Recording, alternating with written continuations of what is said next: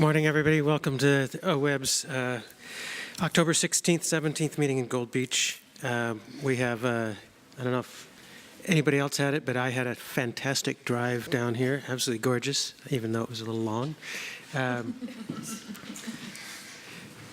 Haven't been to Curry County in a long time, so I'm glad to have a chance to come back and see a little bit of it.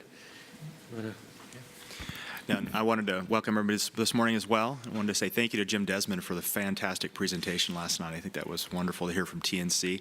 And looking forward to the meeting today. You know, Randy leaves some big shoes to fill, so I'm hoping I can step in those a little bit today and help move the meeting forward. So thank you. I think he actually leaves big waiters to fill. Yeah, so we're going to start with board member comments, and we'll have our new board member, Molly, give maybe a little bit longer, kind of a little bit of background as well as. So the way the board member comments work is sort of usually just a couple of minutes about either their area they're from, particularly if they're a public at large person, or in the area of their responsibility if they're an agency representative, and just kind of bring people up to date with things that they think might be relevant and of interest to the board. Should we start with our departing member, Laura? And please remember to say your name first. But that's both in the introductions, but during our conversations, we do record for the minutes. So in order for people to tell who's speaking on the recordings, to remember to say your name before you launch into your comments. Thank you. I'm an organic farmer from the North Willamette Valley, and I am on the board as a liaison from the Oregon Department of Agriculture Board. Ironically, the ODA board, which had not met on the South Coast for years, was down here 3 weeks ago. So that was really interesting. I think, you know, we heard from cranberry growers, and a lot of people don't know that the ODA, the commissions for seafood are with ODA. So albacore, tuna, shrimp, trolling. I learned the difference between trolling and trawling. And then we had a great tour of the harbor in Charleston. And anyway, it was a great meeting. We learned a lot about the South Coast, and I'm excited to be here again from the perspective of OWEB. It sounds like we have a great tour planned as well. So I think that, and I'm really happy to be here. I'm sorry it's my last meeting. I think has it been announced to the? I think you should have. Okay, so Barbara Boyer from the ODA board is going to be the liaison to OWEB for your next meeting. So she's also a farmer from the Willamette Valley, but I think she'll be a great addition to the board. And I am excited to get back to farming. Good morning. I'm Liza Jean McAllister. I live in Willamette County, which is no less than 625 miles from here.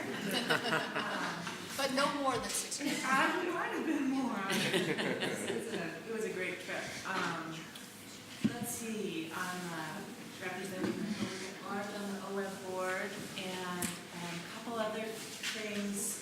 One that I do is serving on the Columbia Basin Task Force partnership for NOAA for the Marine Fisheries Advisory. Anyway, it's been a couple years that we've been working to develop a salmon and steelhead recovery plan for the Columbia Basin, and we have completed our draft recommendations, which has been really interesting. It's a very diverse group from Montana, Idaho, Washington, and Oregon, and really representing all the factors of salmon recovery and creating these quantitative and qualitative goals for recovering salmon. And so it's been a big stretch and good work, and we should have that presented to NOAA by January. So we spent the summer kind of airing that out. Barry Tom came and spoke to us in Cascade Locks about that. So that's been great. I tried to show you a video from home.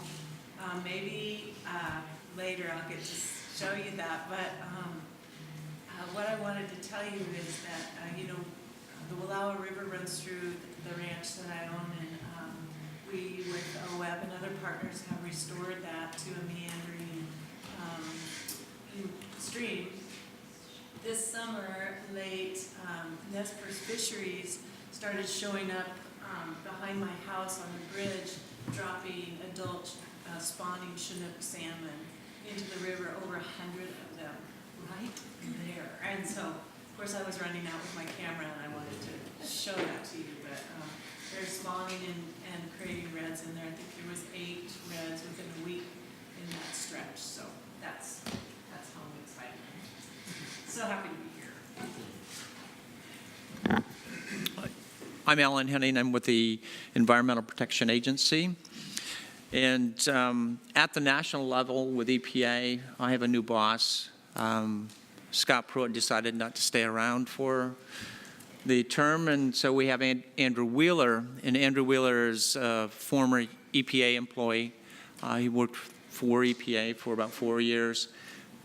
His latest job before coming back to EPA was that he was a coal lobbyist in D.C. His agenda is very consistent with Scott Pruitt's. I'm not sure where we're going to go, but we are looking at a major reorganization within the agency where it's very structured so that it aligns very, very well with EPA headquarters so that the decision-making process is much more fluid. So we'll see where that takes us. On the litigation front, I've mentioned this before, we've been involved with the state of Oregon on litigating their water quality standards. The long and short of it is that we won parts of that lawsuit, we lost parts of that lawsuit. The parts that we lost, we had oral arguments on that litigation. And the oral arguments really focused on how soon we can get done 10 basin temperature TMDLs, which really reflects about 700 TMDLs that have to be done over in the state. And our litigants, Northwest Environmental Advocates, wanted us to get them done in 30 days. And we were asking for 12 years, and we're not sure what the court's going to present to us. But the judge was not receptive to the 12 years, and he certainly wasn't receptive to the 30 days either. So we're not sure where we're going to end up, but it's going to be a tremendous amount of work for DEQ and EPA. Also part of that litigation, and where I'm focused, a lot of my time now is on developing revising 2 existing TMDLs that were part of that litigation. One is the Willamette Mercury TMDL, and the other one is the Klamath Basin Temperature TMDL. And both of those TMDLs are to be done by April 2019.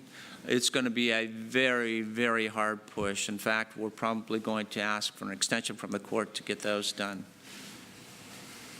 And I think that's it for right now. Thank you. Good morning. I'm Steve Brandt, and I represent Oregon State University Extension. I'll just give you a few updates. For the last few times, I've been talking about the 150th year celebration. I was asked about that this morning again. The celebration has finally ended. We are in the last 17 days. There was a land grant festival with a couple of dozen events at Corvallis, and it officially ends on Wednesday. One thing that our Fisheries and Wildlife Department has done is put together a list of 150 species that they can claim they've had some help in conserving or saving or helping those species. They range from bears and wolves to frogs and fish. And so if you go to our website, you can look at each of those and see a little paragraph about what's been done and what's currently being done on each of those species, as well as some good photos you're welcome to use. The second thing I wanted to report is just on our research endeavors at the university. Last year we reported almost $400 million in grants and contracts. That's the second largest funding we've gotten in our history. So it was a really good, productive year. The third thing I want to report is about Scott Reed. Scott Reed is our Vice Provost for Outreach and Extension. He's the person who I actually represent on here. He's also the Director of the Extension Service. He's announced he's going to retire. He's going to retire in July, and so it's an early announcement. And he's been with the university for 28 years, and he's been the vice provost, I think, for about 14, and the only person in that position. He's the first person in that position. They've already begun a search, but there'll be a sort of a slow transition. But for those of you that work with him, wish him well on his retirement, and if you know of anyone who might be interested in it, they're beginning the search very soon. Good morning. My name is Meg Reeves. I'm the liaison from the Water Resources Commission, and I live in Corvallis. And I was going to start with water conditions briefly, and it's short because they're just dry everywhere, ranging from extreme drought to abnormally dry across 100% of the state. So forward-looking, I guess, on that, and we'll see what this year's water year is like. The commission met in Joseph in September, and we visited a project that I'm bringing up because this project used the allocation of conserved water statutes, which our Water Resources rep will be talking about today. And in that case, it was a project funded by the Water Resources Departments, in part, by their Water Development Grant and Loan Program, and it was a moving from flood irrigation to center pivots. The person, it was the Wolf Farm out there, and they ended up with putting 90% of the saved water into in-stream water rights on the Lostine. So it's just an example of what you'll hear about later this morning. I thought I would also update you briefly on the Willamette Basin review that the Corps of Engineers and the Water Resources Department have had underway since mid-2015, I think it was. And I don't know whether John, my predecessor, ever mentioned this, but I thought we actually have some things have happened in the study, so I thought I would bring you up to date.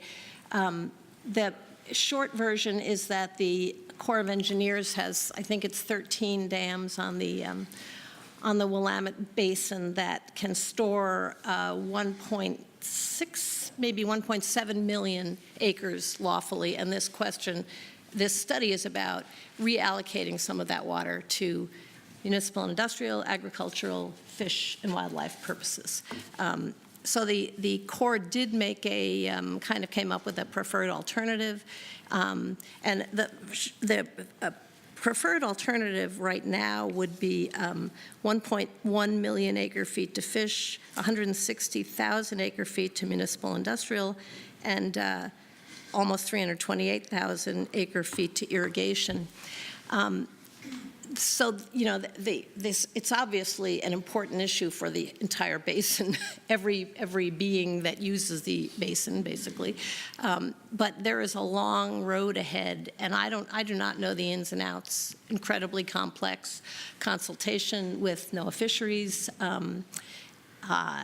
and dealing with who's going to contract for the water, who's going to control the releases, many issues still to come. So they're projecting right now a decision, a core final recommendation in August or in early 19, which is moving out from what their earlier projections were. But that seems like a heavy lift to me. I would be surprised if this gets finalized anytime soon. But it's an important issue, and I'll continue to come back about it as we learn more.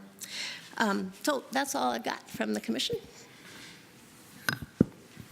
Good morning. I'm Gary Marshall, public at large from over on the east side of the state, Hardin County. First thing I want to say is, Laura, we're going to miss you. Thank you. You've been a great board member. And I was able to meet Molly last night also, so I'd like to welcome you. many of you know, after the spring meeting over there in Harney County this last year, there's quite a few things going on over there. I can just touch on a few of them. The forest collaborative that HDP has, Harney County Restoration Collaborative is what it's called. It is right now, it's kind of went into pause mode because the plans that they have prepared are outpacing the funding and the ability of the Forest Service to act on those, and so they're just discontinuing making any plans, or not discontinuing meeting or being active, but they're needing to wait for the resources to catch up with what they've completed.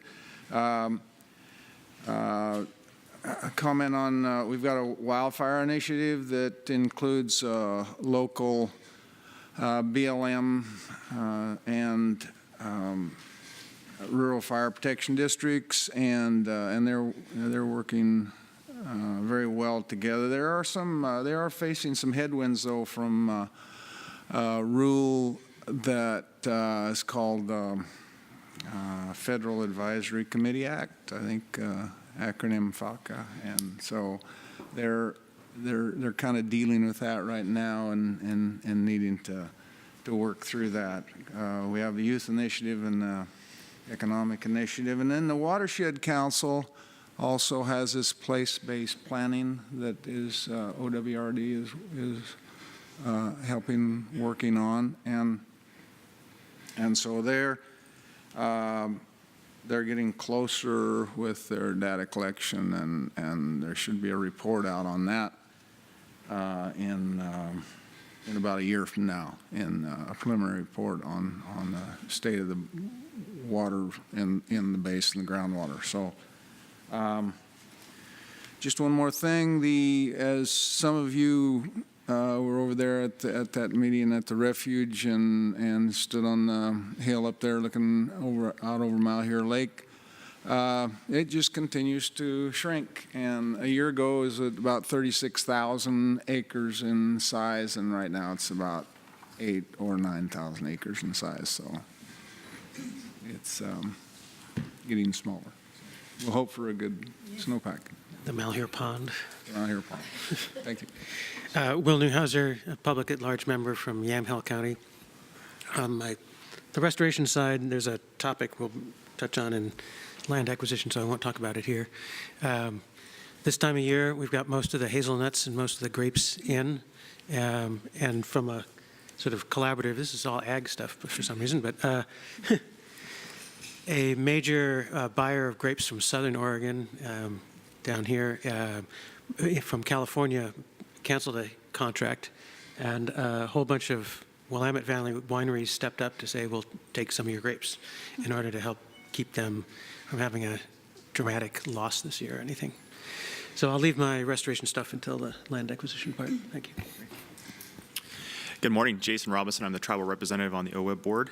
And I wanted to start off just real quickly kind of giving us a sense of where we're at in place and time.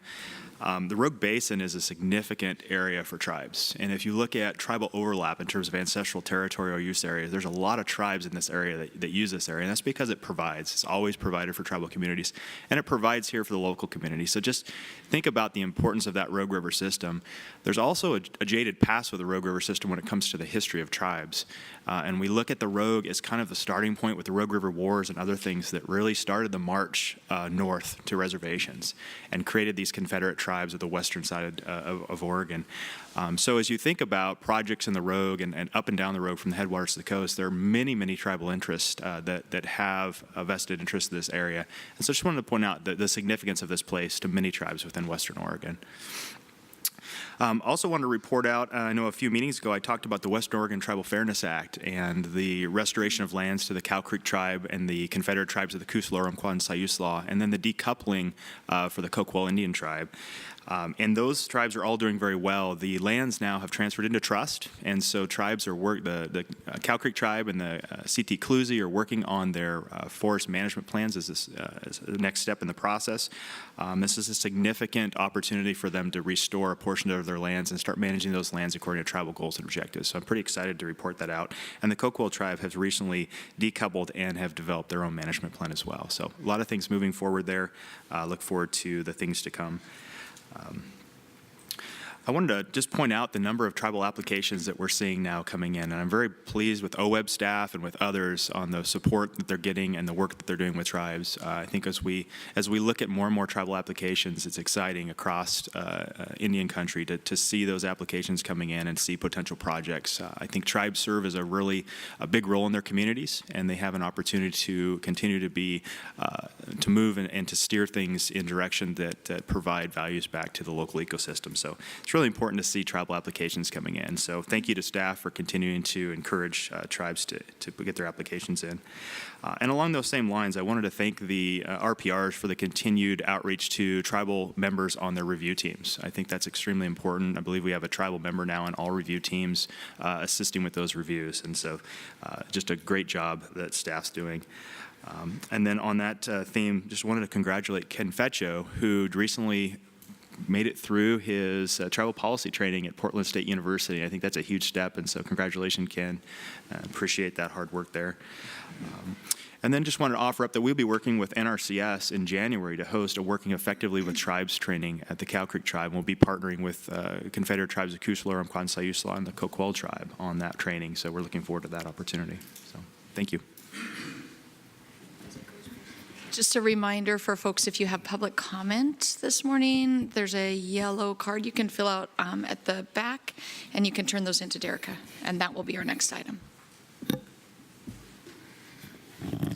Good morning. So I think I'm the new kid on the block. My name is Molly Kyle. I'm here representing the Department of Environmental Quality. I'm one of the EQC commissioners. To kind of prepare for this meeting, I did reach out to DEQ to try to develop some talking points because I think it had been a while since an EQC commissioner had been on the board. And in the process, I'm really learning about the connections between the conservation actions at OWEB and then the water quality status and trends needs at DEQ. So I am on a steep learning curve, and I'll appreciate any insight and advice people have as I step into this role. So some points from DEQ is that they've been working heavily on the TMDL and management, and they've been involved in developing and implementing some of the OWEB and ODA programs for the implementation of ODA's Agriculture Water Quality Program.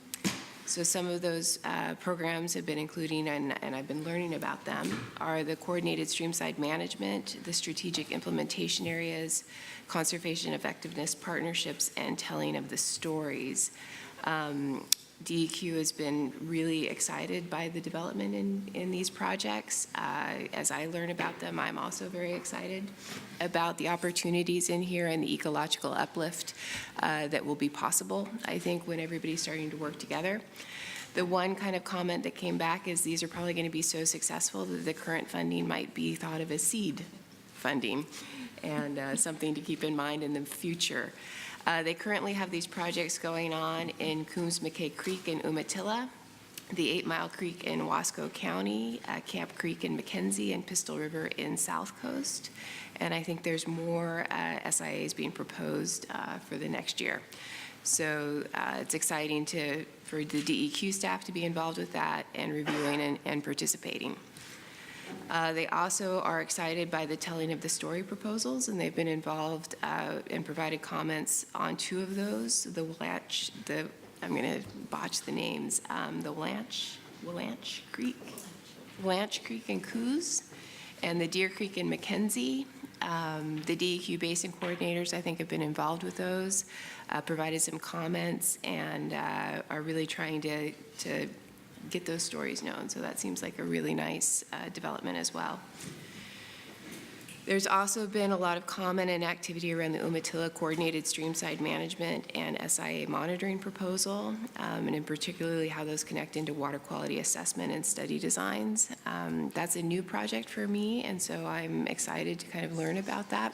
I've been as a OSU faculty member, which is the other hat I wear, I do a lot of human health and water quality work. So I have spent a lot of time out in Umatilla talking around groundwater issues, drinking water quality, and I've developed a real fondness for the east side. So I'm excited to see what's going on out there.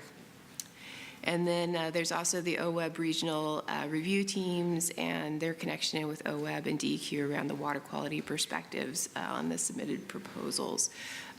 So it's really nice to see how all of the agencies are cooperating and coordinating to really, and it seems like DEQ's proposals and perspective is really about increasing and improving the water quality in the state. So it's really nice to learn about all of that. So since I do have a few minutes to introduce myself, when I'm not here at a DEQ meeting, I do work at Oregon State University. I came out in 2011 to help them build up the accredited College of Public Health and Human Sciences. I'm an environmental epidemiologist, so my focus really is on understanding how people are exposed to chemicals in the environment and what the human health effects of those are. A lot of my research, like I mentioned, has been around chemical contaminants that can be found in drinking water. So I've been fortunate enough to be funded by the National Institute of Health. I have 2 research projects going on right now. One is taking place in Bangladesh, where I've been working for 20 years or so, a long time, around their arsenic and groundwater issues there, and trying to use community-engaged approaches to both learn about the human health effects, but then also of remediation strategies that will work in low-resource environments. And then the other funded project is through the Oregon State Superfund Research Center. I wear the hat of their Community Engagement Corps, and the focus of my work there is really working and partnering with tribes and helping them investigate their environmental health concerns and getting resources to those communities that also kind of need perhaps access to some state-of-the-art chemistry and toxicology and capacity building. So those are my 2 funded projects, and I have a lot of other things boiling, as we all do. One of the new areas of interest that kind of overlaps with OWEB a little bit is looking at domoic acid exposures and neurocognitive effects. So I've partnered with a physician at the University of Maryland that's done a lot of work up in Washington with the tribes there, and she wants to develop a cohort here in Oregon on the coast that would be of a general population and really look at the human health effects around the domoic acid that you get through razor clams, so that harmful algal bloom toxins. So I might be moving off of heavy metals a little bit and moving into neurotoxins. So there's never a dull day at work. But that's enough for me. Good morning. My name is Paul Henson. I'm the state supervisor for U.S. Fish and Wildlife Service here in Oregon. This is my second board meeting, so thanks. It's great to see all you folks again. I guess I'll just say a couple things rather than go through the list of many things we got going on recovering endangered species and working on restoration projects. I could say, or I'd like to say, the emphasis for myself and a bunch of our folks this year, and then probably in the next few years, is going to be on very large landscape level planning efforts, implementing plans that we've helped develop and approve or participate in, as well as pushing forward on some other ones. At the federal level, many of you know the Forest Service is going through some planning, updating a lot of their forest plans throughout the state of Oregon, actually throughout the Northwest. Here on the west side, in the range of the Northwest Forest Plan, the Spotted Owl, they're working on updating those plans. And then, of course, on the east side, and some of what Gary referenced there with some of the collaborative work and fuels management and fire risk reduction, all those kinds of things we strongly support and are collaborating with them on. On BLM lands, we actually have, on the timber side, we have a BLM updated plan that was approved a couple of years ago that we've been helping them implement and defend against legal challenges, both from folks in the environmental community as well as folks on the timber industry side. And BLM is doing a good job implementing that plan so far and meeting their timber targets as well as conservation goals for spotted owls and fish and other species. On state lands, we're working with Oregon Department of Forestry and the Department of State Lands, and we've got 3 HCP efforts, Habitat Conservation Plan efforts underway for the Elliott State Forest, Tillamook State Forest, and the Clatsop State Forest. And so those are important plans for both conservation in areas where we don't have much federal lands, especially up in northwestern Oregon, as well as for local timber products for the communities up there in those areas where they're dependent on those efforts. Outside of timber issues, we're about halfway through developing a large habitat conservation plan with the irrigation districts in the Deschutes Basin, 7 or 8 districts in the city of Prineville for the whole Deschutes Basin, including up into the Crooked River. Working with the Warm Springs Tribe, Oregon Department of Fish and Wildlife, all the districts, and all the interested stakeholders there, and there are many. And that plan is meant to conserve anadromous fish, bull trout, and listed Oregon spotted frog. We've got several staff working out of our Bend office on that. I guess just to bring it a little bit back home here, like Jason mentioned, one exciting thing that might occur here in this part of southwestern Oregon is in the next few months, the National Park Service out of Redwood National Park, just across the border here, south of here, is going to be leading some public meetings about the reintroduction of California condors into Northern California. And of course, they're going to be into Oregon in about 10 minutes, the way condors fly. So we are proposing using what's called the 10J rule, experimental population for condors for the whole state of Oregon, which means that if you're a private landowner, condors land on your property and, get in trouble, get tangled up in a fence or something like that or whatever, landowners aren't liable. People aren't liable. The only really regulation would be direct take. You can't shoot a condor or harm them in any way. And so the Park Service is going to be holding a series of public meetings as they do their NEPA work, their EIS on this. One will be in Medford, one's going to be up in Portland.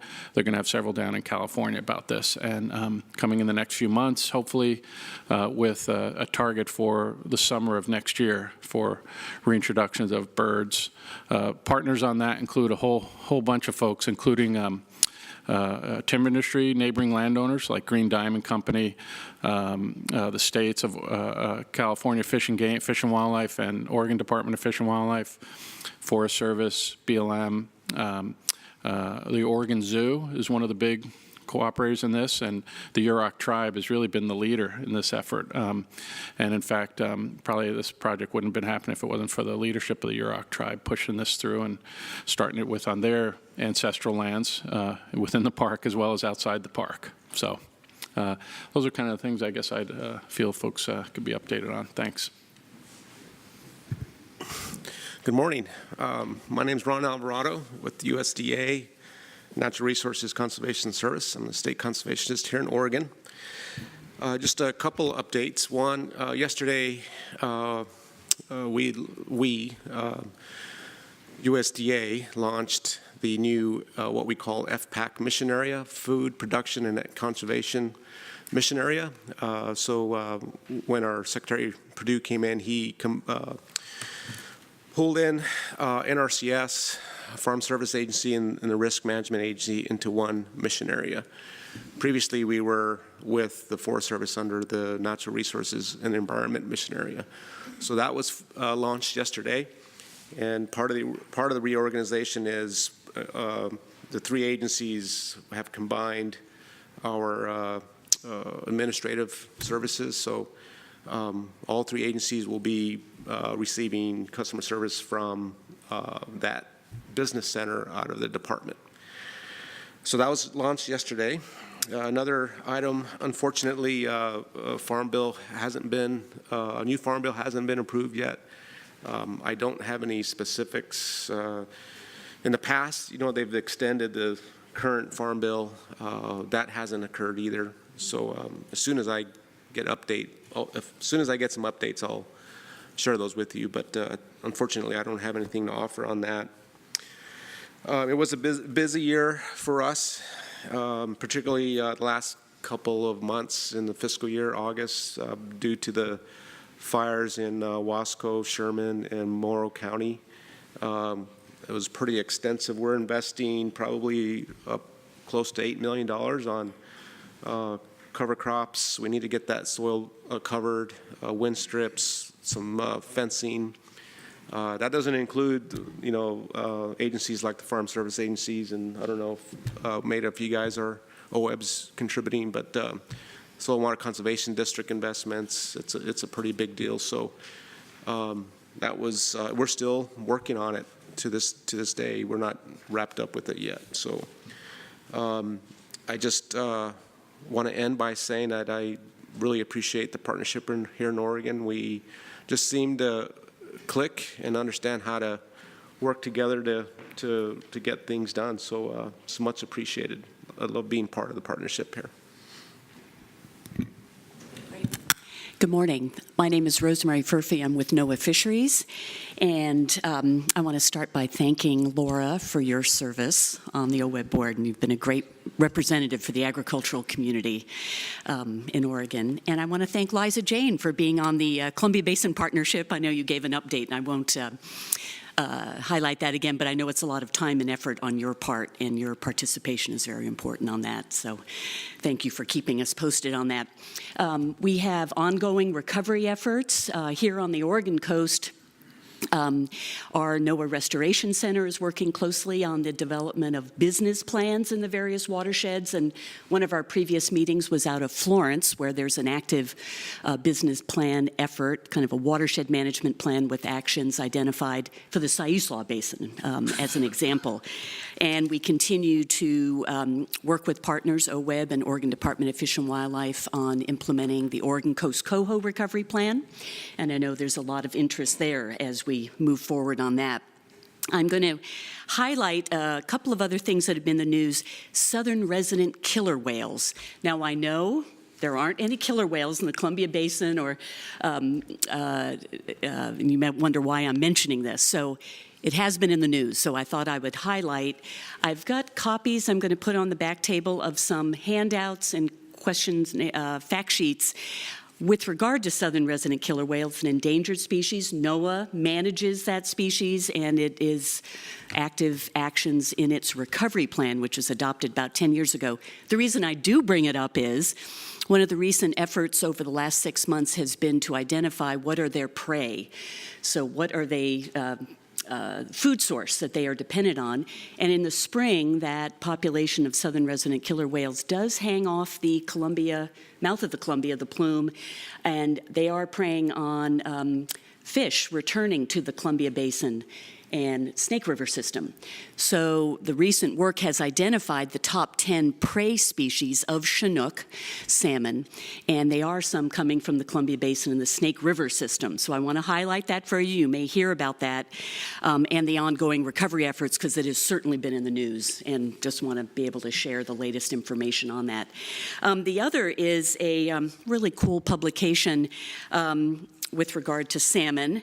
It's called The Incredible Journey, talks about the life cycle of salmon in the Columbia Basin, and it is a partnership with NOAA Fisheries and the Northwest Pacific College of Art. It's a really beautiful publication. We're giving this out at festivals and other public fairs, and there's also a teacher's curriculum that goes with this. So we'll put it on the back and let folks know about that, but it's been a hot item at various, fun outreach efforts. So thank you very much. All right, for the record, Maida Lofsgarden, I'm going to walk you through your blue folders this morning so you know what you have in there. First, on the inside left page are the voting rules. As we mentioned to you by email, we are short a quorum for this meeting only for those items that require funding. And if you look at the voting rules, that bottom piece, action on grant awards, we have a very high quorum requirement. So of our 11 voting members, 8 have to be here. We have 1 vacancy right now, and so when we were missing 3 members who had other engagements, this time we are short. And so we will be doing a call on Friday for 3 agenda items. Agenda item F like Frank, N like Nancy, and O like Oregon. Those 3, what we'll do is get, those of you who've been around for a while have seen us do this before, we'll get a sense of the board. So not a formal vote, but a sense if folks are supportive or if there's a change that they want to make, and then we bring that sense of the board to the phone call on Friday. So voting rules on the left-hand side. Good news, the Board of Forestry appointed 3 people to the board at the September legislative days, and so we will have a Board of Forestry member at the January meeting. We don't know who that will be yet, but we will then be fully stocked as a board for the first time in a very long time. Other items in your book, the proposed motions on the salmon-colored sheet, if you should choose to use them for voting members. And then we have an addition for agenda item O. This ties to what Ron was just talking about on post-fire response. So we'll be talking about that tomorrow, but there's an additional staff report there. We also have a request attached to that agenda item O. This is a memo from the governor's office supporting the request that we have. Behind that, a letter of support from Wasco County. Behind that, we have an item that is tied to grant number 2192011, so staff will be referencing that when we get to that grant. Behind that, I just want to note we have a letter that came from Craig Patterson, who's a public individual in here in Oregon. He asked us to share this letter with you. What I would ask is if you have an opportunity to look at this between now and the other business item tomorrow, I'll be asking if the board would like a response to this letter. He's asked to make sure that we touch bases with you about that to see if you would like to formally respond. So if you could take a look, and then again under the other business tomorrow, we'll just ask if there's a response and we can coordinate how you would like to do that. We have behind that, a revised key performance measures reporting. So this replaces a director's update item P3. So when we get to that tomorrow, you could just replace that item.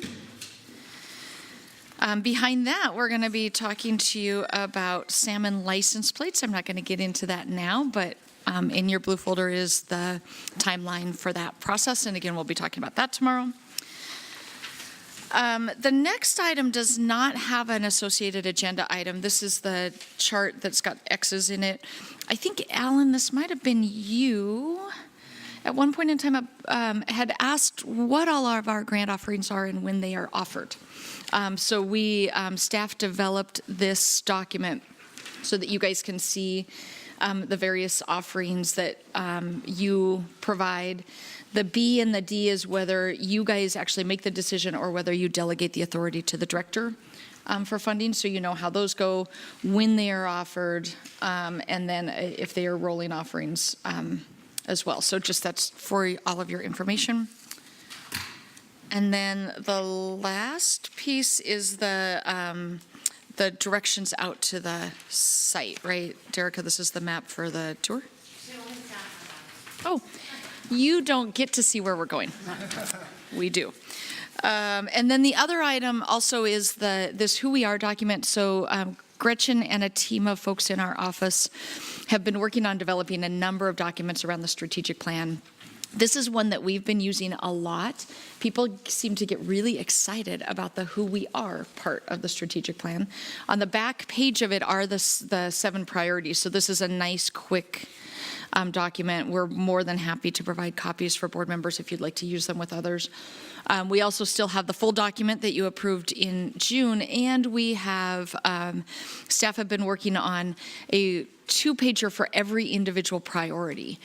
So if we're going and talking to somebody about monitoring, we can bring the monitoring priority, but also show how it relates to the rest of the strategic plan. So a series of documents that we're working on that really help. We've been doing a lot of presentations around the strategic plan, and I'll just tell you that people get very excited about it in ways that I haven't seen with presenting a plan before. So this is one of the documents that goes with that. For the record, Jason Robinson, any questions for Beta before we move to the next agenda item? All right. So if I can direct the board to tab B, which is our June meeting minutes, June 27, 2018, for our meeting in Cascade Locks. I'll just give a couple of minutes here to review those, and then I'll open up for a motion to approve.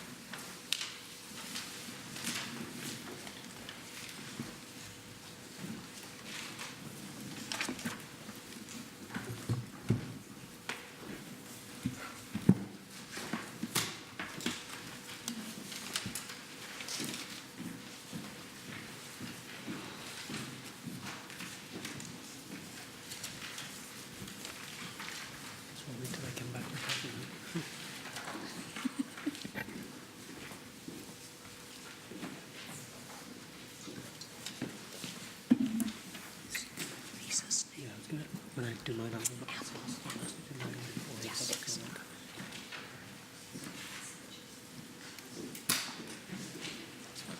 I know. I think we'll do it.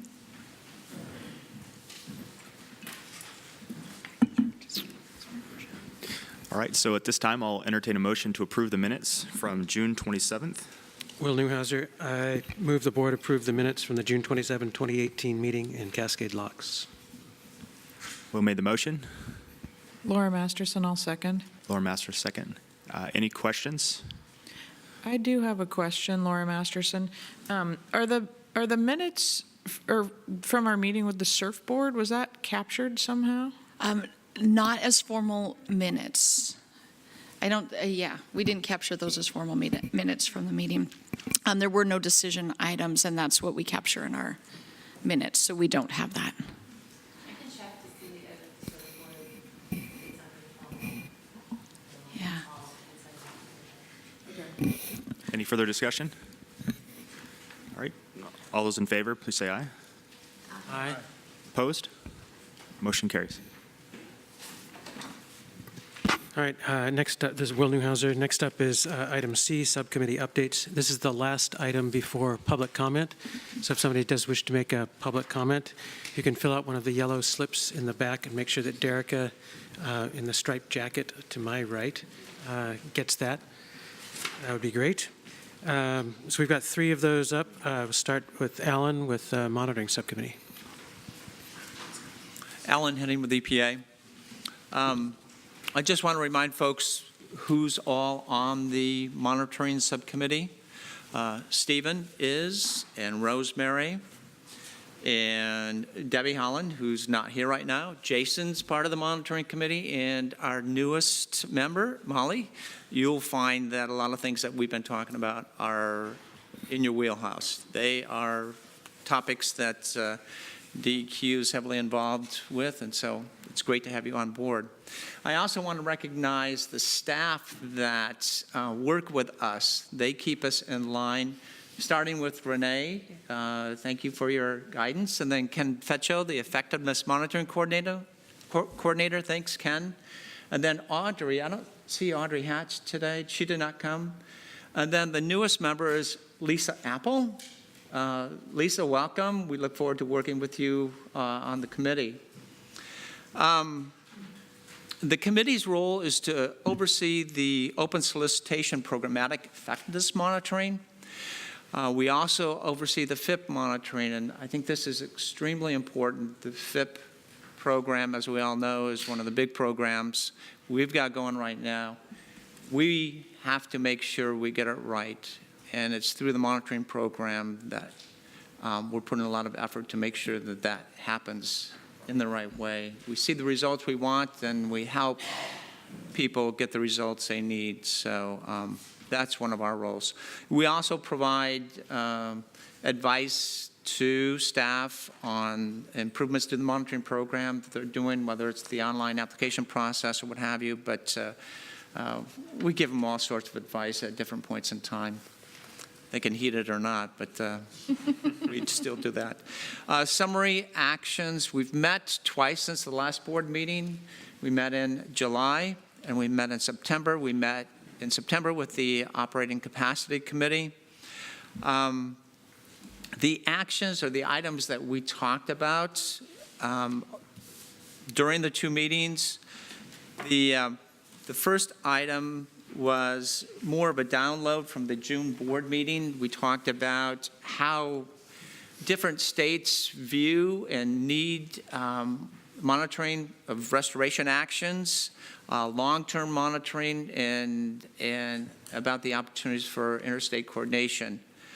The second item that we've spent a lot of time on is the FIP monitoring program. As I mentioned just a second ago, it's very important for us to get this right.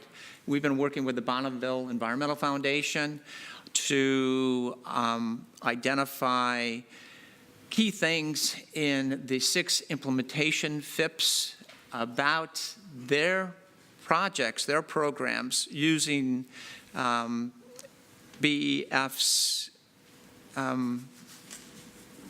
what program was that? Their evaluation process, for no better way of putting it, to look at where there might be some monitoring gaps in their program.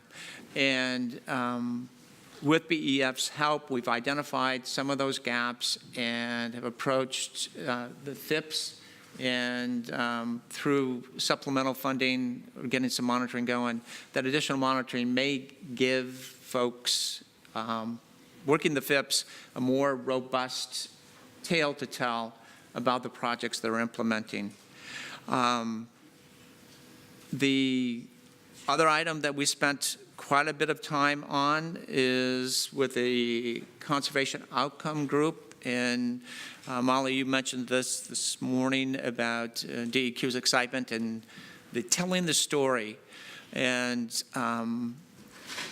the outcomes coordinators, the Conservation Outcomes Coordinator focused on that. That's quite a program, really. When you think about it, OWEB's been funding projects since 1999. We probably spent close to $1 billion, certainly several hundred millions of dollars, and we do have stories to tell. We need to get those stories up front. We need to show how our conservation, how our restoration's working, and this is what it's about.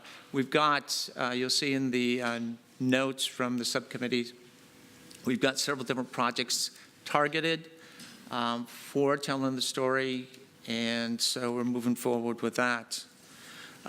We've also discussed recent improvements in our online grants program, and we provided staff feedback on the feedback they received on the program.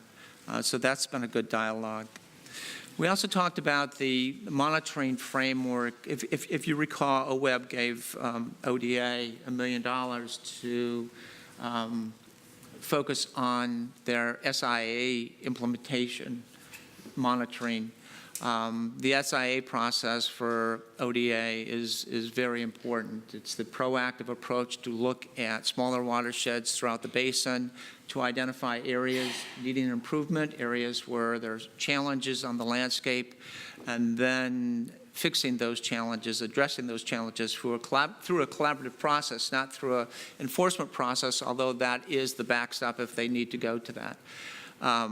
But the monitoring, the dollars there will go to a monitoring program to really help develop the framework for monitoring for SIAs, the key poster child for ODA right now.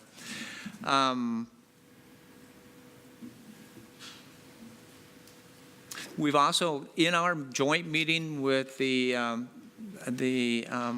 capacity subcommittee, the operating capacity subcommittee, we talked about developing a monitoring approach to look at how we've invested money over time, funding, supporting the SWCDs and the watershed councils. Have we put our money in the right places? Are folks using that money in a wise way? We're working with Dialogues in Action to help us develop a monitoring framework for that, and so we'll continue to do that work, continue to look at how we're spending our resources in that fashion. We've also looked at what our priority next steps might be in dealing with tide gates. We had looked at some work that OSU has done regarding literature searches on tide gates, and we've talked about what role we're going to play in the future in dealing with tide gates. For future work, we're going to continue to focus on many of the items that we have in the past. I don't think things are ever finished. Again, I think our focus will be on the telling the story aspect of things in the FIP process. Our next meeting is going to be in November. Any comments from other subcommittee members? Thank you. Next up, Jason for the Focused Investment Subcommittee. For the record, Jason Robison. So just a little bit of background on the participants in the subcommittee. We have Alan Henning, myself, Gary Marshall, Will Newhouser, Ron Alvarado, Paul Henson, and Bruce Buckmaster. And the Focused Investment Subcommittee is really focused on issues related to focused investments, both the implementation and effectiveness of these programs. And so we met back on September 14th, and I'll kind of walk through a summary of the topics we discussed. The first topic was the 2019-2021 implementation FIP solicitation process. Staff kind of walked us through that evaluation process. We looked at some of the different evaluation criteria that were used for that evaluation process, and they'll be compiling their reviews and present them to the FIP subcommittee and applicants soon. We're going to have a call on November 2nd, and I am going to be absent of that call, but I wanted to thank Will for stepping up. He's going to help facilitate that call, as well as the interviews with applicants that are coming up, and we'll be reporting back out to the January 15th, 16th board meeting. So thank you, Will, for stepping in and doing that. I think this is a good thing. Will's been involved with the FIP process from the get-go, and this will be a good opportunity for him to continue what he's been involved with for such a great time. So thanks, Will, again. We also talked about plans for looking at the ecological priorities for the FIP program. So talking a little bit about what those priorities might be, how they were established to begin with, discussed are there any changes we'd like to make, and had a really good conversation about public engagement and how we look at those priorities over time. So that's something we're definitely engaged with, and we'll start looking forward to developing that public comment. We also talked about implementation FIP reporting to the board, and staff went through the current implementation FIPs with the biennial reporting to the board. And at the January 15th, 16th meeting, 2019, there'll be a written report and presentation to provide the board with each partnership opportunity. And at the April 16th and 17th meeting in 2019, there'll be updated FIP budgets and work plans for the board to review. And then we also talked about development of FIP solicitation. So staff noted the consultations with partnerships interested in the development of FIP program are underway, with applications due October 22nd. And the board will be making decisions on grant awards for solicitation at the January 15th, 16th, 2019 meeting. So our subcommittee will meet again on November 2nd, 2018. So are there any other comments from other subcommittee members? All right, thank you. Great, thank you, Jason. Normally, there'd be a report out for the Operating Capacity Subcommittee, but that work is all subsumed in item E, so there's nothing to report out today. All right, it's now time for public comment. Do you have any public comment? All right, so hearing none, we will move on to the next agenda item. Will Newhouser for the record. We're moving on to item E, Council Capacity Grants and Guidance, when Courtney will lead us through that.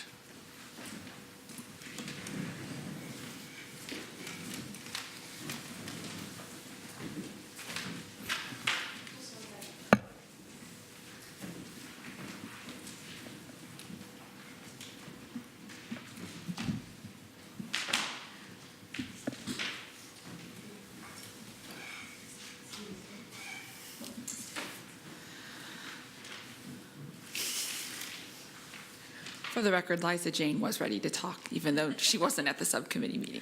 And I was going to say covered under others.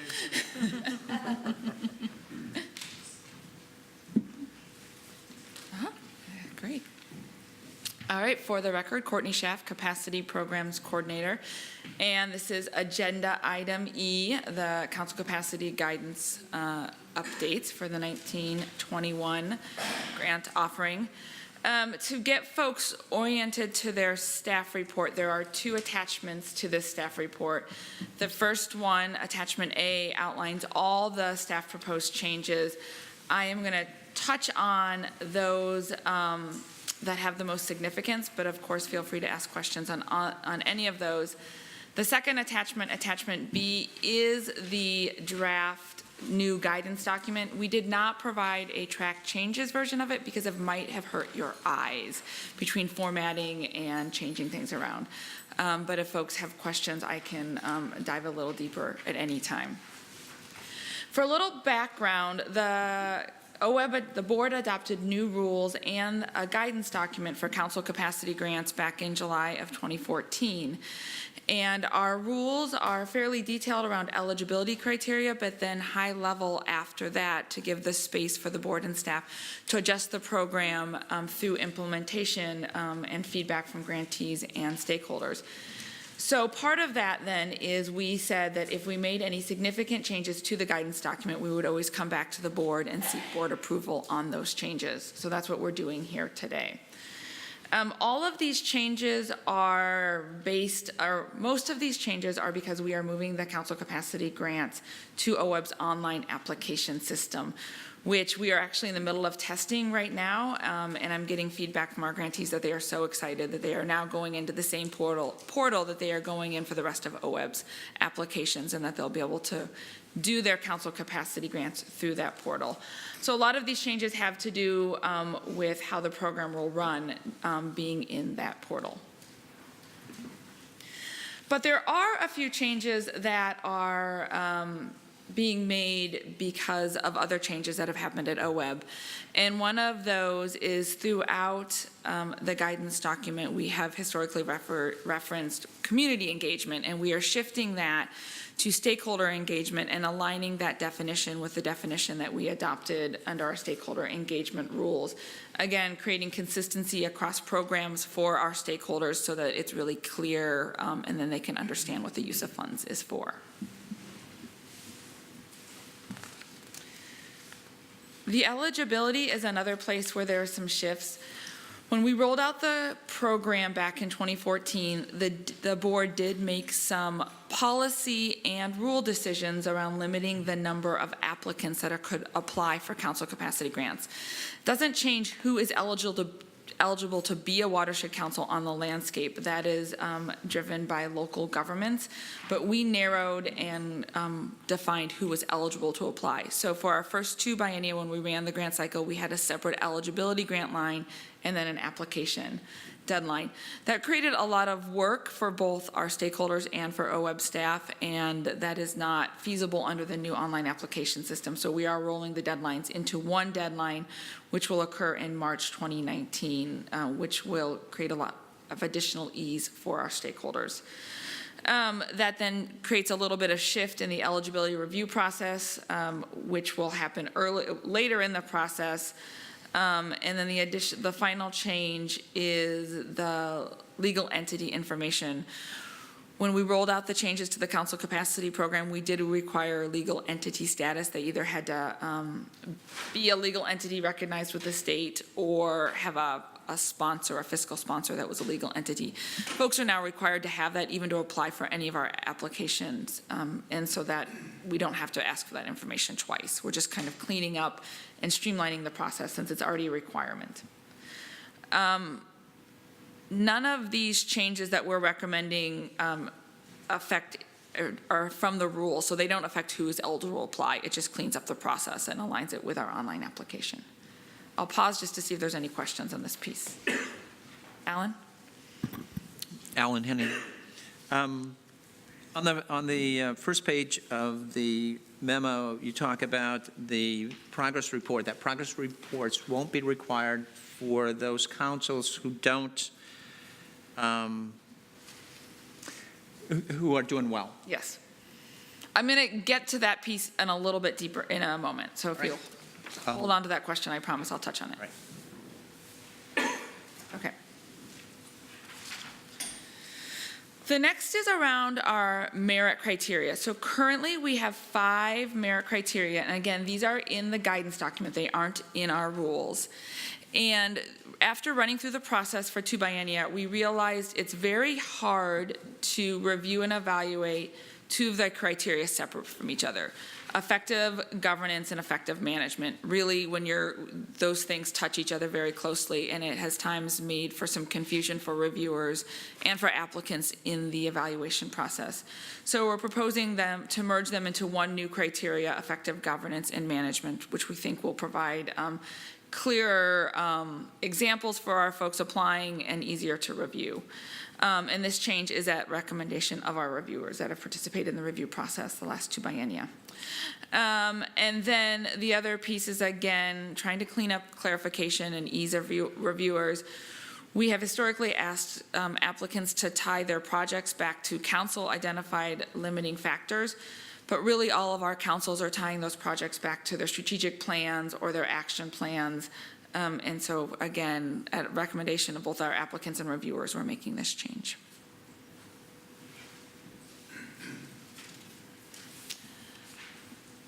The use of funds, again, ties back to the board adoption of our rules around stakeholder engagement and clarifying for our applicants the use of funds. We will be adding language to the guidance document and to the grant agreements that really clarify that those projects that primary purpose are for education are not eligible for OWEB funds. But stakeholder engagement and those activities around engaging landowners for the purposes of restoration and acquisition are eligible activities. And finally, touching on what Alan said, we have for the last 2 biennia had all watershed councils submit an annual work plan update. So they submit a work plan at the time of application and they update that halfway through the biennium. Though it does provide some interesting information, it is really a paperwork trail that for our councils that are have met all of our merit criteria or in the highest funding category, it's really not providing any new information. When talking to staff and reviewers, we really get our most information from either reading council minutes, reading their newsletters, and a extra paper trail of submitting a annual work plan update. Seems like an additional hoop that we're putting organizations through that have already demonstrated that they are meeting all of their merit criteria. So we are proposing to eliminate the annual work plan update. However, those councils that are placed in the reduced funding category, we would ask them to submit a progress report halfway through the biennium so that we can track that they are making progress on our merit criteria and specifically on those items where we raised questions or concerns. Does that answer your question, Alan? Not quite. Okay. This is Alan. When you have a watershed council that loses its leadership or changes its leadership, wouldn't you want, because the idea, I like the concept, I like what you're doing because it does save the council time and having to report all this every year. But I'm wondering if there's any value in having councils where you see leadership change report that first year out so that you can see if there's any dynamic changes going on within that council? That's a great question for the record, Courtney Schaff. We, unfortunately, that's hard to predict. And so when we write the grant agreements, we write in whether they need to do a progress report or not. What we are seeing right now is, and then a great example is some work Katie Duzek and I are doing on the North Coast. There has been quite a bit of council turnover on the North Coast. Katie has worked really hard to organize kind of a collective training up there of the new staff, and I'm going to go up there along with our fiscal staff. We're actually also reaching out to board members. So we're finding our councils are communicating with us for many reasons when there's a shift in leadership, and then I tend to coordinate with the regional program representative to figure out what's the best way to engage with that new council. One-on-one dialogue, have a phone conversation with them. If there's a cluster of turnovers, go over there and meet with them and have a training. So we are proactive in those situations, but we can't always anticipate when that change is going to happen, and so we can't anticipate needing a progress report. it almost seems like, though, that you could say, if in fact leadership change occurs during this year, then expect to have to do an annual report or an update to the annual report. Also, the other question that I have is that how long is that going to be something that, if you have a good watershed council, do they not have to do an update on their annual report ever? And so... Okay, I think I have two questions. So first, I think I definitely like your idea of the transitional piece, and we'll definitely follow back up with the program reps to think about how we could structure that moving forward. So councils have to apply every biennium for the council capacity grant, and what we're proposing, as long as they meet all of our merit criteria and are placed in the highest category, they wouldn't be required to submit that annual progress report. But if they ever do fall to the reduced funding category, then they would be required to do that progress report. Thanks. Appreciate that. Other questions? Other question, Gary? Gary Marshall. So what places these councils in a reduced funding category, and how long are they there, and when do they, how do they come up out of that? Yeah. Great question, Gary. For the record, Courtney Sheff. So how we have structured the review program is if a watershed council met all 5 merit criteria, or moving forward were to meet all 4 merit criteria, they're placed in the highest funding category. If they miss any one of those criteria, so they meet 4 or moving forward 3, then they're placed in the reduced funding category. And then each biennia, they reapply and are reevaluated. And what we have seen since we've rolled out the program is more and more councils are meeting all of the merit criteria, because we've been able to really clearly lay out what the expectations are and what they have to do to meet those criteria. In addition, we have a 2-step review process. There's an internal review, and then if we have questions or concerns, we have interviews with the councils, and then we make the final merit decision. And what we've heard continuously is that our councils actually really appreciate the interview process. It gives them a chance to have a dialogue with OWEB if there are some questions or concerns. It sometimes puts some light bulbs on in board members' eyes, like, oh yeah, we really do have to show up. This is important. This is really critical funding for us, and we need to be accountable to our actions.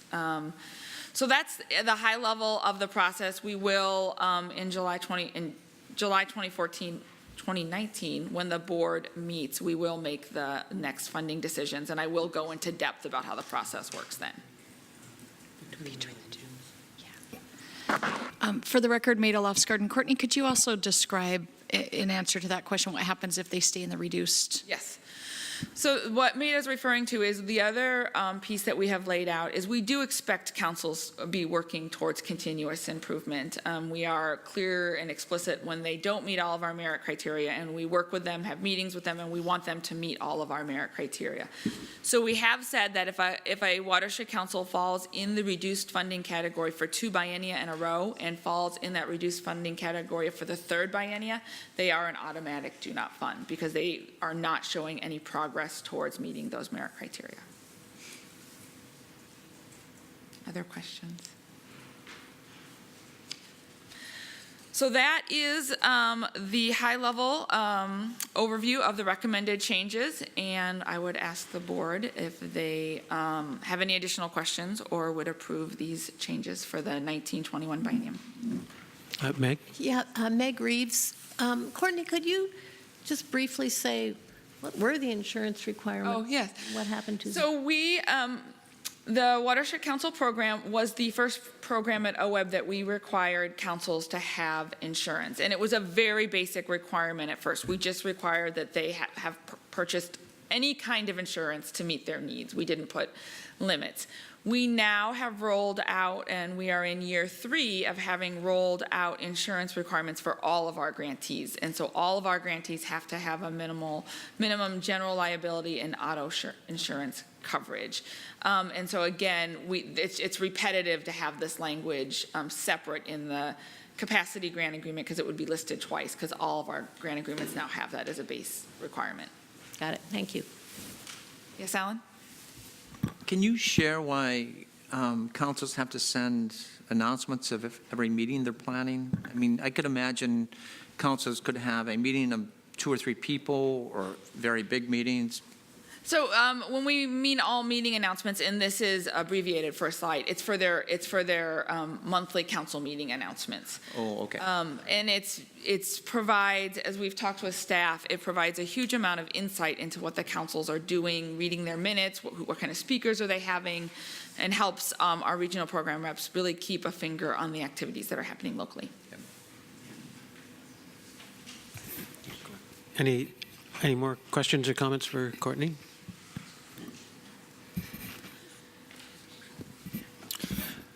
I move that we approve, this is Jason Robinson for the record, I move we approve the changes to the 2019-2021 Council Capacity Grant Program and Guidance Document as described in Attachment B to the Council Capacity Grant Guidance Update Staff Report. Gary Marshall, second. Moved by Jason and seconded by Gary. Any discussion on this item? All those in favor say aye. Aye. Aye. All those opposed, nay. The motion carries. All right, we are running a good bit ahead of schedule. We're going to move straight into the next item, F, rather than take a break early, and then we will break between a couple of the regional review presentations. Perfect. So agenda item F, the spring 2018 open solicitation grant offering, and we have Eric Williams and the RPRs. RPR. There's Eric and the RPRs.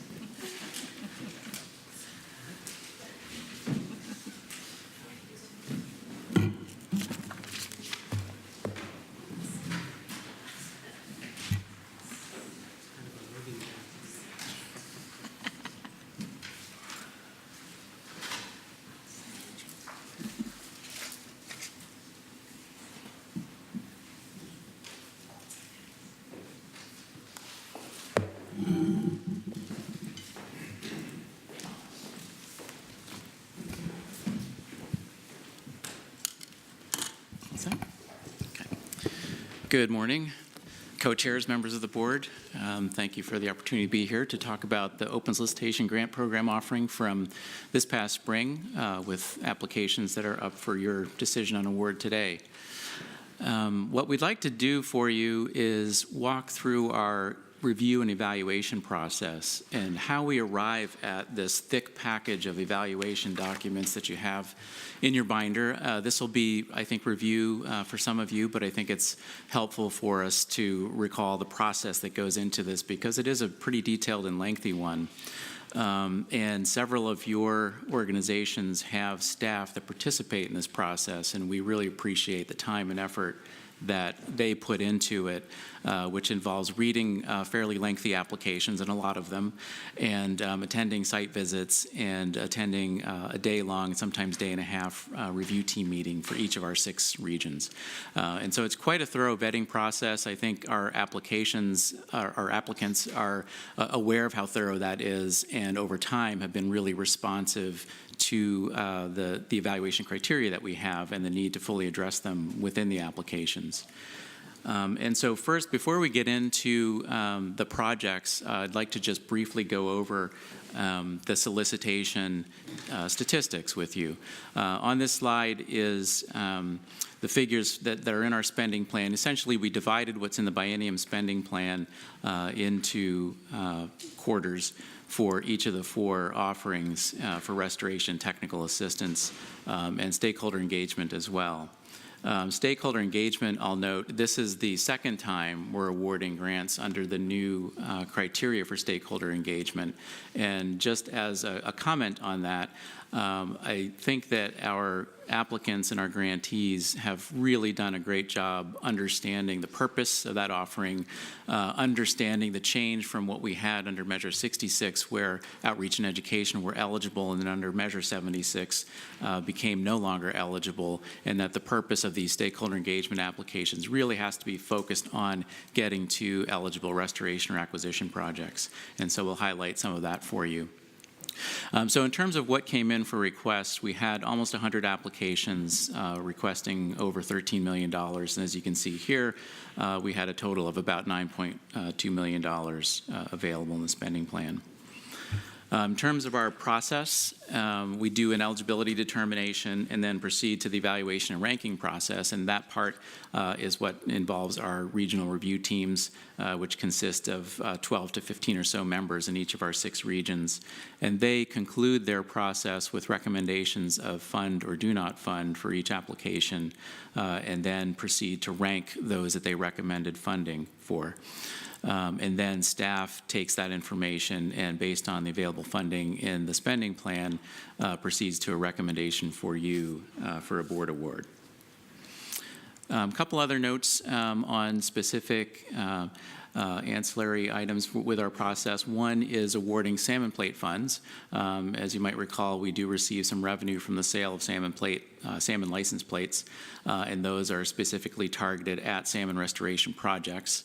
And as you'll also recall, we have a significant amount of funds in our spending plan that are allocated from NOAA through the Pacific Coast Salmon Recovery Fund, and we do want to allocate those as fully as we can. And we do have applicants, however, that for various reasons are unable to accept federal funds due to their matching concerns. And so those are the projects that we try to highlight with salmon plate revenue. And we've got 2 for you in this cycle, each allocated $200,000.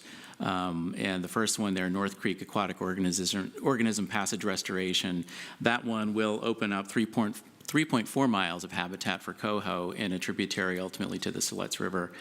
And the second one there, the Seastrom Tidelands Restoration, is addressing a couple of tide gates and tidal wetlands restoration that will result in 270 acres of tidal wetland connectivity.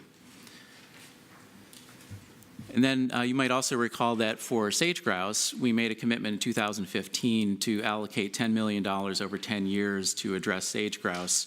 And of course, we do a lot of that through the sage grouse FIP that we're currently working on. But we also have these 4 additional projects in this open solicitation cycle that address sage grouse habitat, bringing that total to almost $7 million. So we're a bit ahead of schedule on that commitment of spending $10 million on sage grouse projects. This slide just gives you an idea of how the staff recommendations line up for each of the 3 offerings across the 6 regions. And then when you get to the bottom line, you'll see the totals there of what staff are recommending. Those match pretty closely to what you saw on the first slide with what's available in the spending plan. One item I'll highlight is that we actually have an incorrect number at the bottom of the TA column that actually should read $791,000, so I apologize for that. And you would recall that with stakeholder engagement, we had about $176,000 available in the spending plan, and you see here a recommendation of $463,000. The reason for that is when we recommended a spending plan and the one that you adopted, we had to use our best judgment to predict what kind of resources we might need in the new stakeholder engagement application. And as it turns out, I think what we've seen is that a lot of the projects that used to come in to us through technical assistance, we used to call them TA number 3, which was landowner engagement, those are now coming in under the stakeholder engagement offering at a little bit higher rate than we had predicted. And so the total of those 2, the technical assistance and stakeholder engagement, actually adds up fairly close to what's in the spending plan for those 2, technical assistance and stakeholder engagement. This map just gives you a spread of where the projects are across the state by color for each of the application types, and you can see a fairly wide distribution throughout the state's geography. Metrics are really important to us, and our applicants and our grantees are familiar with this process of trying to document what is achieved through these projects. It's also very important for us to be able to report back to NOAA, who's contributing $15 million to our annual plan of work for Pacific Coast Salmon Recovery Funds. And these metrics are aggregated here in the slide to show you what this batch of projects will be achieving across the different restoration activities. For technical assistance, we also track metrics, and here you can see the stream miles assessed, the acres assessed, number of plans and design sets developed for the recommended projects. And for stakeholder engagement, we have not fully developed metrics that are included in our application, but we are working towards that. This just gives you the types of activities that we will ultimately convert into trackable metrics over time. So in providing to you presentations of the types of projects that we're recommending for you, we're going to highlight essentially the life of a restoration project through highlighting specific project examples in each of the application types. And so stakeholder engagement is something that occurs on the front end of a project, and then quite often can lead to a design and assessment project under technical assistance, and then finally a restoration project. So we're going to walk through examples in each of the 6 regions corresponding to each of those 3 application types. For this presentation, I'll be sitting in for Karen Leyendecker, who's our Region 5 Eastern Oregon Program Representative and was unable to attend the meeting today. So pretend I'm Karen. I don't have quite as much wisdom as she, but I will do my best to offer her perspective on her stakeholder engagement project for the presentation.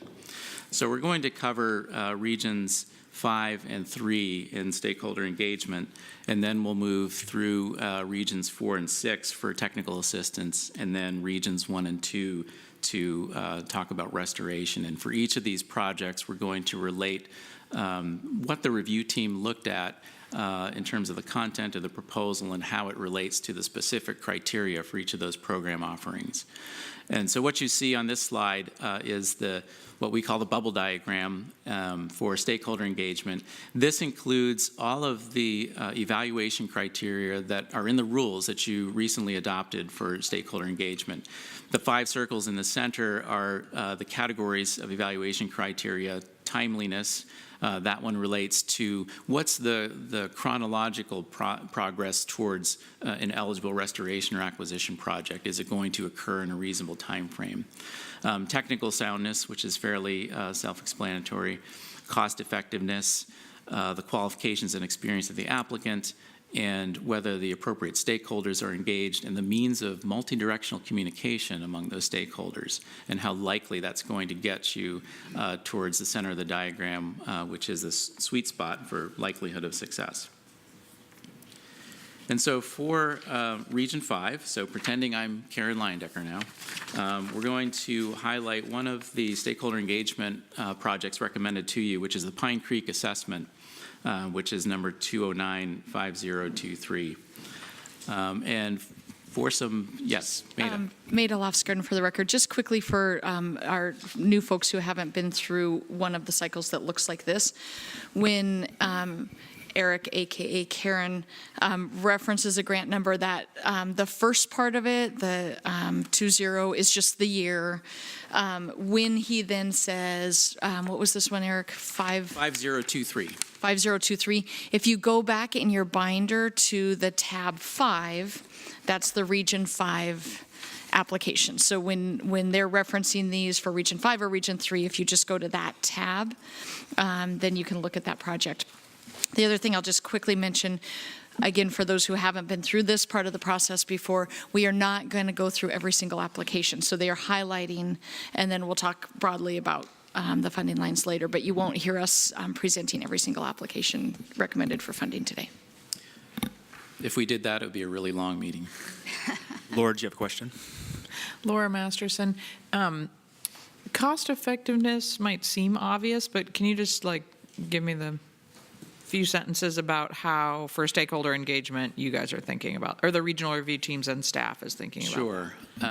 Again, for the record, Eric Williams, the cost effectiveness criteria gets at a couple of things. It's looking at the ecological benefit that you're getting from the project for the dollar, and it's also looking at the project element costs.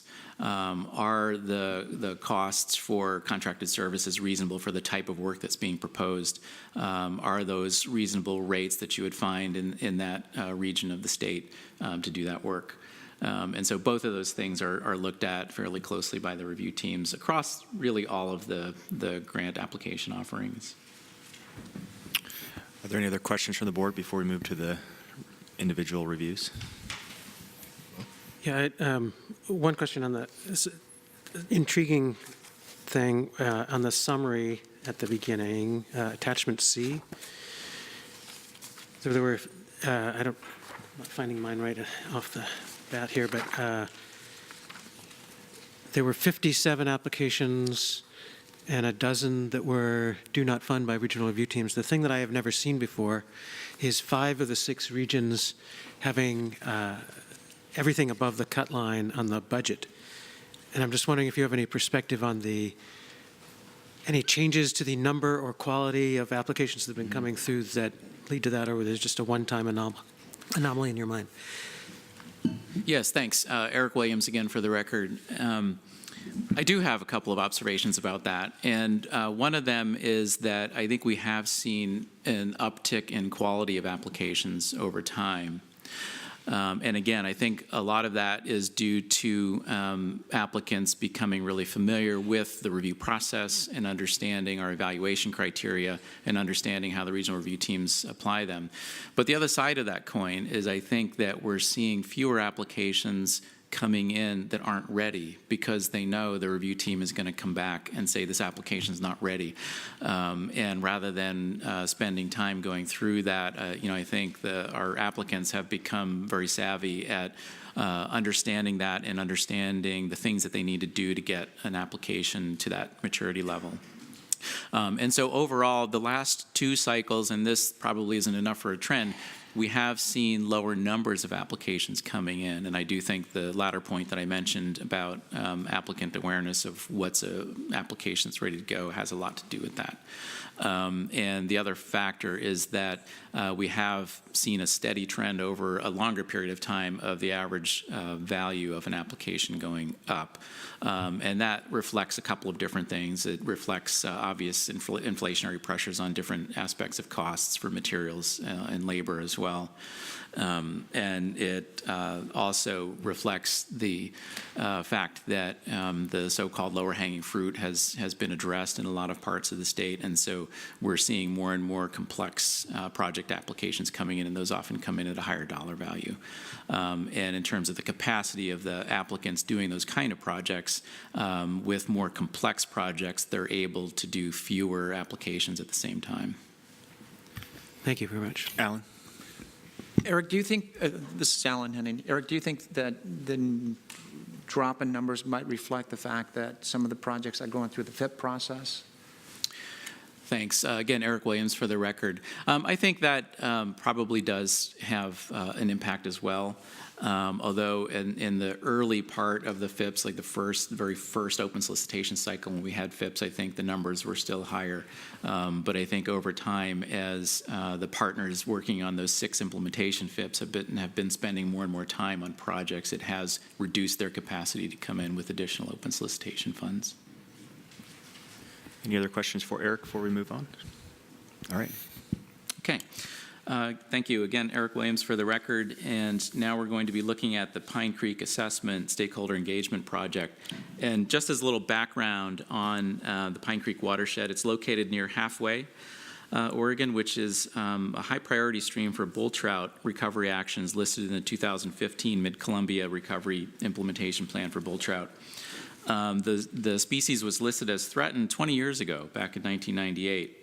And one of the critical factors in dealing with bull trout recovery is restoring fish passage within migratory corridors.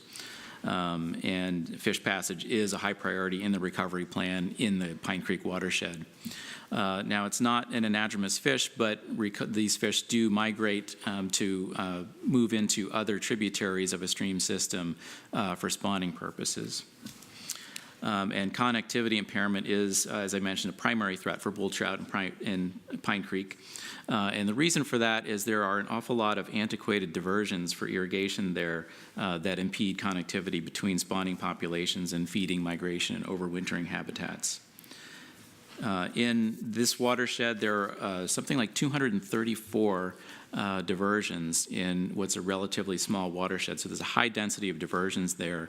And the partners working on this, which include Idaho Power, Oregon Water Resources Department, NRCS, and the applicant, which is Eagle Valley SWCD, have done some preliminary work, even to this stakeholder engagement offering, to figure out where the most significant of those diversions were, how many of them there were, and who the landowners were. And the partners decided that to achieve the most impact, they should focus on diversions that are diverting 5 CFS or greater from Pine Creek. And so they focused their outreach efforts on those water diversion landowners, and found that some of them were, while had been reluctant previously to work on these diversions, through this extended outreach to them, they did reach 15 owners of these diversions, which I think was out of a universe of 18, that were willing to engage and think about modernizing these diversions and providing for fish passage at these locations. So in terms of our criteria, I mentioned the partners, and these are the right people working in this. In fact, the Region 5 review team saw a presentation on bull trout biology, essentially, that was made by one of the biologists at Idaho Power to really help the review team get an understanding of bull trout migration patterns. Of course, the fish biologists on the team already knew that, but there were other specialists on the review team that I think benefited from that presentation as well. So in terms of the next criteria group, which is applicant qualifications and experience, the Eagle Valley and Greater Baker Area SWCDs do have a long history of working on improving irrigation diversions by replacing push-up dams there. And this applicant has previously implemented 11 diversion replacements that were funded by OWEB. And also Eagle Valley SWCD and Idaho Power are currently installing the top rank project from the fall 2017 offering in East Pine Creek. And they're installing a fish-friendly diversion and moving the point of diversion a half-mile downstream, in addition to converting flood irrigation to sprinkler from that diversion. In terms of technical soundness, the applicant will be hiring a qualified engineer or a surveying contractor to work on the assessment of the conditions of these diversions and the head gates, to deal with measuring devices and fish screen presence. They'll also, through this project, provide a tool that will help the partners evaluate and rank future point of diversion consolidations and ditch piping projects. They will identify the pros and cons for each ditch. They will quantify water loss through ditch piping, or that can be mitigated through ditch piping. They will evaluate access for the landowners and opportunities for reduced maintenance and the potential to install pressurized on-farm applications. So they're really looking at dual benefits to these projects for both fish passage and the landowners operating the irrigation systems. Success will be evaluated by ranking the best alternatives that will achieve a better use and diversion of water while maintaining passable in-stream conditions for bull trout and other species. And so the team felt that they nailed the technical soundness criteria pretty well in this one. Regarding the timeliness criteria, one of the most important factors in that is that this project will help implement NRCS's EQIP priority area, which is planned to start in 2020 in this area, so that by the time they complete this assessment and create this ranking and prioritization system, they'll have additional match funding available through NRCS to actually implement the results of the work by improving fish passage at these diversions. And finally, on cost effectiveness, the project partners are all contributing to this, which lowers the request to OWEB. The Oregon Water Resources Department is providing water rights research, which is really critical to making sure that these applications are implemented effectively. And NRCS is also helping with report review, and that review will help inform future EQIP projects, and so there's some economy of scale and cost benefit for pre-wiring that work to be successful on down the line. And so this slide just gives you the location of the 15 diversions within the Pine Creek watershed, and summarizes the kind of work that will happen in this watershed, including the assessment of each diversion, and then again, as I mentioned earlier, a prioritization of all of those systems. Are there questions on this particular stakeholder engagement application, and the work that it will entail? Stephen? Yeah, I'm wondering if you could tell us a little bit more what the engagement part of this is. It seems like they've contacted the original property owners, and what's the plan for engagement through the process? Are they meeting them individually? Is there groups? Are the groups setting up? Are the property owners involved in the priority setting, or what is the process? Thank you, Stephen. Again, Eric Williams for the record. The previous engagement that happened is really to get to the point where the landowner is saying, yes, I'm willing to talk further about how we might address fish passage issues at these diversions.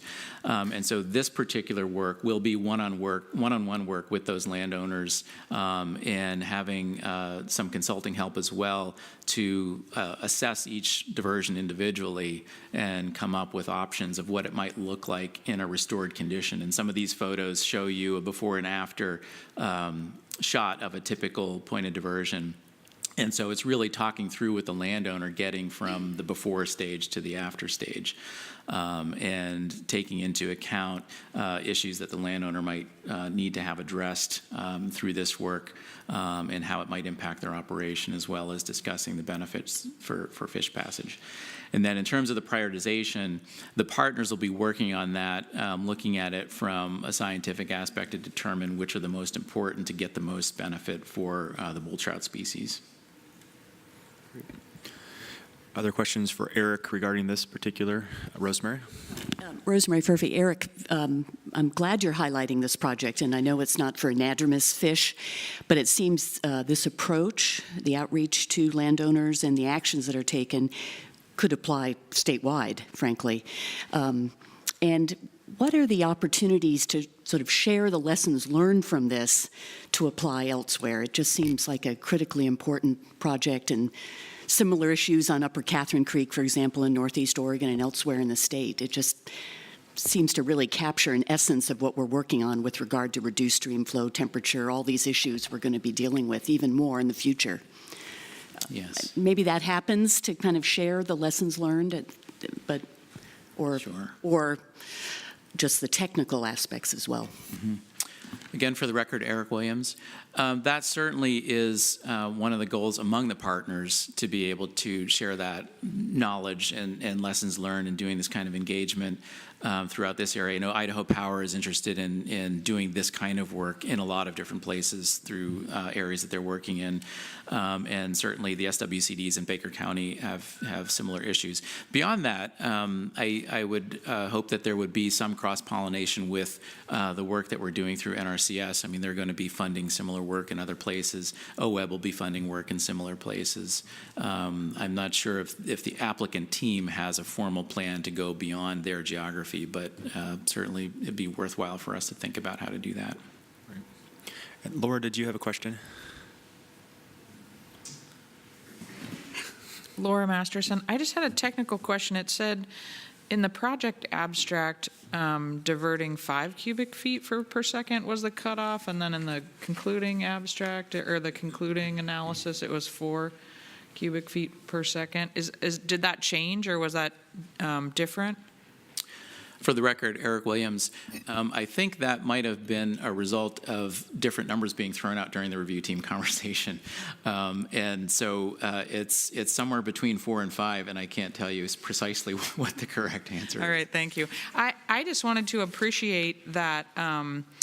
I think I'm always a little bit surprised after so much work around the state that this kind of priority setting and really understanding the watersheds isn't there, but clearly it isn't. I mean, at the district in East Multnomah, we have had some presentations in Multnomah County where you think we have resources and we would understand this, and we still don't. So I think this kind of work just feels so important, and I want to appreciate it and hope that it continues across the state so that we can, get the best return on our investment. Thanks, Laura.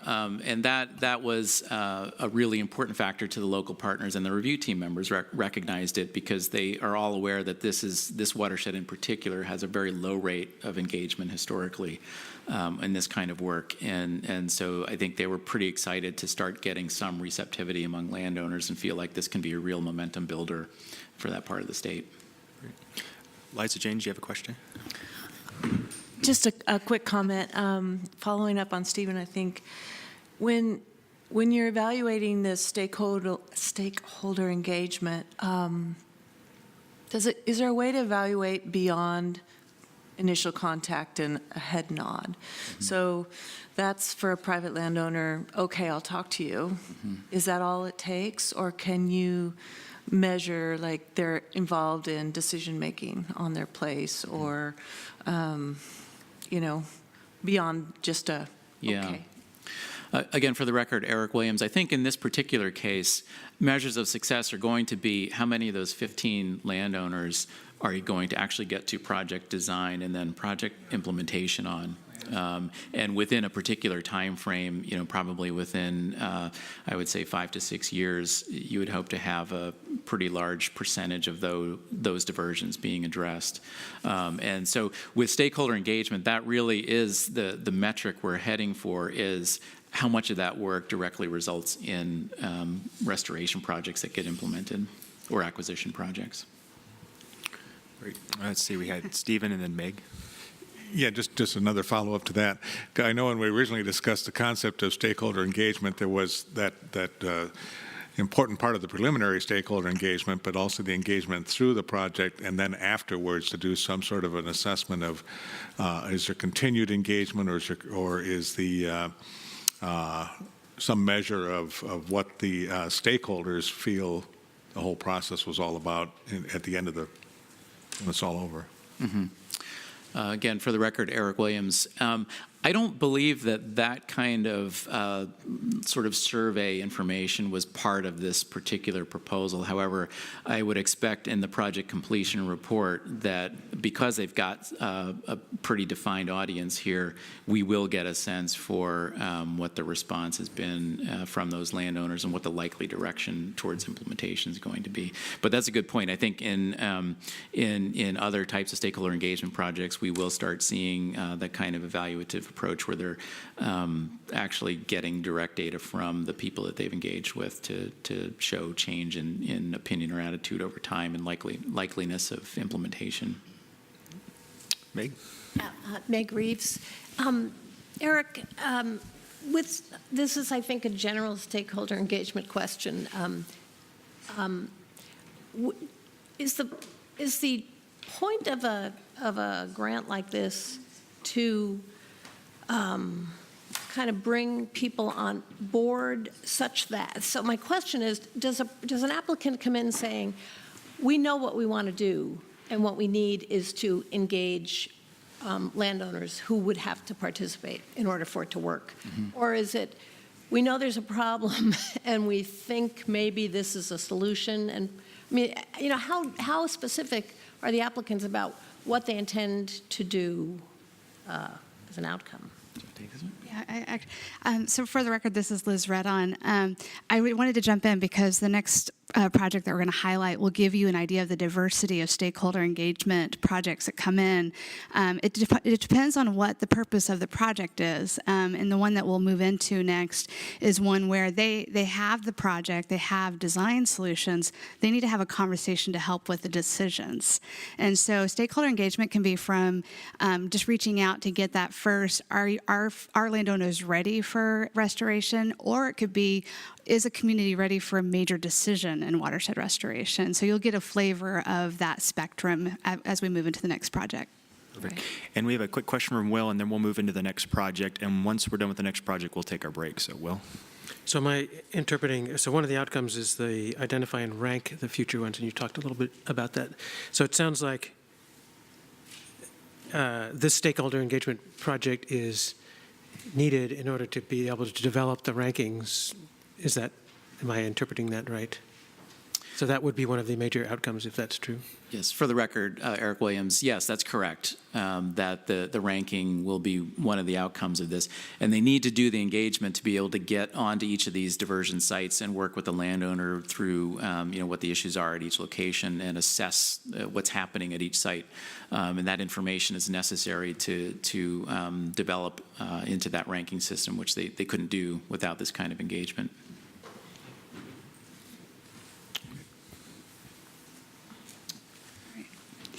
All right, we'll next move to Region 3 and Project 2193012. turn over to Liz. Again, for the record, this is Liz Redon. I'm the regional program representative covering the Willamette Valley area, and I will be moving us into Region 3 and continuing on highlighting a stakeholder engagement project.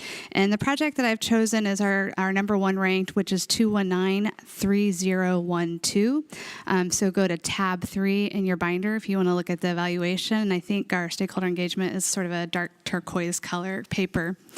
And the title of this project is the Monroe Dam Alternative Selection. And just as a reminder from our bubble diagram, stakeholder engagement project means a project whose purpose is to communicate and engage with landowners and organizations and community about the need for, feasibility, and benefit of a specific eligible restoration or acquisition project. And the goal of the Monroe Dam project aligns well with this definition and is stated in the application as engage stakeholders to select the best fish passage solution that maximizes watershed benefits and meets the community needs. And so in a nutshell, what this project is, as you can see a picture on the screen, the Long Tom Watershed Council will be looking to address fish passage at Monroe Dam there. And then if you move it forward. And they already have quite a few alternatives in mind from a technical analysis that demonstrates the feasibility of the restoration project. And now they need to engage with the community and stakeholders to answer questions and provide additional technical information that addresses issues and concerns raised, and allow the community to make an informed decision about how to best pursue this landscape scale restoration project. And this complicated diagram, which I know the words themselves are a little difficult to read, but the purpose is that all those bubbles are the stakeholders, the people that need to be part of this conversation to make that decision about what to do at Monroe Dam. So during the review process, reviewers identified indicators in each of those evaluation criteria bubbles that demonstrate that the project is likely to succeed. And these included first, under technical soundness, that the expected outcomes of the engagement activities are designed to determine a restoration alternative that addresses fish passage at a dam. This will benefit native fish and restore watershed function and connectivity. Under timeliness, the proposed engagement activities are necessary for the community to move forward with the restoration solution. And without this work, any action at the Monroe Dam is not likely to occur. So the project would not occur if they don't have these conversations. Under the applicant review criteria, the applicant has proven experience engaging community members in a similar conversation and implementing restoration projects successfully that come out of those conversations. And then finally, under stakeholders, as demonstrated by their complicated diagram, the applicant has taken a thorough and thoughtful approach to determining who must be part of this decision. You can go back. I reached out to the applicant in preparation for this presentation to get their perspective on why stakeholder engagement investments are important. And I'm going to finish with reading the response. It's a bit lengthy, but they tell their story really well. So if you just hang in there with me, it has a nice sweet spot in the middle of it. So this is what they said. This grant offering has come at the perfect time. We have accomplished the vast majority of the low-hanging fruit, thus the complexity of the priority projects before us now is much greater. However, the complexity is not technical, it's the people. How do we provide fish passage at a dam that has historic and even aesthetic value for a small town? Why don't the townspeople believe there are native fish present and that they cannot surmount the dam? How do we engage the citizens and influencers of the town in a way that supports an informed decision-making and project planning process with updated, factual information they believe, while respecting that these volunteer planning commissioners, parks committee members, and city council members all have at least 3 other major projects, such as safe routes to school, comprehensive plan, water supply plan? How do we capitalize on the fact that their new comp plan vision includes 3 goals to reorient the town to the river? And they have a 4th project, new project, with ODOT to master plan a riverside district. It's not just about restoration. It's about engaging respectfully with a very busy and very complex stakeholder, which is the city of Monroe, that has many constituents, and a decision process to gain the greatest restoration benefit possible. For the fish passage question at this dam owned by the Army Corps, the city of Monroe, which has a population of about 640 people, would need to be the local sponsor to bring in funding for the Army Corps Section 1135 program that is appropriated through Congress. The Army Corps is cooperative, but will not lead. The farmers are supportive, but will not yet openly advocate, as this is a small town and their reputation is crucial. The city wants the accompanying park improvements, but doesn't have the capacity to provide that match for the 1135 funding. The Watershed Council can fundraise and is widely trusted and can lead, but can only sustain collaborative planning endeavors to a point and is not an expert in official planning processes, but the Corps is. The outside private funder, Hewlett, agrees with a joint goal of environment and community benefit, but can't support the effort alone.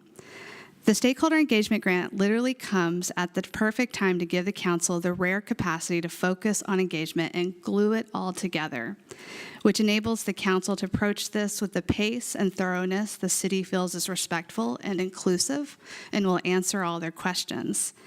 And the Watershed Council quietly recognizes this is the only chance for the people to engage enough to become aware and really understand why the restoration goal, which is dam removal, should be one of the most valid alternatives we strive for. This is a 100-year decision. The structure has been there for 100 years, and a new structure is likely to be there for another 100 years, and deserves engagement and thought.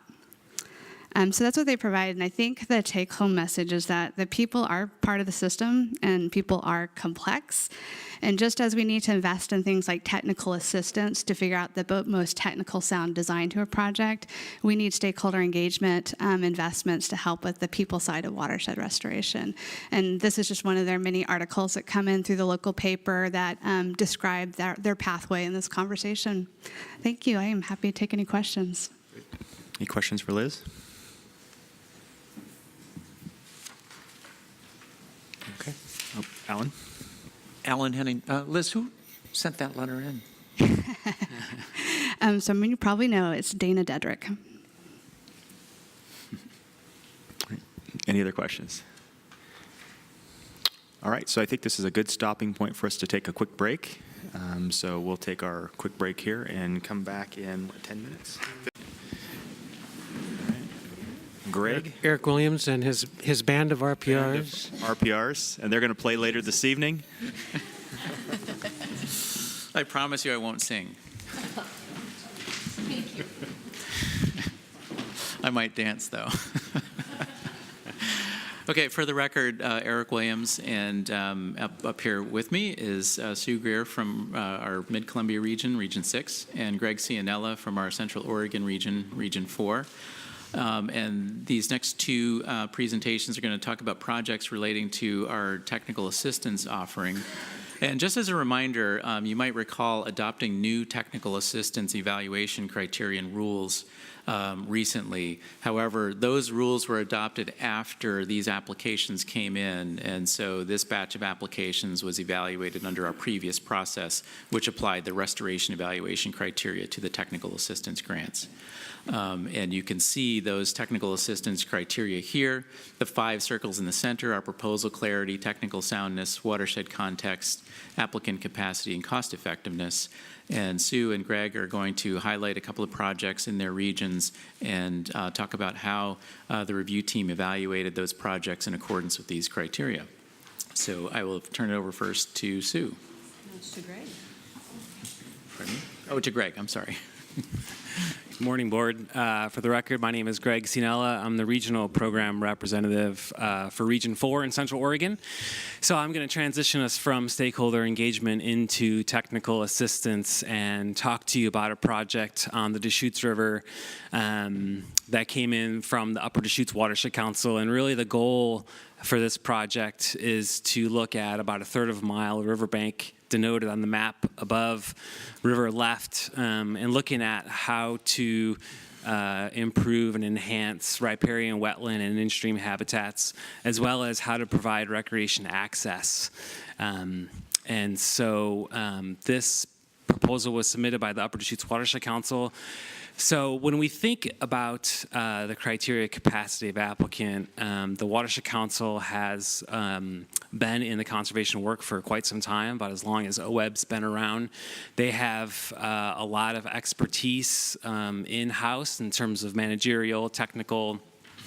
They have great fiscal policies in place. They are a member of the Deschutes Partnership, one of the focused investment partnerships with OWEB. And so they are a very high-functioning organization. And the main partner in this project, Bend Parks and Rec District, they collectively have a rich history of working together. They've implemented a number of projects on the Deschutes River, and it's those projects that they're pulling things like lessons learned and what desired future conditions could realistically look like in a section for this particular portion of the river that this application is looking at. And so the result of this technical assistance proposal will generate construction-ready, permitted-ready designs.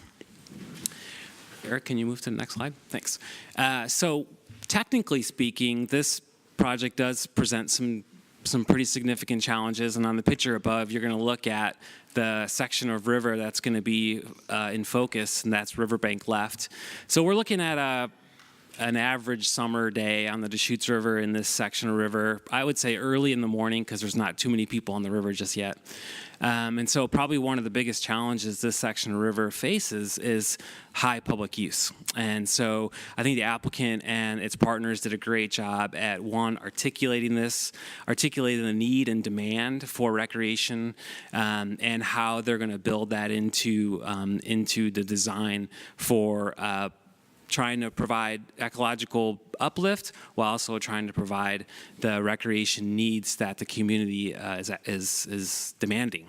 And so that's a tall order. That's really a struggle and a challenge. But I think there are no two better groups that are better positioned and poised to do this than the applicant and the Parks District. A couple other issues that this project will face is the hydrograph in this section of the river is a little bit strange. It's high in the summer and low in the winter, which is kind of opposite of how a hydrograph should work in Oregon. And that's largely because of the irrigation storage upstream and the use and delivery of irrigation water through the summertime. And of course, the built environment. There's the project area is denoted by two bridges upstream and downstream. You'll see at about 7 o'clock on that photograph, there's no bridge abutment. So there's a lot of kind of past and built environment pieces that need to be acknowledged through the design process. So moving on to watershed context, I think this is a pretty key one for this particular project. And one of the reasons why I chose this project actually to discuss is that this section of river is probably the most degraded section of the Deschutes River in its entirety. So this project is not going to delist the Oregon spotted frogs, and it's not going to reduce the sensitivity for red band trout. And the applicant certainly didn't sugarcoat that. They didn't sugarcoat the ecological value that's going to be gained on this project, which in hindsight is relatively low because of the constraints, the impact, and the high public use. But when we think about watershed context, one piece that's really important here is the people element, and it's the recreation access. Anywhere from 300 to 400,000 people use this section of river.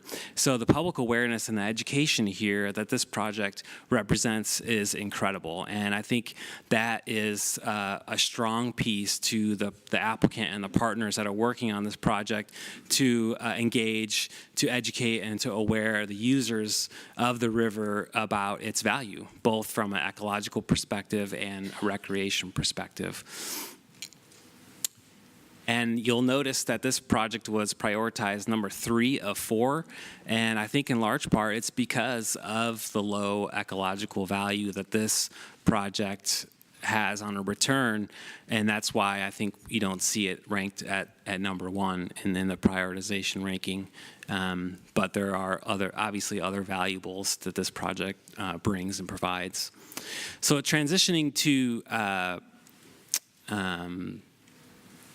project readiness, this proposal, the Upper Deschutes Watershed Council submitted a grant about a year and a half ago to OWEB to do a survey, assessment, and project prioritization of the entire Deschutes River through Bend, and for a variety of different reasons, it did not get recommended for funding.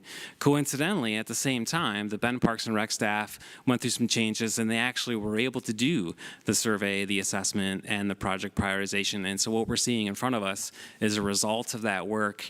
And so from a clarity perspective, we know exactly how they got to where they are right now.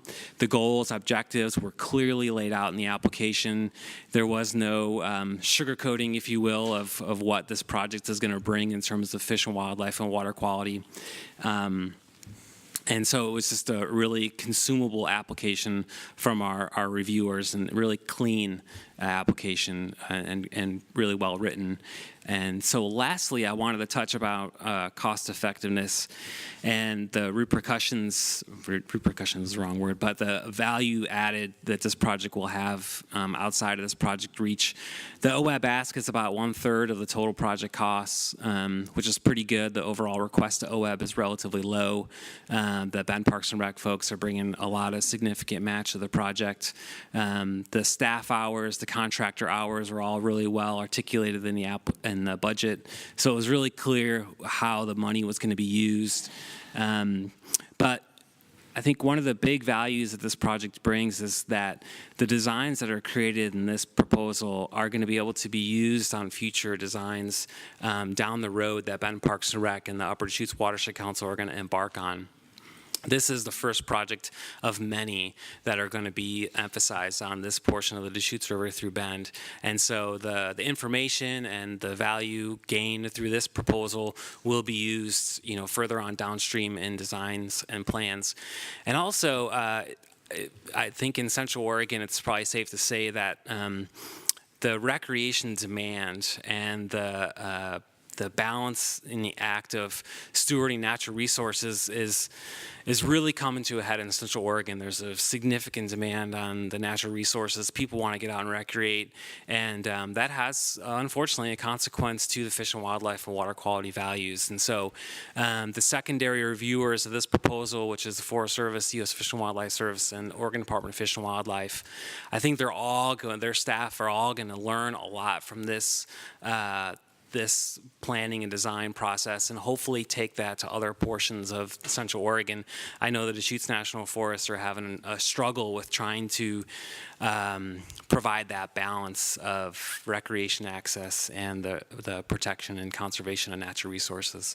So I think from that perspective, the cost effectiveness is pretty great. And just as a note, I'm going to ask if you can hold the questions on TA until Sue is finished with hers, and then we can direct the questions to the appropriate person. That's it. Thanks.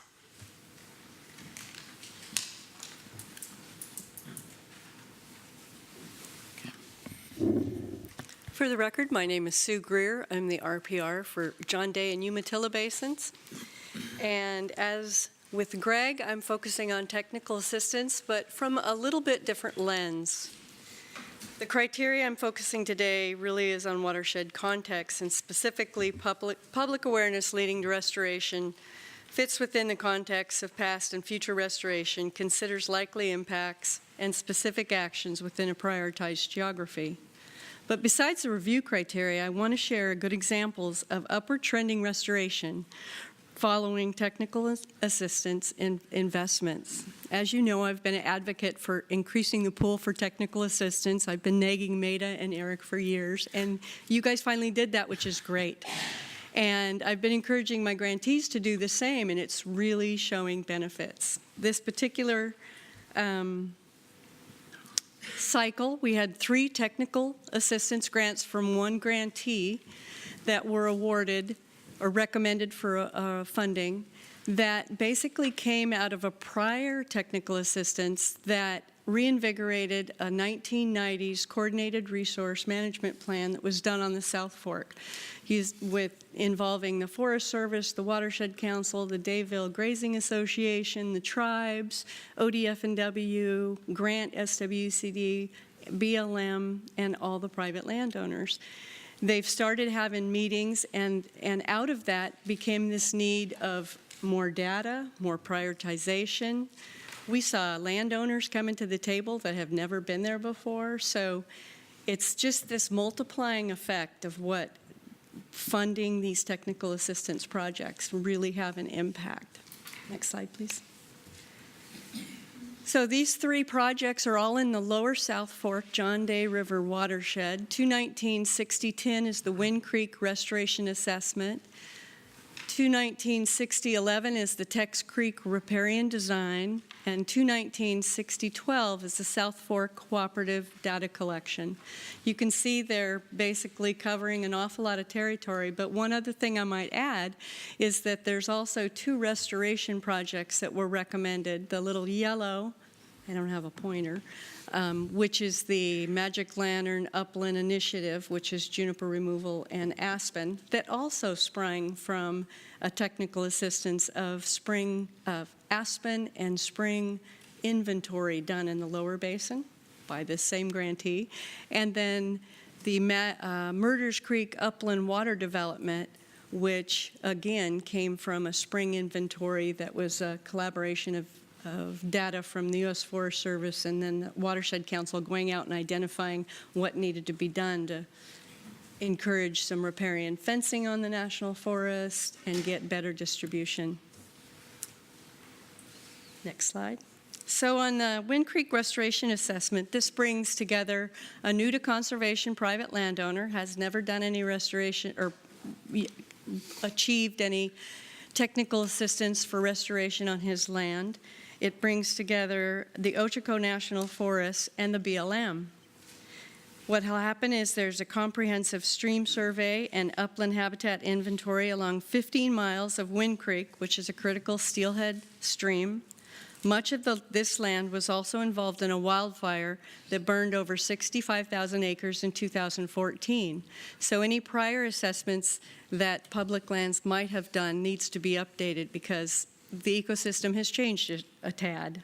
The other thing is we're helping to fund a cultural resource survey for 500 acres of juniper treatment on BLM land. The end result will be a comprehensive and available restoration action plan that will benefit not only the private landowner, but the number of stakeholders that are wanting to do work in this important watershed. Next slide, please. 619 is the Tex Creek Riparian Design, and this will provide a comprehensive analysis of alternatives and 100% designs to improve connectivity on Tex Creek, another important steelhead stream in the Malheur National Wilderness Forest. The site was identified by yet another OWEB-funded TA where a retired ODF&W fish biologist went through 2 sets of boots and walked 94 miles of important steelhead streams to identify passage barriers in this area. This was ranked number 3, and it's a flow issue. It basically goes sub during important months, and what they will end up doing is like doing an analysis to figure out what the best treatments are to maintain connectivity with Murders Creek stream. This is at the confluence. It's already been riparian fenced, so there's already restoration been done on this. They just want to make sure that the right thing is designed, and so we can implement into the future, replicate this as well on other streams. But it'll end up opening up over 4.5 miles of important steelhead habitat. Okay, and the last one is 219-6012 South Fork Cooperative Data Collection. Working with the Malheur National Forest and the Oregon Department of Fish and Wildlife in the Philip Schneider wildlife area, the grantee will collect data on streams, upland, and groundwater-dependent ecosystems using Forest Service protocols that will be inputted into modules to work towards their Bark Creek area RAP, which is a Watershed Restoration Action Plan. But not only will it help the Forest Service prioritize and identify where they need to do projects, ODF&W will also be able to use this data to inform their restoration as well on the Philip Schneider wildlife area. It'll also move the NEPA process forward and pave the way for future restoration to be expedited. The second component of that TA is also public outreach. This is in Grant County, and every time we can help our stakeholders inform the public on what is happening and the positive outcomes, it's a move in the right direction. So the goal of the public outreach is to increase future collaboration and also inform the public of what's going up in that forest. So the increased focus and collaboration effort with the CRMP, the work that the South Fork Watershed Council is doing, is clearly showing results. Recently, I was invited on a tour with the stakeholders in the John Day Basin. We did a South Fork tour, North Fork tour, and there's plans to do a lower basin tour with the BLM state office officials and also the regional folks. We had state fish biologist. We had a gentleman that's working with the federal caucus. It was amazing. And sitting at the table talking about collaborating across boundaries, seeing what's holding up restoration on BLM, where the data gaps exist, how to increase efficiencies across boundaries, where restoration is occurring on adjacent Forest Service and private lands, and how we could possibly lump those together to get work done on a landscape scale, and where restoration priorities and actions overlap.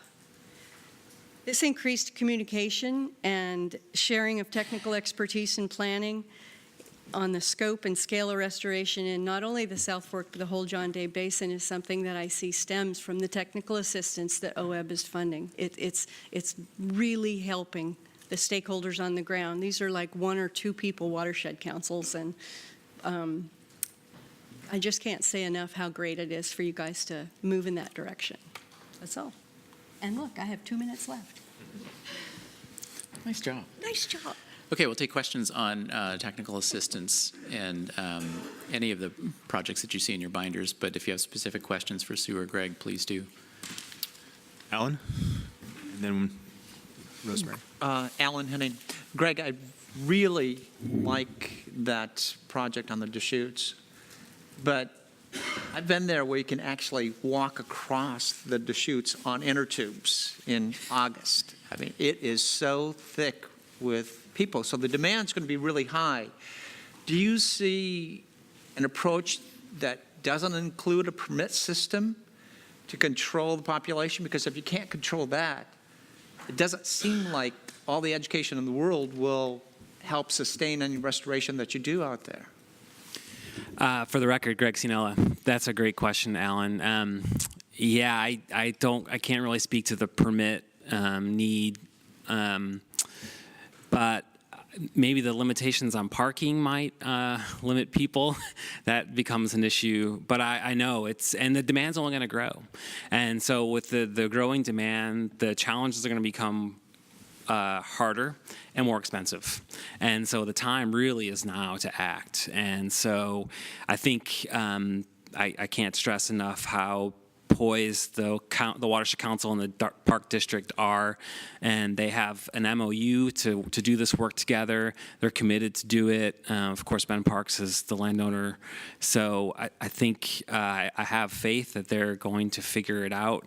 I think there's going to be some learning experiences, and they're going to have to listen to the community. And I think that was portrayed pretty well in the application. That was one thing that I think all of us walked away, that they're not, they know what it's going to take, and it's going to take time and nurturing in the community. Rosemary, and then Laura, did you have a question? Okay. Rosemary Furphy, for the record. Thank you, both of you, for your presentation. And Sue, I want to highlight the projects you have profiled. You mentioned the Federal Caucus. The Columbia Basin Federal Caucus did a study for what are the key federal actions that would move the dial for viability for Mid-Columbia Steelhead. And it was actually an interagency group, so we had all the federal agencies represented, including Rob Huff with BLM. I'm sorry Kathy Stengel isn't here, as well as the Forest Service.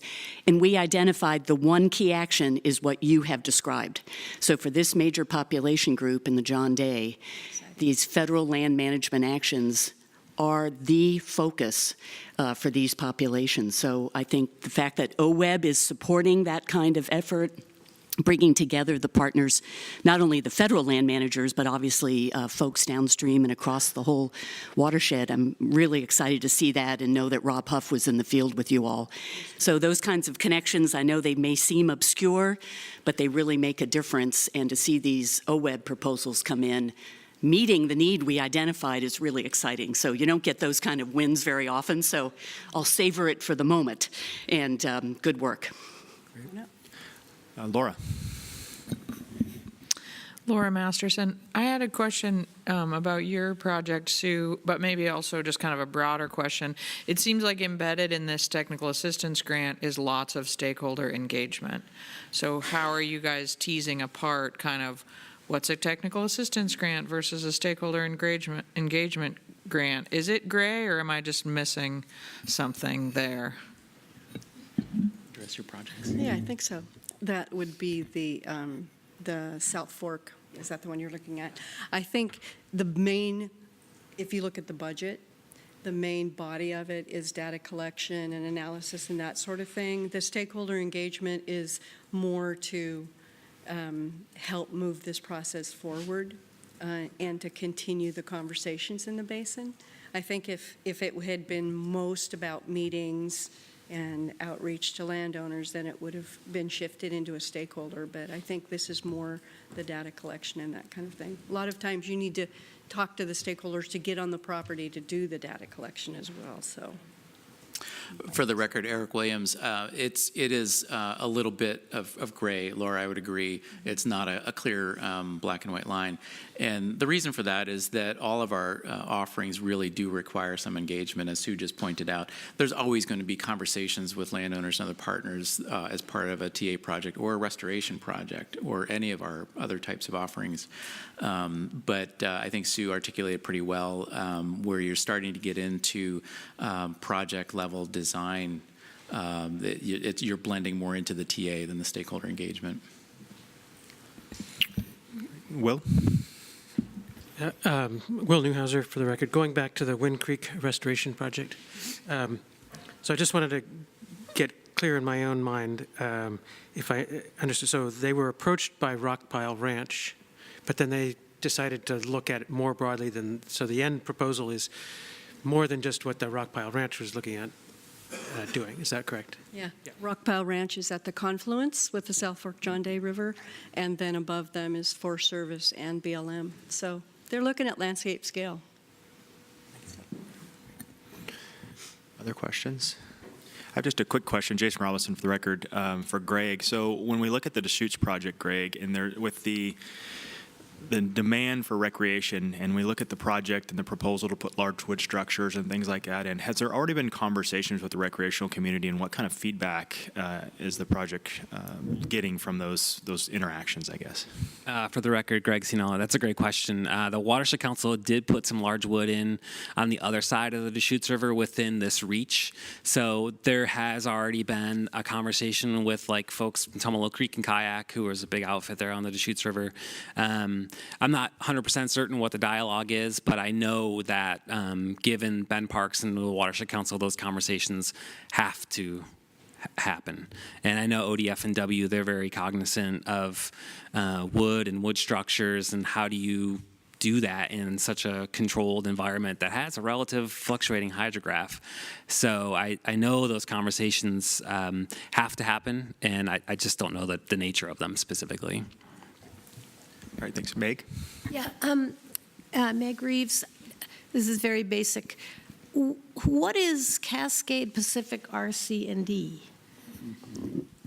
For the record, this is Sue Greer. That's an RC&D in the valley that serves as an umbrella entity for some watershed councils that may not have their own tax ID or nonprofit status.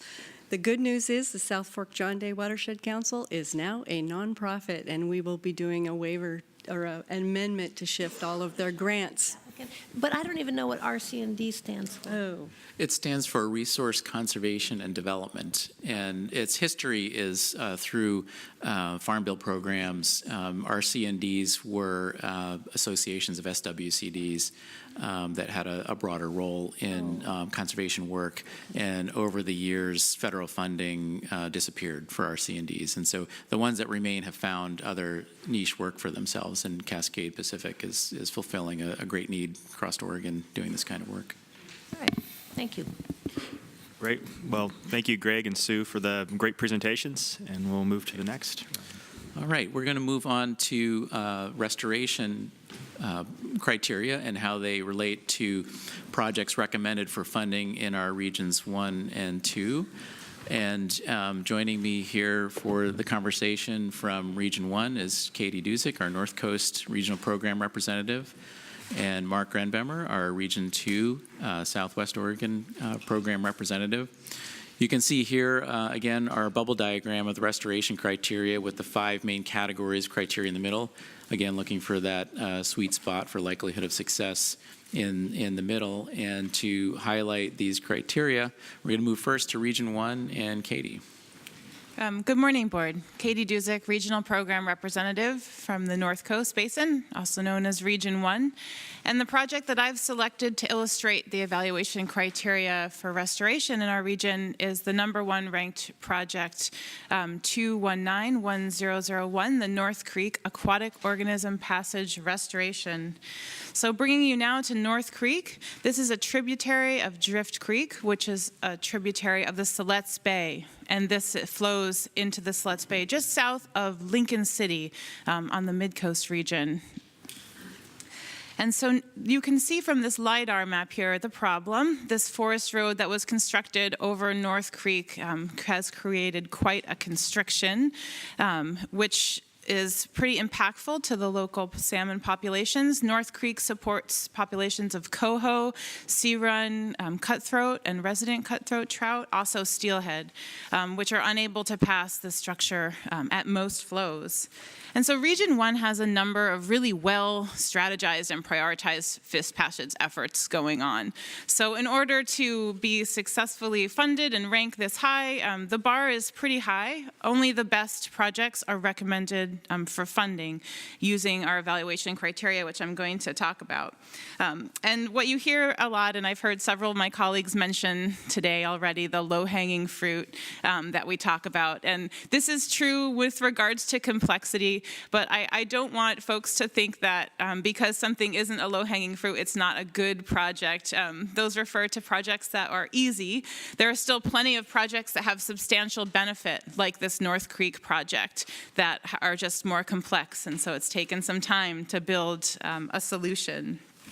Can you move to the next slide? And so North Creek has a long and storied history. The road over North Creek was constructed in 1958, and almost immediately people realized that there was a problem. Actually, in 1961, the Oregon Fish Commission officially recognized it as a barrier, so just a few years after construction.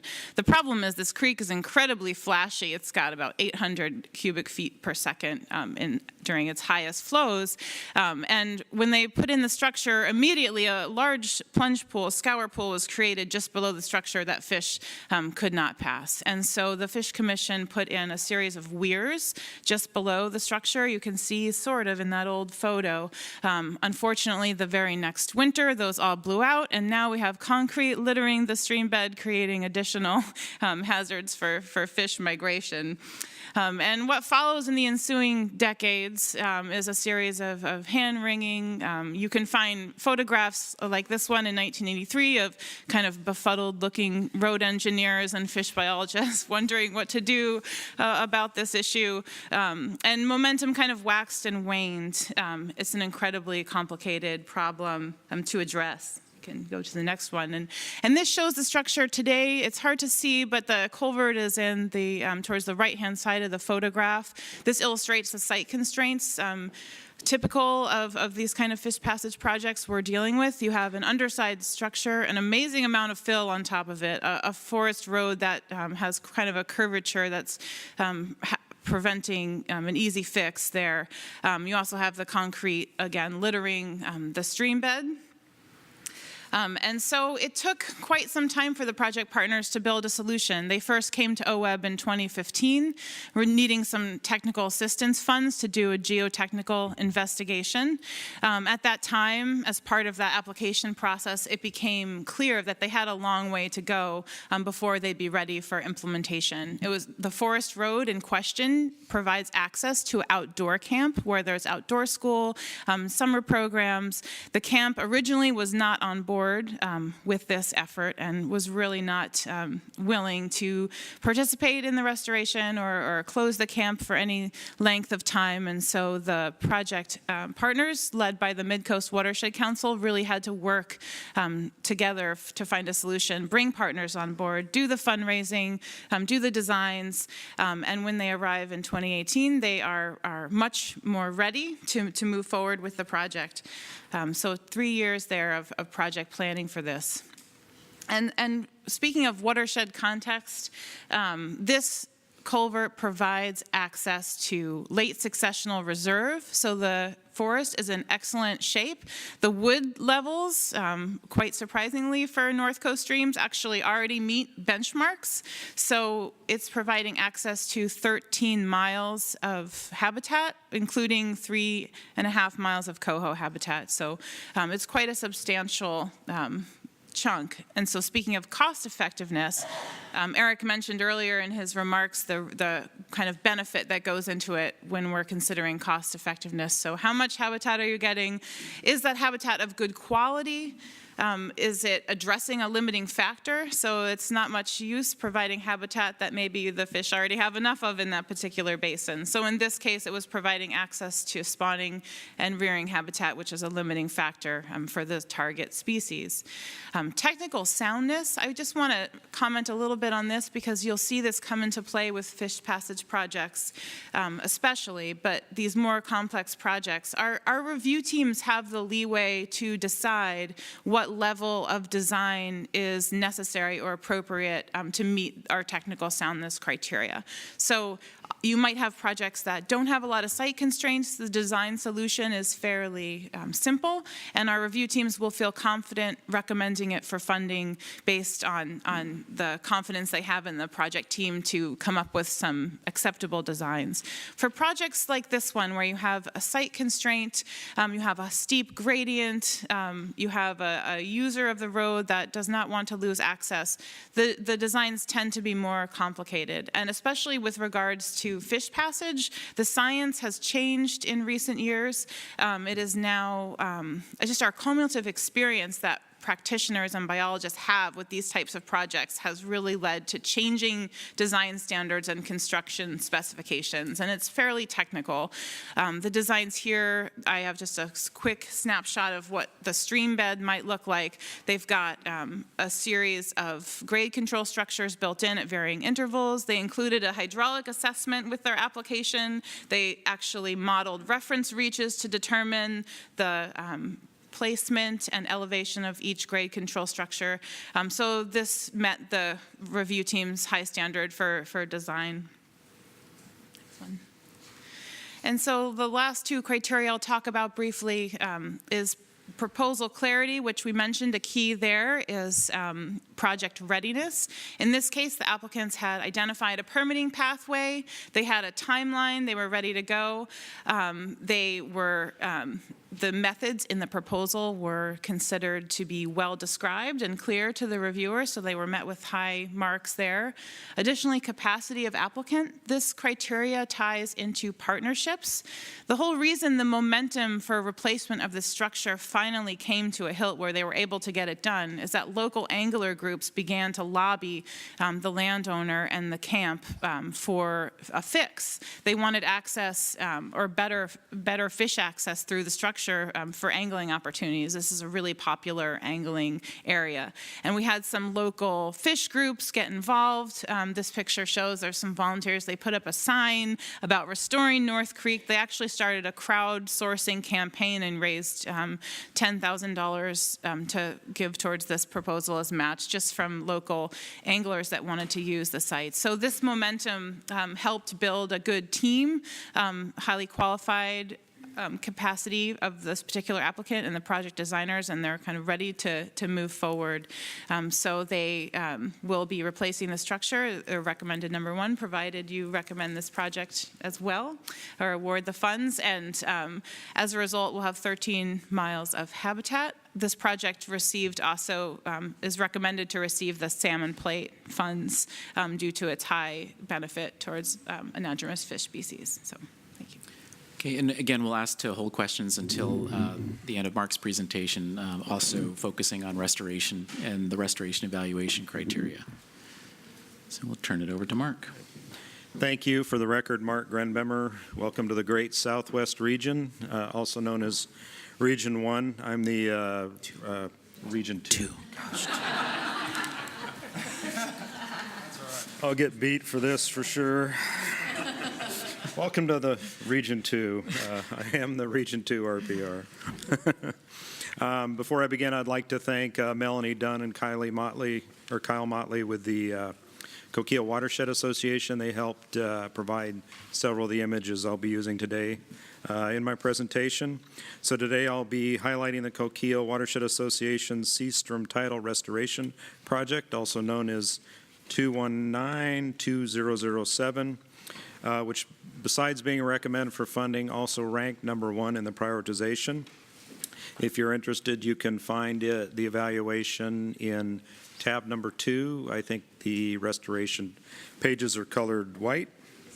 So if you look at the map above, the project site is located near Riverton.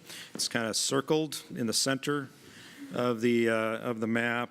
Just for your orientation, at the bottom left is Bandon, which is hidden underneath the brown OWEB information. Slightly above it is the Nyleston Marsh Project. To the top right is Coquille, and just located below Coquille is the China Camp Winter Lake Project. And so along with these other 2 big projects, there's several other wetland restoration projects in the vicinity, and this project, of course, will build on the momentum of that work as well. So historically in the Coquille, the brackish and freshwater tidal wetland habitat comprised between 12,000 and 17,000 acres. Land management, especially using tide gate infrastructure and dikes, resulted in the conversion of those tidal wetlands into other uses, primarily pasture. And today, probably only about 5% of those historic wetlands can be found. Restoration of tidal wetlands is a high top priority for recovery in both federal, state, and local action plans.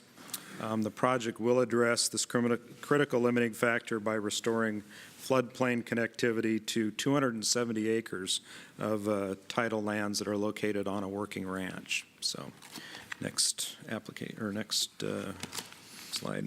So here's part of the problem. This is one of the culverts that is going to be seeking to be replaced.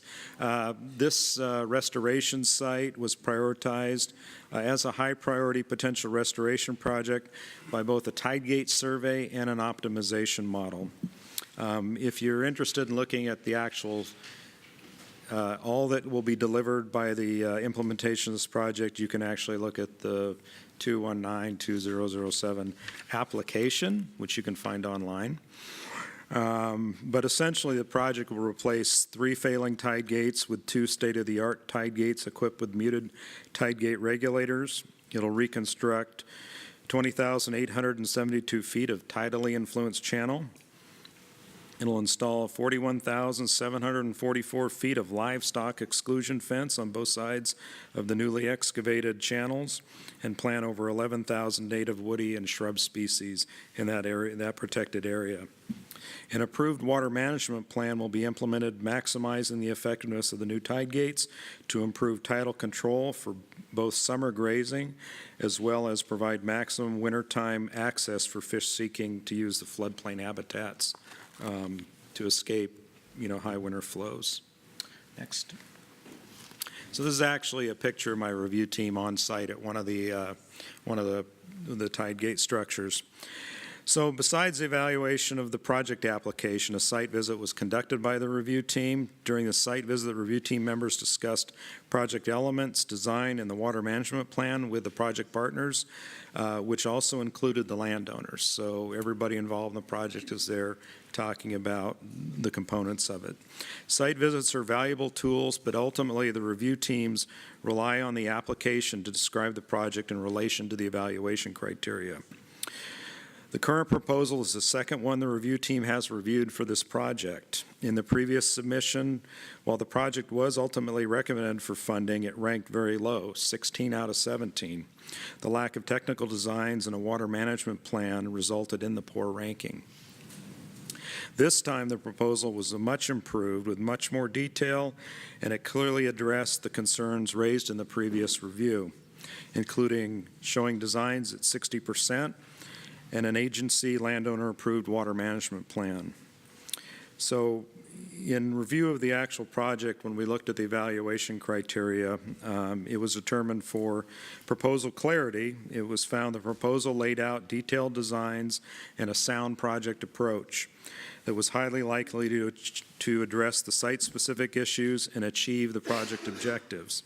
The project addresses a critical limiting factor, and the benefits resulting from the work are easy to quantify and will significantly add to the critical habitat areas in the Coquille necessary for overwintering juvenile coho through helping improve access and the function of the 270 acres of this tidally influenced property.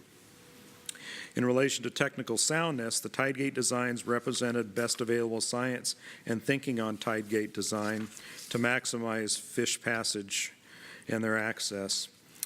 The water management plan is in place and it has been approved by NOAA, ODFW, and the landowner. Archaeological surveys are complete and the permitting process is on schedule. As I mentioned, the design is over 60% and on track to be completed, so the project is ready to go for the 2019 work window. In relation to cost effectiveness, the budget was clearly broken out and described the costs associated and how that cost was spread across project partners. Additionally, the applicant used the space provided in the application to further describe the budget and provide the detail that supported the costs. And additionally, they uploaded an even more broken out budget page. So they really provided the full meal deal. It was really easy for the reviewers to look at the budget and to really understand how each of the costs would ultimately lead to the project's implementation. So, as I mentioned, the costs were clearly tied to the project design requirements. In relation to watershed context, the application was well written and clearly laid out the direct tie to critical limiting factors in the local, state, and federal plan. It was clear that the project approach was designed to specifically address existing impacts to the property as well as tidal function, water quality, and the importance of the work supporting the overwintering survival of juvenile coho. In the opening, I oriented you to a couple of other significant projects in the vicinity. This application clearly demonstrates connectivity to the other work and builds on that momentum of the other tide gate replacement and habitat restoration projects. The project presents an opportunity for valuable outreach that may lead to opportunities for similar restoration activities on other properties. Additionally, this work ties into the stakeholder engagement application 219-2018 that is before you today. In relation to the capacity of the applicant, similarly what you heard from Katie, the application lays out roles and responsibilities and reasonable timelines and demonstrates the long-term stewardship. The project partners represent a solid team with clear roles, communication, and the support systems for implementing this proposal. In wrap-up, the review clearly demonstrated the project met and exceeded the evaluation criteria and represents a sound investment. The potential ecological uplift from this project has a high likelihood of being realized as a result of the sound approaches being taken to address the critical limiting factors. It also combines with the added benefit of supporting the landowner's ability to ensure their ability to effectively manage their lands. This all combined made the recommendation and the prioritization of this project very straightforward.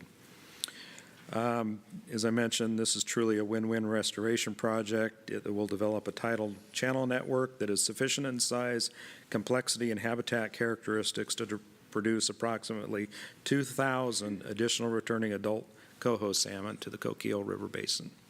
So with that, I'd be happy to take any questions. I also would like to acknowledge the work and time my review team members put into the project. You all have folks that are on the review team that are within your agency or organization. Please thank them. I'd like to acknowledge John Colby, one of my review team members, is in the audience today. If you want to give him a hug, go ahead. Thank you. All right, questions? Gary. Gary Marshall. More of a comment than a question, really. These both look like really good projects, and Katie, on yours, that was one that I had when I was looking through this.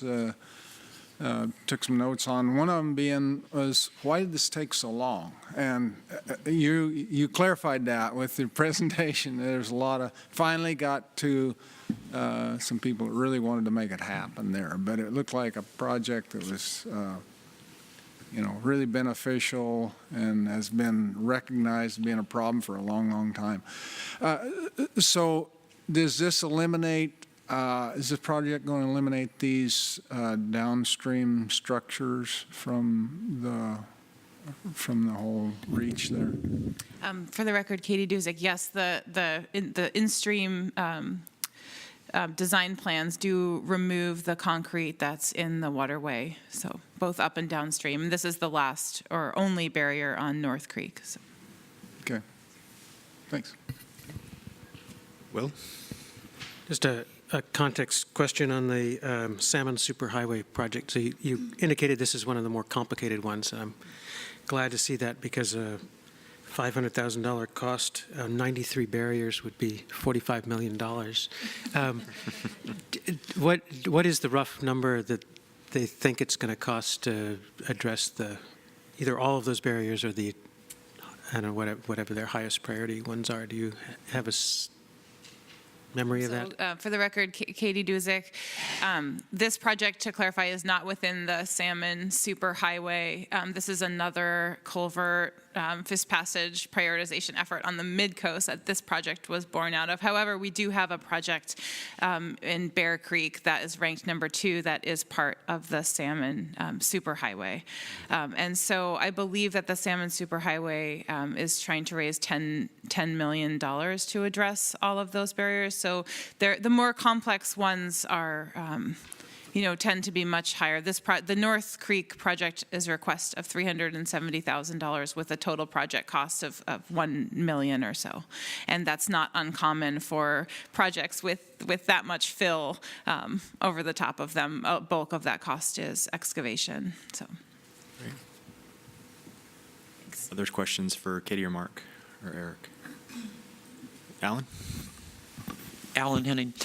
Mark, do you know how many tide gates exist like that? I know that the monitoring committee had a discussion about tide gates, but that really put it in perspective, the type of tide gates and the condition of tide gates out there. Do you have a sense in your area how many you're looking at? For the record, Mark Grenbemmer. And does part of your question, is there just how many tide gates or how many tide gates that might be impeding access to quality habitat? Second part. Melanie Dunn in our audience, she's the Coquille Watershed Coordinator, and I actually have Haley Lutz, the Coos Watershed Council Coordinator, might be able to answer that better in their watershed. I know through the optimization and some of the tide gate surveys, they could probably get to that a little better than I could. I'd just be making a guess. As far as up and down the coast, the tide gate problem basically starts at the Coquille and heads north into Region 1. My guess is it's fairly a significant issue, but I don't know an exact number. For the record, Maida Lofsgarden, we'll be talking about tide gates later, and I can actually give you an update on what we're working on in terms of the inventory piece on that. Okay, we've got time for a couple more questions. Rosemary? Rosemary Furphy. I think I just want to reiterate what Alan was talking about. When I was listening to you, my mind was going to what is the greater context, and I hope you're going to be able to set the stage for us, Maida, and this one project, but how many are coming in the door after this, and the extent of the issue, and our approach. A lot and big. In a nutshell, yes. Paul, did you have a question? Yeah, this is for Katie. So I'm curious, you mentioned the camp upstream. That was it primarily an issue of inconvenience, like the road's going to be the construction, but they also were probably facing a longer-term safety issue if there was like a ultimate failure of that culvert? Yep, for the record, Katie Duzick, Paul, you're right. What eventually brought the camp around was the safety issue. So there's only one access, this road in and out of the camp. And you're also correct in your assessment that their reluctance was related to losing access. So they originally were not willing to close the camp for any length of time. While they were supportive of letting the restoration move forward, that clause that they had of not allowing the camp to close made the costs go up exponentially because we would have to provide temporary access to the camp, so construct a diversion during construction. And so they eventually came around and agreed to close the camp for next summer so that the work can move forward. And so it was quite a change, the partnership building that the applicant went through. The representatives from the camp were at the site visit meeting with the review team and were really supportive and enthusiastic about not only the restoration project, but also including aspects of watershed education into their camp programs. So. Great.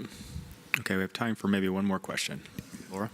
Laura Masterson. Mark, could you talk a little bit more about the balance kind of in the working lands versus, improving the estuary, what got taken out of production and why maybe what they have is now more productive, or how did that conversation go? Sure. For the record, Mark Grinbemmer, and if Melanie throws something at me, then I'll know I got it wrong.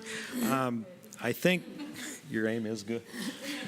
I think the actual implementation of the project is going to put more land into more production than there currently is, and I think that was one of the real selling points to the landowner was the fact that not only are they going to be able to move their livestock a lot more effectively during the season, allowing a better rotation and a better use of the pastures, there's going to actually be more pasture that's available it is sooner, so that the lands will be able to be dried off quicker during at the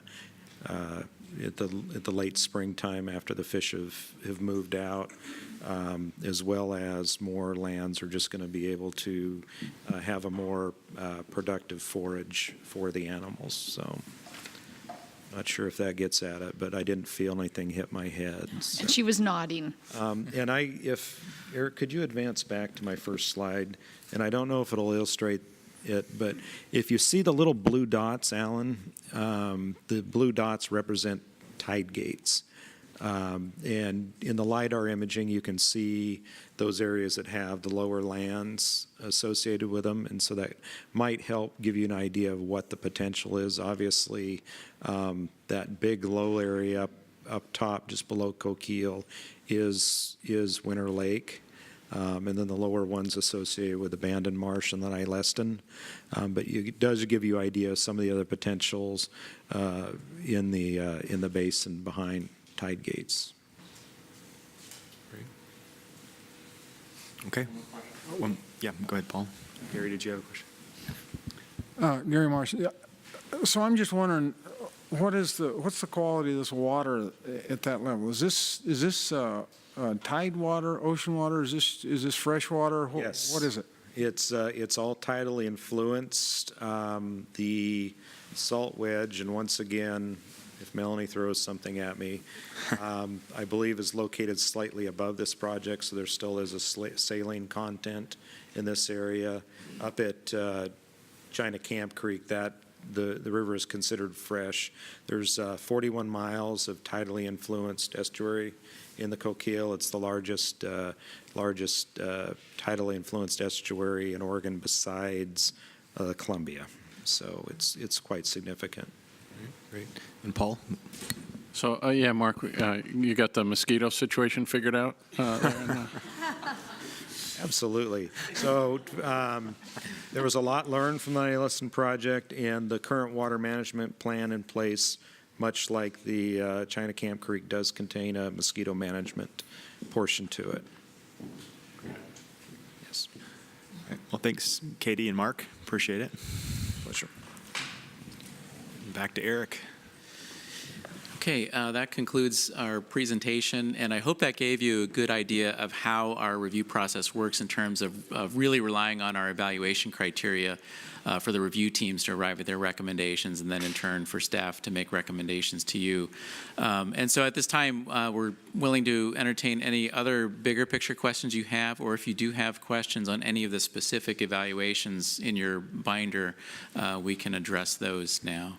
And Maida Lofsgarden, for the record, while that piece is going on, this is the time, if there's public comment on any of these applications, Derica's holding up a yellow card, please fill that out and give it to her so that we know who has any comment specific to the grant applications. Other questions for Eric? All right. All right, so now we're moving, Will Newhouser, we're now moving to public comment on the open solicitation grant offerings.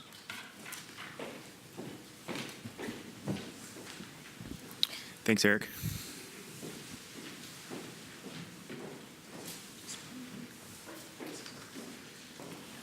Just have the one.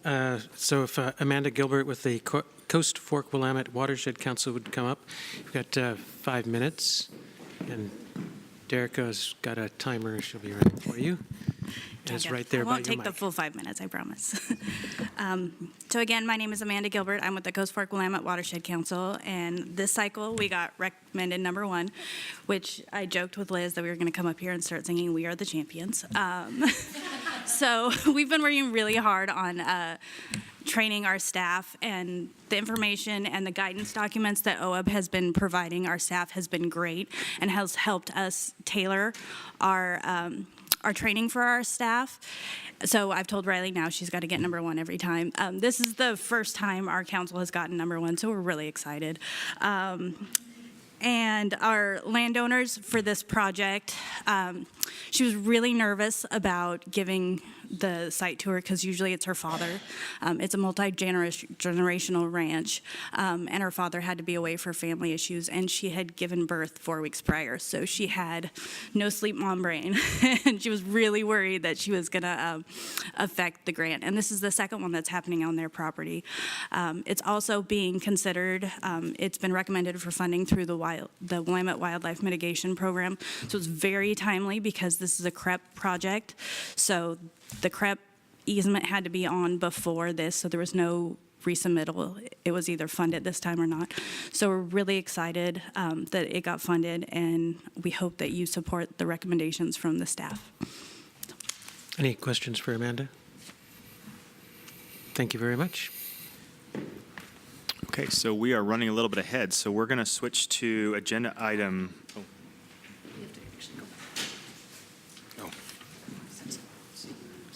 Oh, we need to start. Perfect. So I'm getting ahead of myself. Saw that time up there. So we'll go ahead and start the board deliberation, kind of get a sense for how the board will vote on this. Once again, we cannot vote today. There'll be a vote on Friday. And so we just want to have a little bit of a deliberation with the board and get a sense for where the board's at.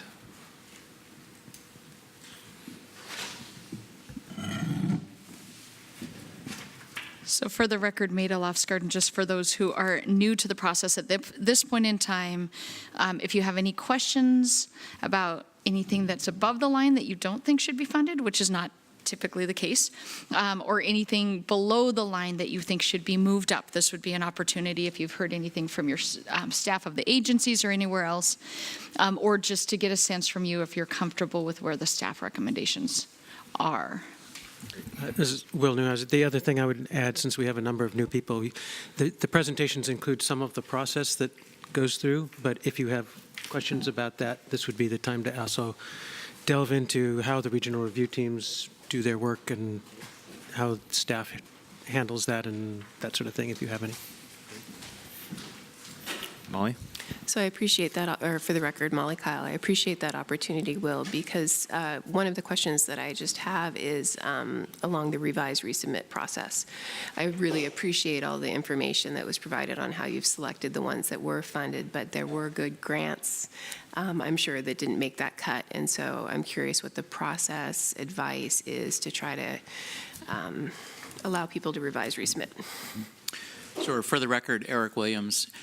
What we try to do in the evaluations, in addition to describing very clearly the process that the review team went through and the specific comments they had along the lines of strengths and concerns to arrive at their recommendation, is for those that are recommended either do not fund or recommended for funding, but the ranking is maybe lower, is some guidance on the things that the applicant should address if they choose to resubmit the application. And the timing of our cycles is such that we get those evaluation comments out to them a couple of weeks ahead of this board meeting, which ends up being about a month before the next deadline. So they have time to work on addressing those comments. And they'll often contact their regional program representatives for additional guidance as well, to talk through any issues that might help them in addressing those comments in a resubmitted application. Many of the applicants also take the opportunity to specifically include an attachment in their revised application that has the specific review team comments and their response to those comments and how they've revised their plan for that. So that system, I think, is working pretty well, and I think we'll often see applicants succeed on a subsequent application for the same project. Other questions or comments?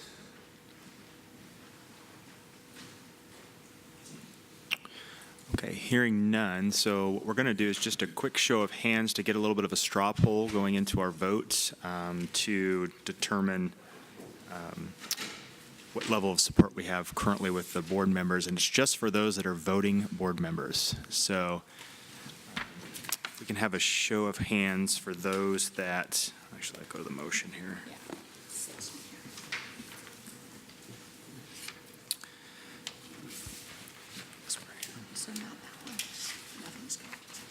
Right, it's just this one. So a show of hands that would support the motion for the board to approve the staff funding recommendations as described in attachment D to the spring 2018 open solicitation grant offering staff report. So if we can just have a quick show of hands for voting members. Clarification, do you want to know, I'm a voting member, but I'm not going to be voting because I can't make any of the times. Want your Want to know? Yep. Yep. Okay, so let's raise those again. All right, we got 1, 2, 3, 4, 5, 6. Okay, all voting members, so good. All right. And that vote will be Friday at 9 o'clock? Friday at what? Friday at 11? At 11 o'clock? Okay, so that'll be a conference vote Friday at 11 o'clock. 9 o'clock Hawaiian time? Question, Maida. Ms. Gary, can we register our vote now? No, you may not. However, given that to date, of the 3 that you have to vote on Friday, one of them there's no controversy around, I think that the call will be very quick, but we will need you officially for the record to be on that call on Friday if you can. No early voting, no?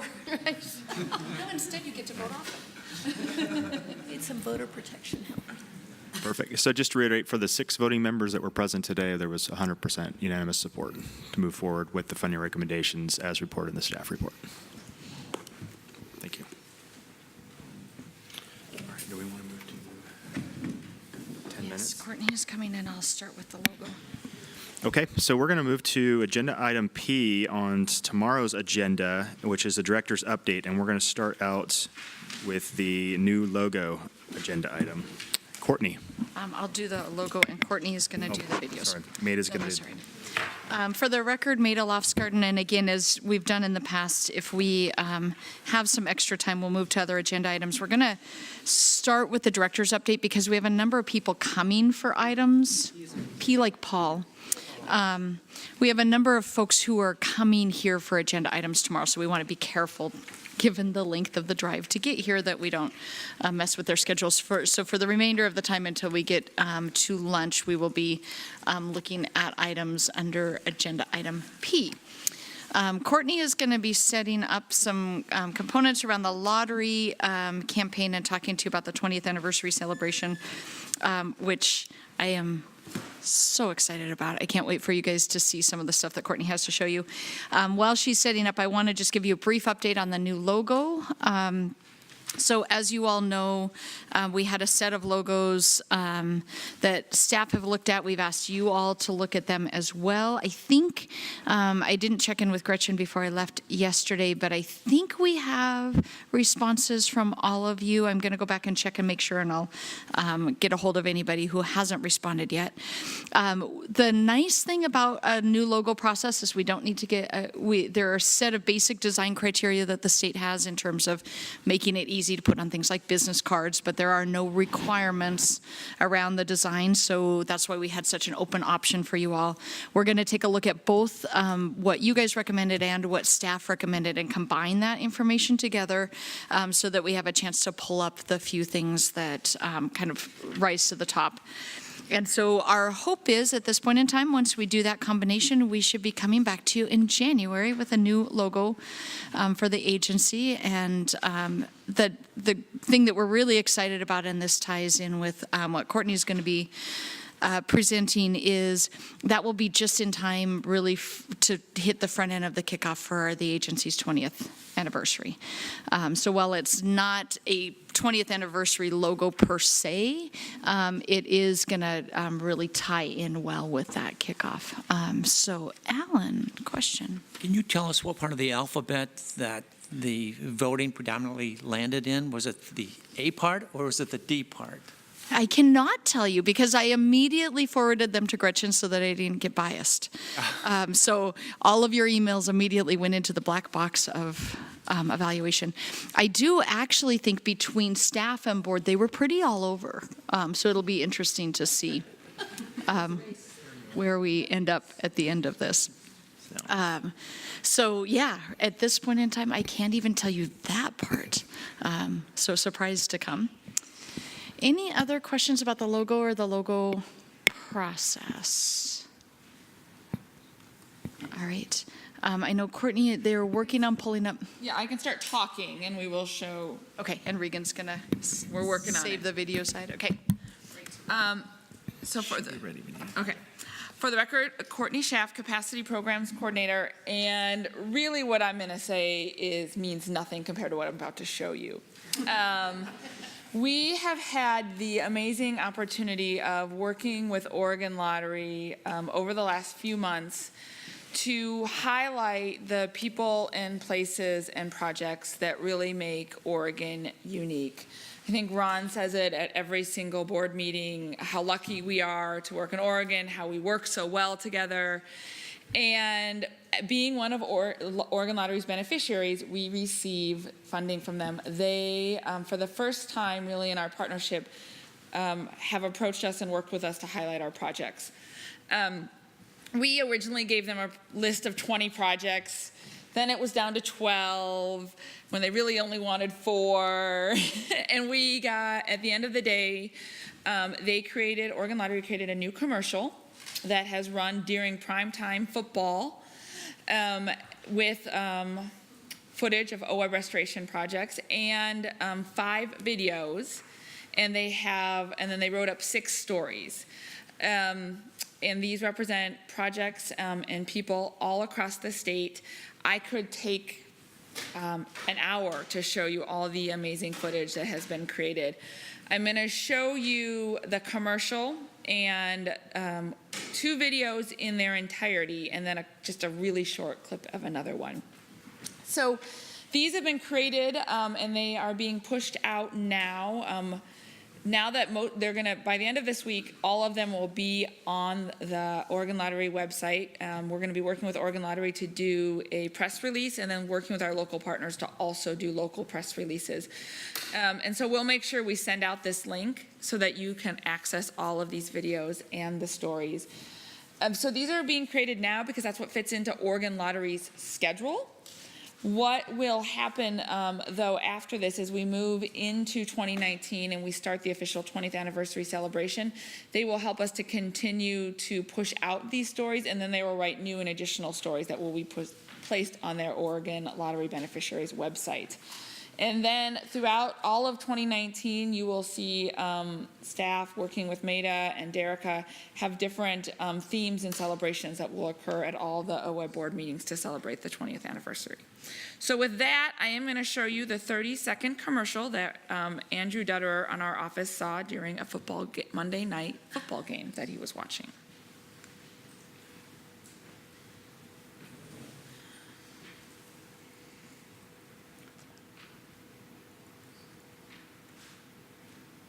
Don't have sound. Maybe.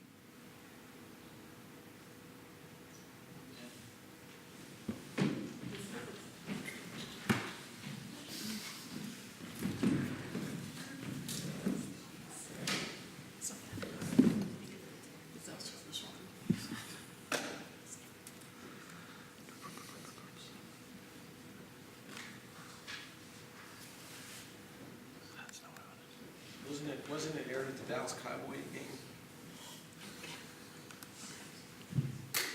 That is when the cheap time slots are. So. Prime time.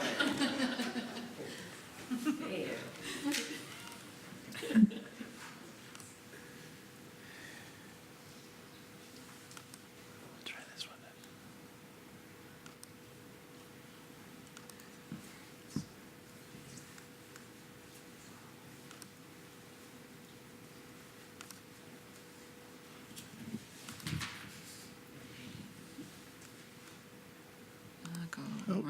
Shoot, it got moved. Hold on. I don't know what happened.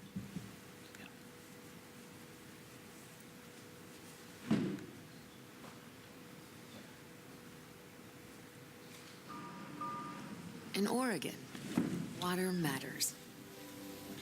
It's true whether you live here or just passing through.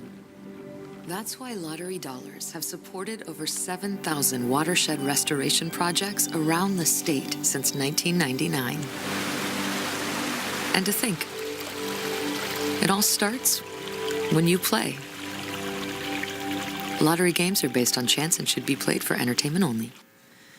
So all the footage of that is from the Sayusala 5 Mile Bell project, which we toured, the board toured, and of that drainage. So then they were out, so besides making the commercial of the 5 Mile Bell project, the 5 Mile Bell is also one of the projects highlighted, and so there is a full video here. Loading, thinking. If I hit play.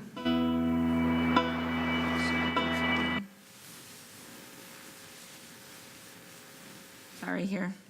I just get so excited I can barely contain myself.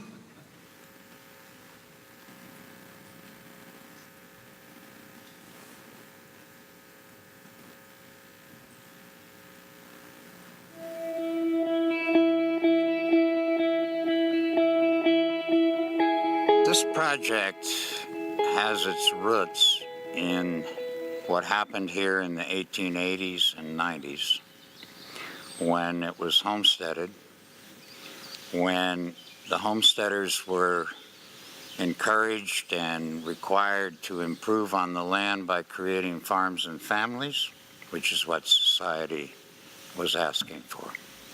Part of that work was to level the irregular landscape, remove the trees, and push, transfer the creeks over to the sides of the valley for more rapid and straightforward water transport. If you look at old reports of when they first explored these areas, they would often describe them as swampy messes or a hellish landscape because they were talking about moving through them. The early settlers, as Johnny was talking about, came through and they tamed those landscapes. They pushed the river to the side to make room for other activities. Now we're looking at it and we see coho numbers dwindling.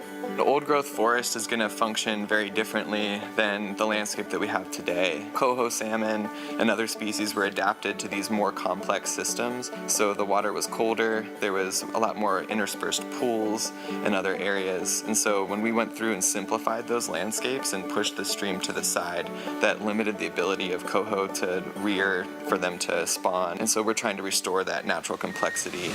Phase one of the project was a levee removal, removing the dikes along the lower section of 5 Mile Creek from the property boundary up about a half mile. And that was to allow the stream to access its historic floodplain and to restore native plant species in that section of the valley. So a lot of what the Watershed Council is involved in is looking at what native plants would have been here before. We're going through and we have different elevation zones throughout the regraded area, and so we replant native plants that are adapted to that particular spot in terms of how wet it is or how dry it is. And we're also maintaining those plantings to make sure that they survive into the future.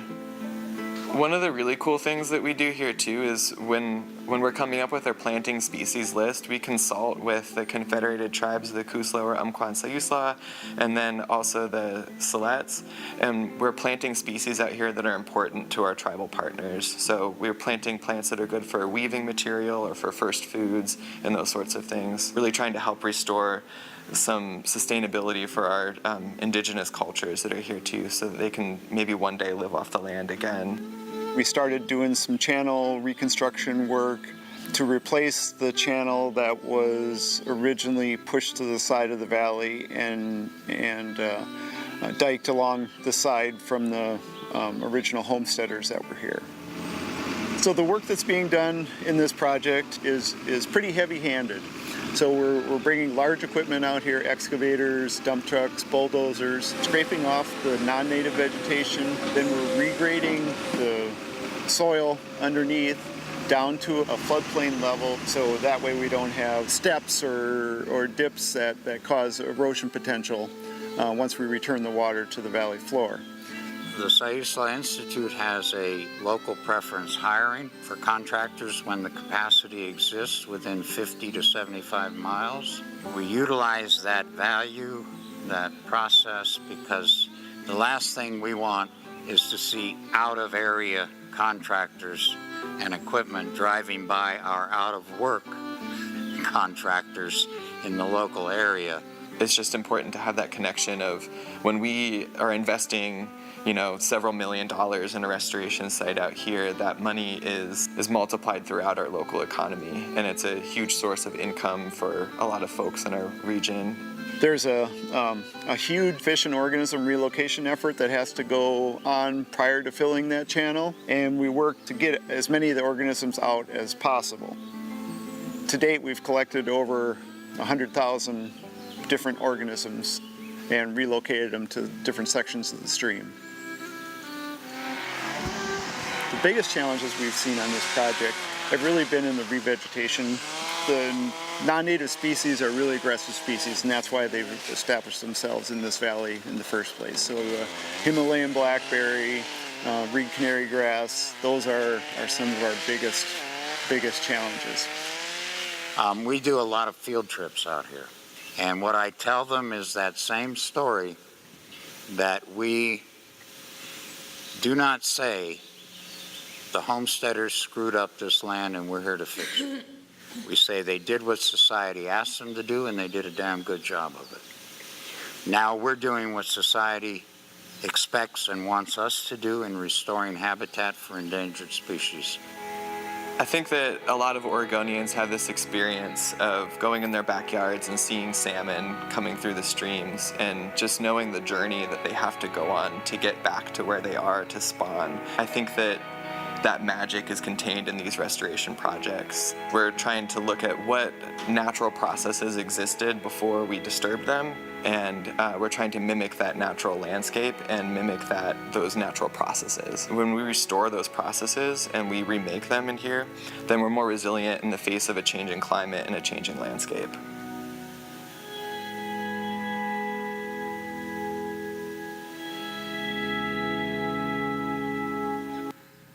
So as you can see from this video, our project partners across Oregon have been really amazed and grateful for this opportunity to have high quality video made of their projects to really tell the story of the amazing work being done on the ground.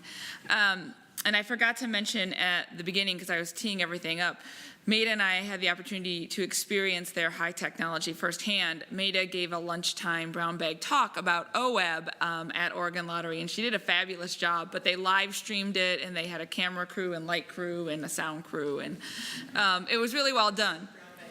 And so it's really has been amazing to work with folks that have the technology behind them and the skill sets. And at the same time, Oregon Lottery has continuously told OWEB that they've been amazed, and they really had no idea the projects and the complexity and the partnerships that we have around the state. So the next video I'm going to show you I think is my favorite, and maybe it's because many of you will know one of the speakers, former board member Eric Quemps, is featured on this project. But it's just really well done. I even, after a lesson one of my daughters had at school about salmon, we then watched this video together, and she was enthralled by it.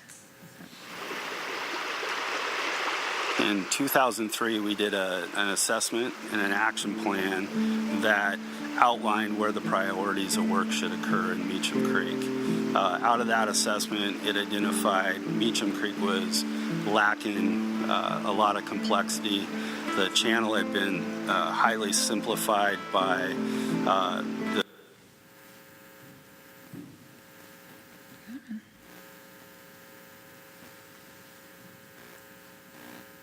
Hanging, highly simplified by something.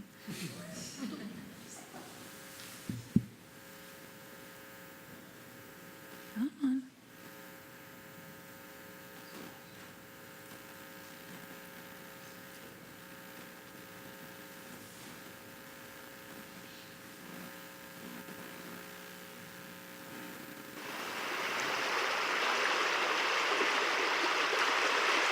In 2003, we did an assessment and an action plan that outlined where the priorities of work should occur in Meacham Creek. Out of that assessment, it identified Meacham Creek was lacking a lot of complexity. The channel had been highly simplified by the Union Pacific Railroad coming in and historic. Shoot.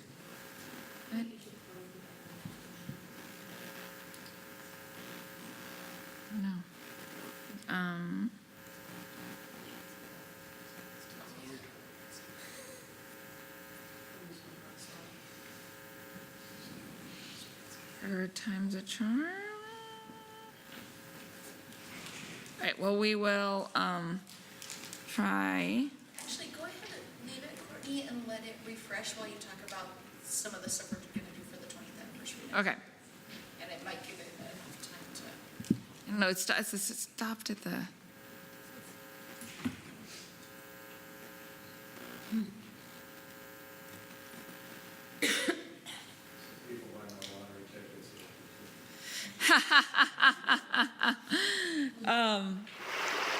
Yeah.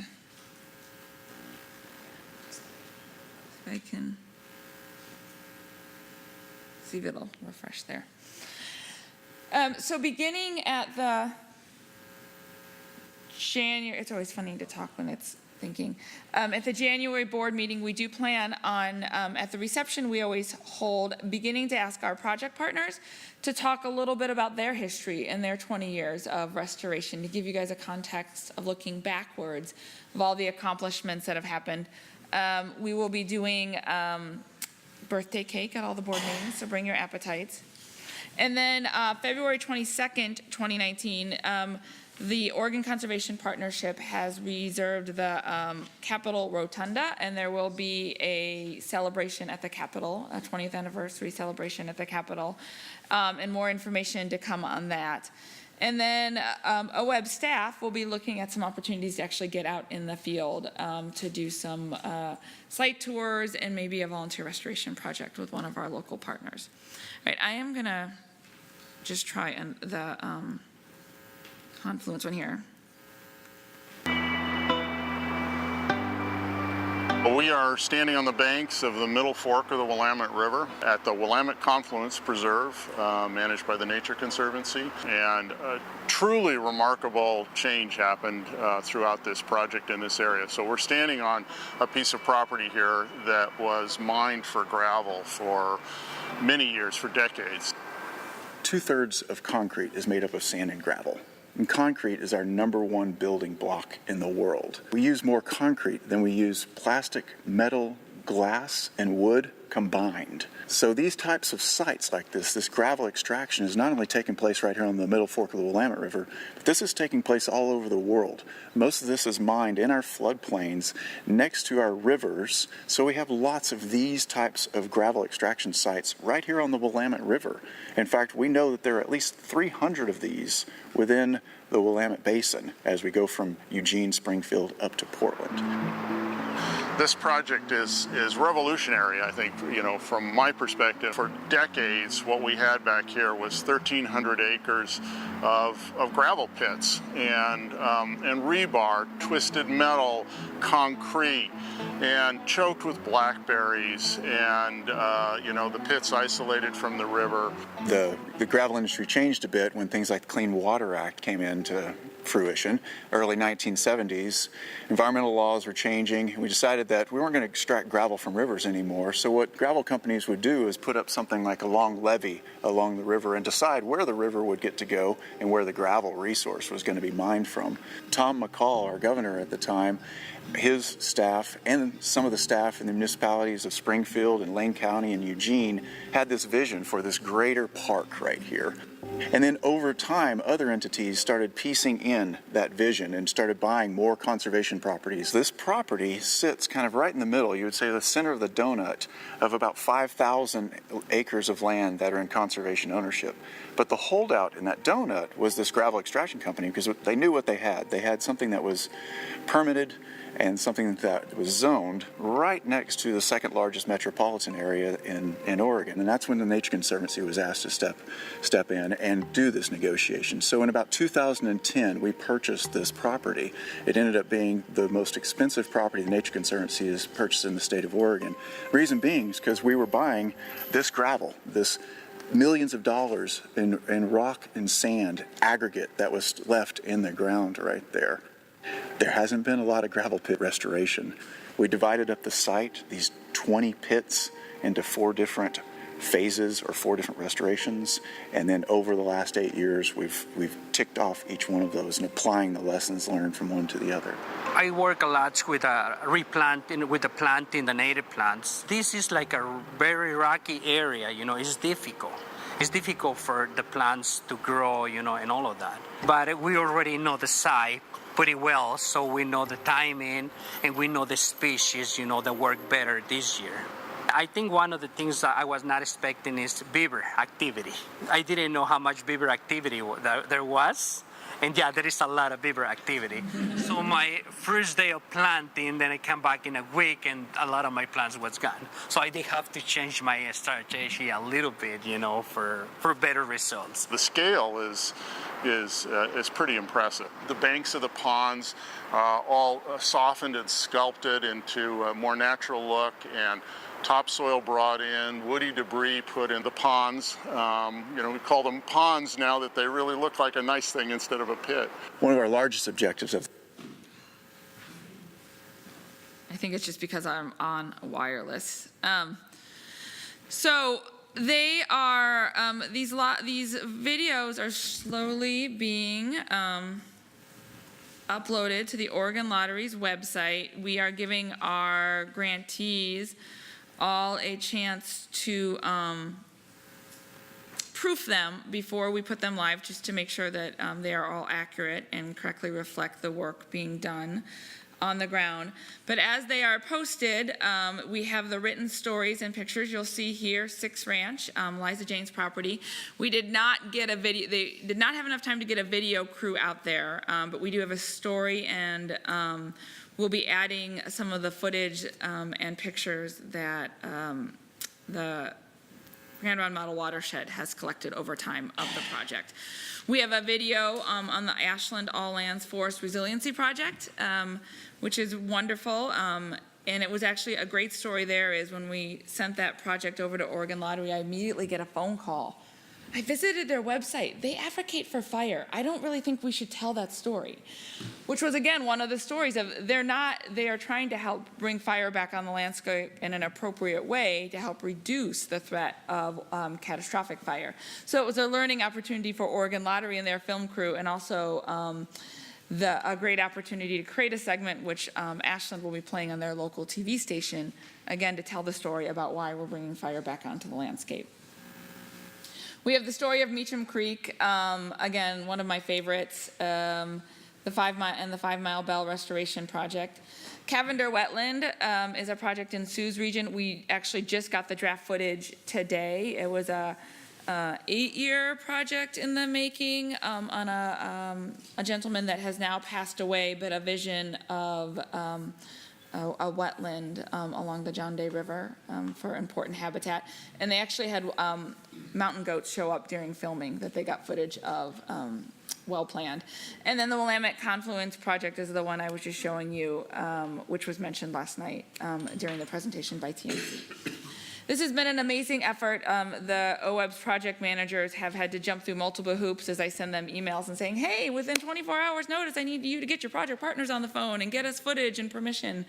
But at the end of the day, we have had the amazing opportunity to highlight people and projects that don't often get put in front of the spotlight. They are working diligently on the ground, planting plants, working in the mud, and to highlight their stories is really amazing. So we'll make sure you guys get links to all of these. And I don't know, Maida, do you have anything to add? We will not only make sure that you get links to all of these, we will ask you to share them. So they are Facebook ready. We've got a lot of social media. As Courtney said, we'll be working with the local groups and working with Lottery to get these out. The Oregon Conservation Partnership is going to be helping us with this. And then please do, this is not an official board meeting, but if you have an opportunity, do mark your calendar for February 22nd. And if you can come down to the Capitol, we're going to have the Capitol for the day to really kick off and highlight the 20th anniversary. Actually, February 22nd in Salem. I keep trying, because this is my favorite. Yeah, I think so, because it actually ties. So we're going to move down real quickly to coming in Will, you have a question? historically pushing the river up against the west slope of the Ahead of schedule, wall. listen. They were having problems with tracks being washed out. Nope, nope. All right, it was a teaser. Yeah, we can try and run it during lunch. Okay. Will had a quick question. Will Newhouser, for the record, a couple questions or comments or suggestions. One, I love the restoration stuff, but during the 20th, I would hope that we are also highlighting the confluence between ag and so forth. So, the tie gate stuff we were looking at, or White Juice Creek, or other places where we've done conversions to get more water in stream and pipe, that sort of stuff with the intersection with economics. And the other one is sort of a question about diversity, and which we've talked about a little bit in the past, and how we can do outreach during the 20th beyond our customary profile. The thing that actually brought it to mind was thinking about the Capitol and how there's a great constituency there. And we're also going to go, when we're out normally, but this might be an opportunity with the 20th to address both younger people and people of color and so forth in a different way than we've been used to. So for the record, Maida Lofsgarden, the one thing I would note that Courtney wasn't able to highlight, the end of to the economic piece and the connection, the end of the Willamette Confluence and also the Ashland Fire have a very strong tie to how many jobs are created in local communities, have a strong tribal tie, and a strong Rosario, who does the plantings, talks a lot about the crews that he brings out. So we've got a really good economic tie-in some of the parts that you haven't seen yet. And then you're absolutely right. One of the things that we're doing, actually, I'll leave it for the strategic plan update, but there's some work that we're starting to do with staff around diversity, equity, inclusion, and we think it would tie really well as well. So we'll talk about that a little bit more on that agenda item. Rosemary? Rosemary Furphy. And just to add to that, Nada, I think also understanding an emphasis to urban areas. And in many cases, last weekend, I was able to go on the Johnson Creek Watershed Council, which OWEB helps to fund, and Crystal Springs, which has done amazing opening up passage and now new spawning habitat near Reed College in the Crystal Springs Canyon. But the emphasis was on reaching to the urban population. And in many cases, these species have to go through those urban populations to get to headwater spawning areas. So emphasis on diversity and inclusion, but let's not also forget that the large population centers that we also want to educate and involve, and we are supporting, but we want to highlight that support as well. One thing we didn't mention, again, Maida Lofsgarden for the record, lottery, and this ties to folks like Johnson Creek Watershed Council, also Lower Columbia Estuary Partnership, who has a strong urban influence, Greenbelt Land Trust, who's in Corvallis, McKinsey, who's in Eugene. Lottery is going to be developing for us a set of templates. And so we see this, that they were limited in how much money they could spend in developing the videos. So the videos we have are the ones we have for now, and then we'll be doing future ones over coming years. But the great thing is they are developing a template that will make everything that any local council wants to highlight look like the state campaign. And so just like we're doing Six Ranch, where we don't actually have a video, but we've got some great storylines, we can build all of that. So for example, our goal is in the broad awareness campaign, it's not about OWEB doing all of it, but it's about giving our councils and districts the tools, and land trusts, the tools, so that when they do something, it looks exactly like that statewide look and feel, and it's part of a consistent message. The Oregon Conservation Partnership has been phenomenal in helping us with that. You'll hear more about Natalie tomorrow. So our goal is twofold, not just us, but really how do we empower our local organizations, urban and rural, to really step up their awareness campaigns too. And I would add to that, this is Courtney Schaff, based on Maida's presentation at Oregon Lottery, they have a volunteer policy where their staff have a certain amount of time each year they can do volunteer work. They have asked for contact information and ideas of which of our stakeholders they can send their staff out to start doing volunteer work with. Historically, they have predominantly, on the restoration side, volunteered with Solve. And they're realizing that there's a lot more to watershed restoration in the state of Oregon besides Solve. And I haven't even had a chance to share with Maida yet, but they've already started to reach out to some of our stakeholders and asked about how can their staff get more involved, because their staff are more energized about the opportunities and what's happening on the ground because these videos have been created. Great. Molly, did you have a question, then Laura? Yeah, just two comments, actually, really. These are lovely. This is the kind of education, outreach, awareness material that just usually really galvanizes a lot of activity, so kudos to pulling this off. Some thoughts, though, about kind of the engagement and making sure that the reach goes to a more diverse audience is on the Capitol Hill Day. Is there the thought of bringing the local workers to celebrate the efforts that their sweat equity in these projects, because that's a lovely way to really show how many diverse occupations, knowledge banks, and everything else had to come together to execute these ideas. That's a great idea. Thank you so much for sharing that. That's a wonderful idea. And then the other part, I can't help but put the science hat back on. There's so much knowledge that's been captured in each of these projects. Is there any effort, either with OWEB or with partnering with other organizations, to capture the restoration science at the highly technical level, or put it into school curriculum in the local watersheds as another way to kind of take these talking stories and raise the next generation up? For the record, Courtney Schaff, and I'm not sure if Maida's going to touch on it during the strategic plan, but there is an effort right now called Telling the Story, and Also one of our directors updated. one of the director's updates. So tomorrow there will be more information on that. So yes, there is an effort now to take some of this scientific knowledge, the results of these projects, and transfer it to speakable terms to the public. Even just in technical terms, like the economic, environmental economic component of it, the partnership business component of it, these are really rich projects. Yes, they are. Thank you. So I had Laura and then Alan, and then we're going to jump to item number 6 under agenda item P. So. Laura Masterson, maybe I missed something, and I totally get that it's not. I agree with you that shouldn't be all about OWEB, but I didn't see OWEB anywhere. So, for the record, Courtney, if you listen to the whole video, every single one, and I mean, so I will tell you that OWEB staff could not be there. This happened like in a week turnaround where they set these filming dates. Every single one of our partners mentions the value of OWEB and the OWEB dollars. And so OWEB is mentioned by our partners in all of the story write-ups. OWEB is mentioned. And so, yes, it clearly is. And the video, the partners do a great job mentioning OWEB throughout the videos. Okay.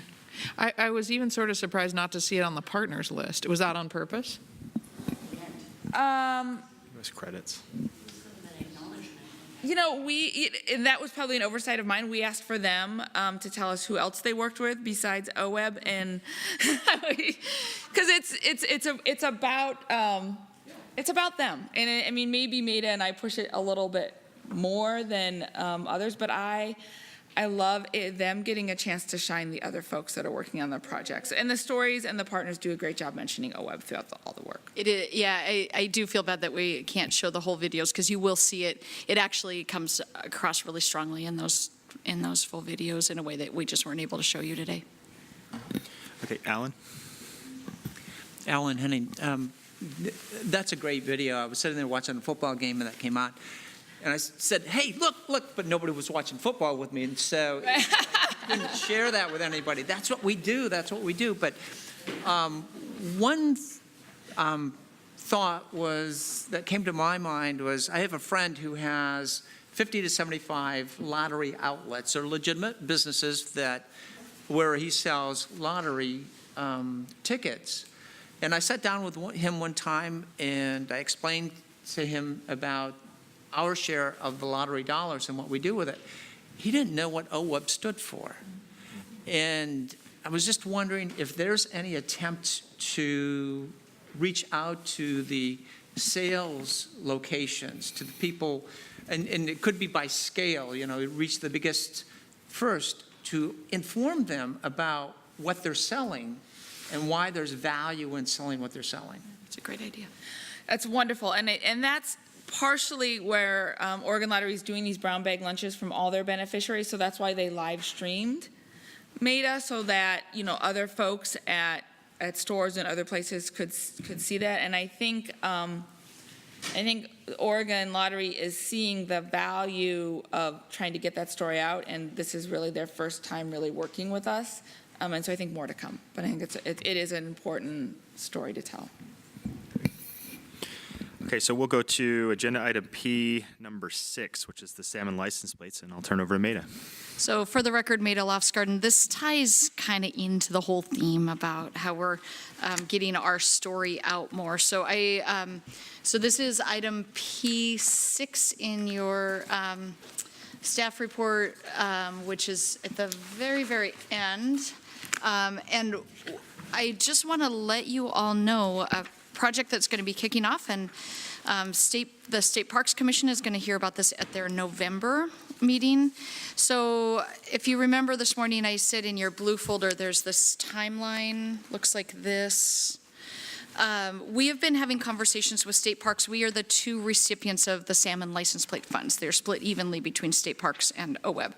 As you heard this morning, we use the OWEB dollars for restoration projects. State Parks does similar work on projects that are related to salmon recovery on their lands as well. The funding is not a large amount. It's a fairly small amount of our budget. And the funding that specialty license plates draw is a small amount of the money that license plates generally draw. About 10% of license plates in the state are specialty license plates. So we're in a fairly small market. However, we and Parks believe that it might be time to hit the refresh button on the salmon license plate and look for an opportunity to potentially increase sales with a revamped license plate. We're excited because the license plate is 20 years old as well. So the lottery funding, the license plate, our agency are all kind of near 20 years at the same point in time. So we, just so you know, are kicking off a process. The timeline is there in front of you for how we will be setting up a new license plate. We have a team that has been formed between us and State Parks. The great thing about working with State Parks is they have a lot of different ways to approach corporate connections than we do. They do a lot of that, just like National Parks did with Subaru during their anniversary. And so we're actually going to be forming a promotional team, which will be a corporate-based promotional team. So our hope is folks like REI, none of these have been asked yet, but folks like REI or Nike or Adidas or others that might be able to participate, also potentially car dealers, coastal car dealers, places like Subaru and others. So our hope is to kick that off. It takes a while to get this done. So we are starting now, and if you flip to the second page of the timeline, the goal is that the license plates actually are available in November of 2019. That's for a couple of reasons. One, there are a few plates being released this spring, so we don't want to get in the mix of that. Wales is one. There's another I can't remember.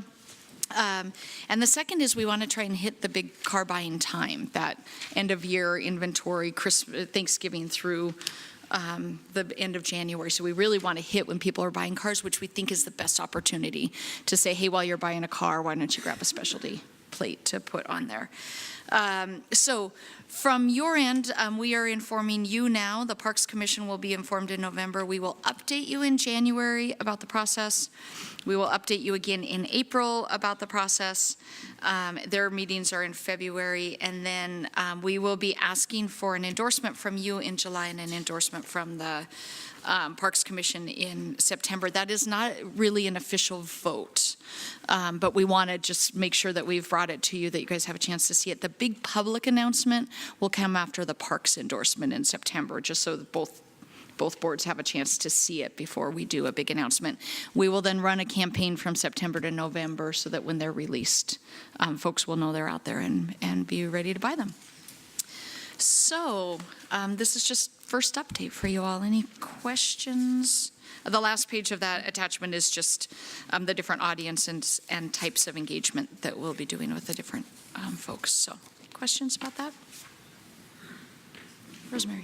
Rosemary Furphy. How have license plate sales been going? I mean, have they plateaued, and are you thinking of new ways to re-energize that? Is that part of the idea, that maybe sales are flat?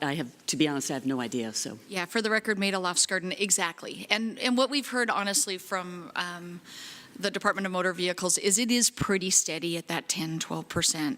So we're competing for a pretty small market. Ours have been stable or a little bit down. You're not seeing we're not seeing a bump up. We're seeing a little bit of a decline, and our goal is that if we can invest and reinvigorate, that we might be able to get a bump in that. And again, once somebody has a salmon on their plate, you continue to receive that extra piece of funding. You pay extra every time you renew your plate to keep that specialty plate. So if we can bump that up and maybe just get a little bit higher. Again, small market, but it's worth a shot. Great. Any other questions for Maida? All right, before we break for lunch, are there any special lunch instructions? Yes. Where did Derica? So one thing we've heard, people are having a hard time coming back in once they've left. Apparently the door is just really sticky. So if you feel like you can't get in, just try harder. And Derica, any instructions for lunch? And then Eric, I have a question for you as well. But Derica, instructions for lunch? So for board and staff, there will be lunch of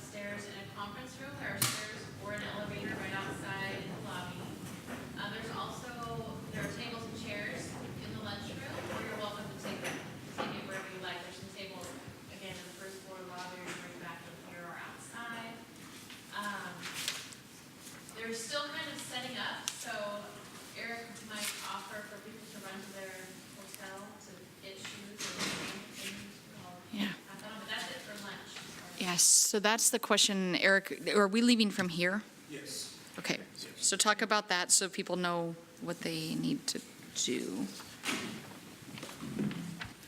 So for the record, Eric Hartstein, the tour will be leaving at 3:45 at the conclusion of today's meeting. So if, and I checked with the tour sponsors, and the site is dry. We don't need mud boots or anything. And looking at the various footwear, I think we're going to be okay. But if you do want to go back to the hotel to change or get some clothes for the tour following the meeting, I would do that during lunchtime. Do we want to convene back at 1 since we're... Correct. Okay, so we'll go ahead and break for lunch, and we'll convene back at 1 o'clock. And I'm just going to say I was able to get a lower quality version of the video, so I might play it down here during lunch. Great. So I'm going to go.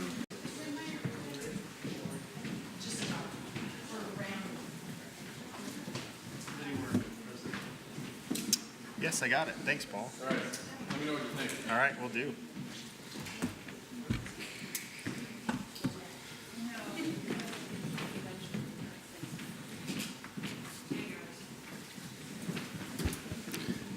All right, we're just waiting on a few more board members.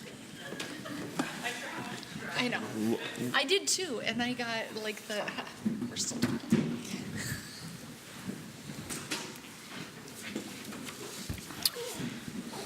Okay, so we're going to continue to move forward with the director's updates, agenda item P on tomorrow's agenda, and we're going to move into item number 2, Oregon Ag Heritage Program update with Eric Williams. Good afternoon, board members. For the record, Eric Williams with OWEB. And this update is just to follow up on what we discussed at our last meeting in June. You might recall that you appointed the commissioners to the new Agricultural Heritage Commission at your January meeting, January 31st, in fact, and they got to work on February 1st. Started right away, hit the ground running in developing a new set of rules for this exciting new program that the legislature authorized, which includes authorization for different grant programs to address working lands conservation. And those offerings include succession planning. They include conservation management plan, both development and implementation. They include technical assistance to entities to provide those services, as well as conservation easements and covenants. So very exciting program offering, and the commission, as Laura can attest, Laura was one of our technical advisors who trudged out to Prineville roughly every 3 weeks or so. We met 7 times there with Will between February. Will is our ad hoc member from the OWEB board. We met 7 times between February and June, culminating with a draft set of rules that were put out for public comment, addressing each of those program offerings. That public comment period was open on July 1st, and it just recently ended on October 5th. And as part of our work in working with constituents and stakeholders on public comment, we met with the Board of Agriculture to dive into some of the details of the program so that they could be better positioned to comment on the draft rules. Met with the Fish and Wildlife Commission as well for the same purpose. And so right now we are compiling all those public comments and preparing responses for the Ag Heritage Commission to work through to create a final set of rules at a meeting that they have scheduled for November 1st. That will position us to have the OWEB board act on those rules in January. As a companion piece to not only having the rules in place so that we have a program that's ready to go, to also provide the legislature with some background for program demand as they entertain the budget request, hopefully if it makes it that far, to fund the program at $10 million.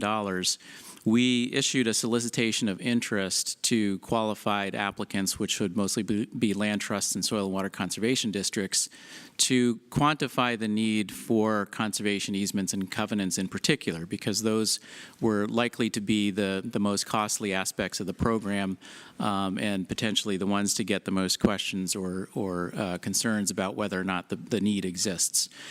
And so without really very much advertising, we received a tremendous response to that solicitation of interest, and we included a few parameters in there. We wanted to make sure these were not just projects that were sort of in the pipe dream phase.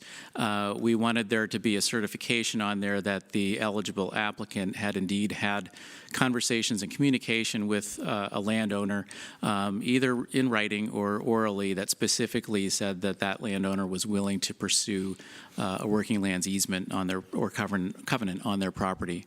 And so there was some level of rigor to this, even though it's not a formal grant application because we don't have funds, but it was sufficiently rigorous, in our opinion, to show a demonstrated need for funding for working lands easements.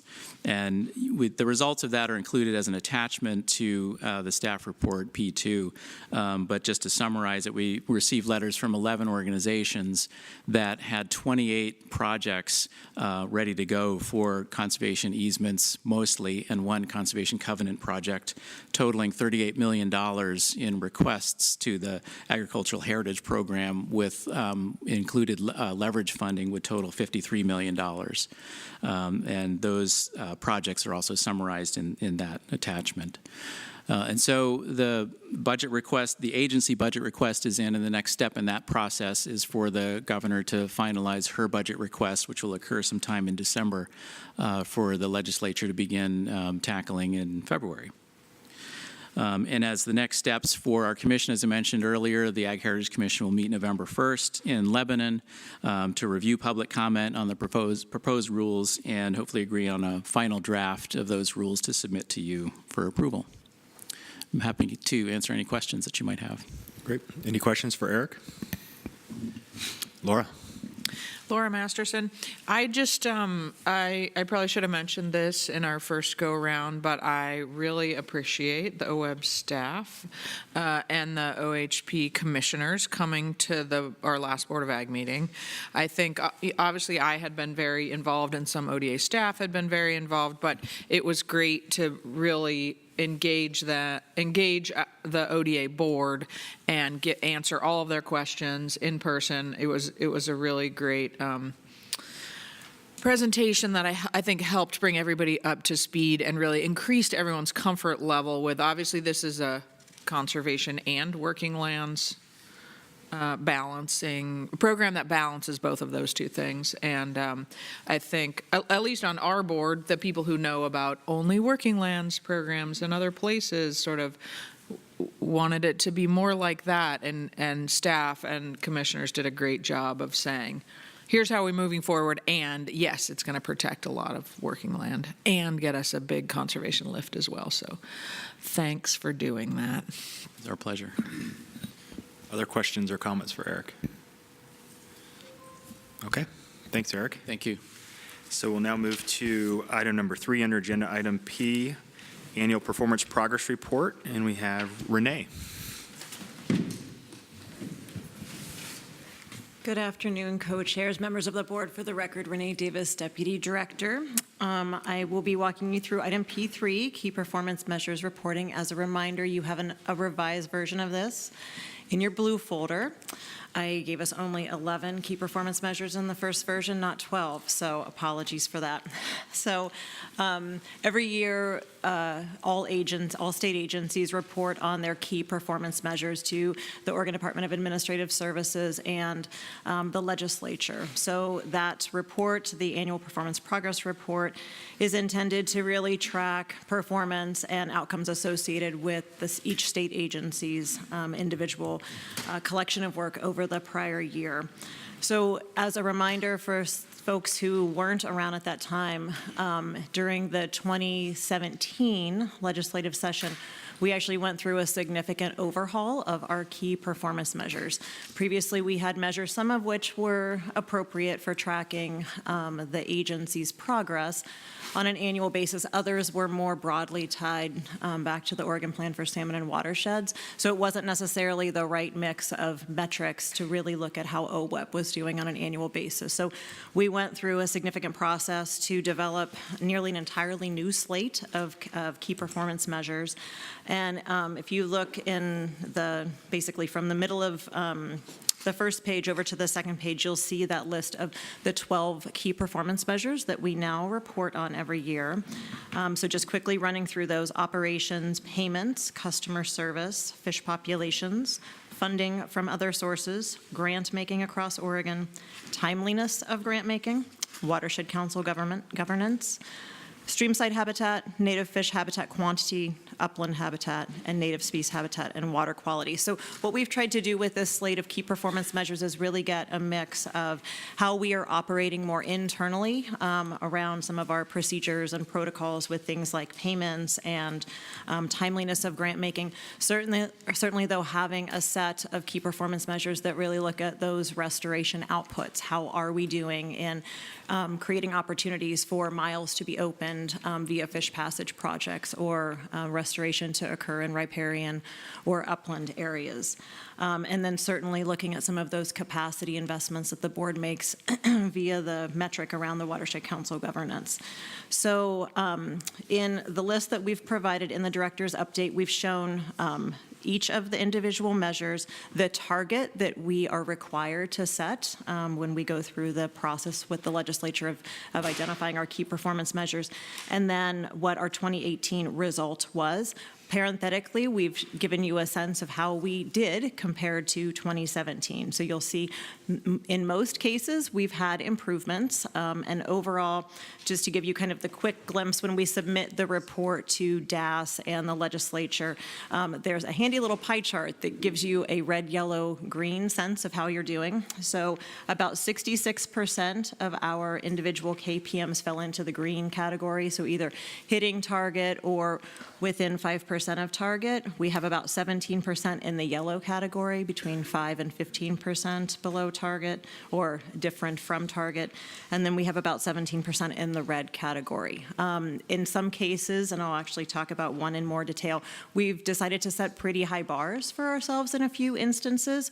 As I think those board members who've been around for a while know, we are real big fans of continuous improvement at this agency and really like to continue to push ourselves to do better and improve our processes. So in some cases, we set targets that we knew we likely might not achieve for a number of years, but felt like it was the right thing to do. So I'll just highlight a few examples rather than going through all 12 of these. So if you look at the customer service KPM, all state agencies are required to report on the same customer service KPM, and it has multiple components to it. One is an overall measure, excuse me, of how we're doing by way of customer service, and then some sub-measures around things like timeliness, accuracy, helpfulness, expertise, and availability of information. Both in the overall category and then in all of those subcategories, we did see improvements between 2017 and 2018, and overall we're measuring at 93% in terms of our KPM percentage. Our target is 91%, as is the case for all state agencies, so we're pretty pleased with that. The one great thing actually about the system that we use to gather that information from our customers, which are applicants, grantees, and other stakeholders who we interact with, is there's a chance for them to give us narrative feedback, and that has been incredibly helpful. One, to let us know, even to the degree of identifying individual staff who are doing a fantastic job of providing stellar customer service and being able to identify them, but also to hear feedback about some of the new processes we've put in place. For example, our online grant application system has gotten a lot of kudos, but also hearing where folks are saying, oh, you know, we're still struggling with this piece or that piece, and giving us, I think, a really great collection of feedback that we can then utilize to continue on some of those great efforts that Liz and others have been involved with around our continuous improvement as an agency. And then if you jump down near the bottom of the first page of the director's update, you'll see timeliness of grant making. Our target on that, this is one of those that I said we set an incredibly high bar on. Our timeliness, or our target rather, is 95%. We're right now at 18%. So we have a ways to go to meet that target.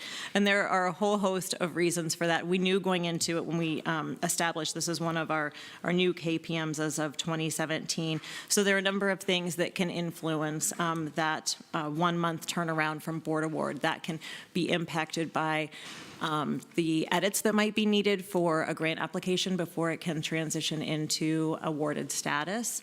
It can be due to outstanding reports that a grantee may have a need to resolve before we can release a new grant agreement. It may be due to some of our internal procedures and how quickly or slowly we're turning things around, including working with Department of Justice to review some of our grant applications that are over a certain dollar amount. So there are few things we're doing to try to streamline, for example, the DOJ process, and also incorporating some new internal tracking measures so that we really understand where those pinch points are between award and finalized and executed grant agreement so that we can continue to improve our processes. And one thing that came up in the car when we were driving down with Molly is I just want to remind folks that the KPMs are just one in a whole host of tools in our measurement toolbox. So this is definitely an important piece of measuring how we're doing as an agency, but we definitely rely on other work, such as the programmatic effectiveness monitoring we're doing, some of the FIP monitoring that Alan mentioned earlier,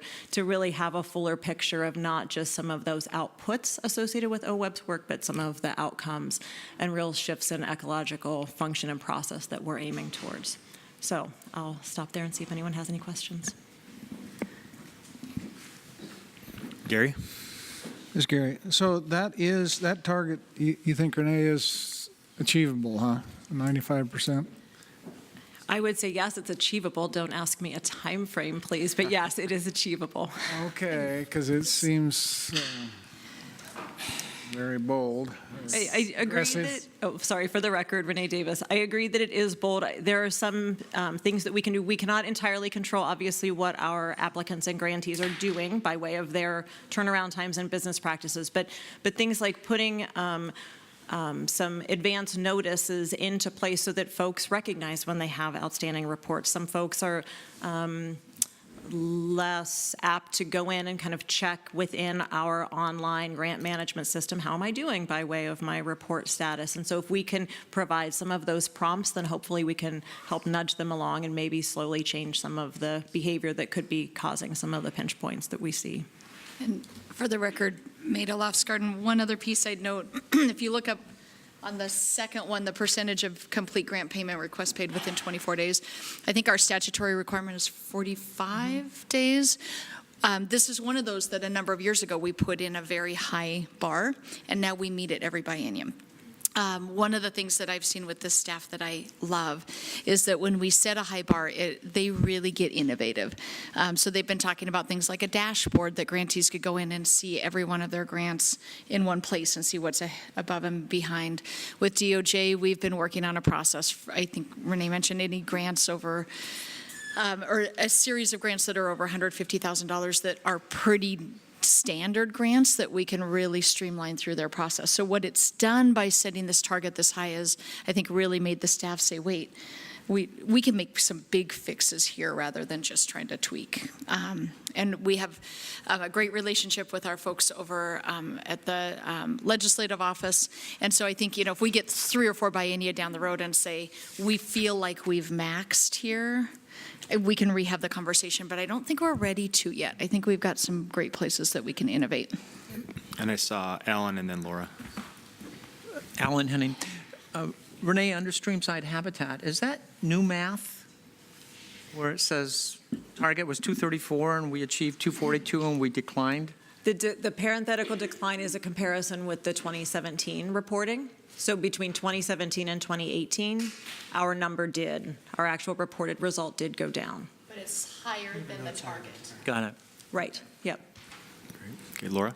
Laura Masterson. So Maida, were you saying that, can you clarify maybe when is OWEB getting out, say, 50% or 95% of the grant monies? Like, so in a month, it's 18%, but where is how far out does the rest of it stretch? Is it a month and a day? So for the record, Renee Davis, I don't actually have that specific number. My guess is it's not a month and a day. My guess is it's probably closer to 60 days, and that is absolutely winging it, but we can take a look at that number. Yep. Paul? Yeah, Paul Henson for the record. The fish population target or accountability? Is that like just a general measure of species that we're interested in recovering? It's not specifically attributable to projects that were installed or, right? For the record, Renee Davis, the former is correct. So we work with ODFW to report on this. We are not connecting it with a slug of restoration activity in a particular area. Okay, other questions? All right, and we've got a little bit more time here, so we'll keep moving forward with item number 4, online systems, and that's also Renee. Yep. For the record, Renee Davis. So this is actually a nice follow-on from the KPM conversation, given that some of what we were hearing about with our customer service, for example, was around some of the recent online system improvements. So long ago, a few of you were there when we adopted the long-term investment strategy back in 2013. We set an intent to move more of our processes, including grant applications, to an online system.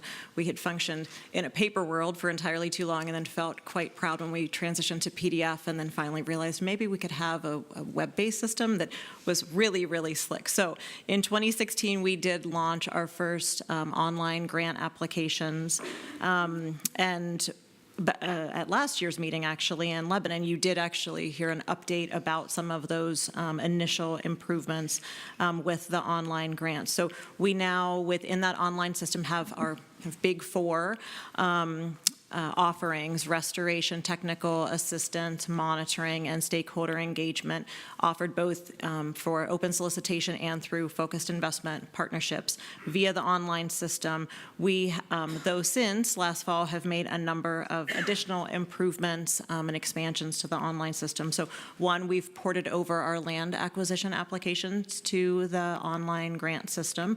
We did have it in a clunkier, less sophisticated version of the system, but now it's ported over. So that same portal that Courtney was mentioning that folks will be coming into for council capacity, it's the same entry portal for now land acquisitions.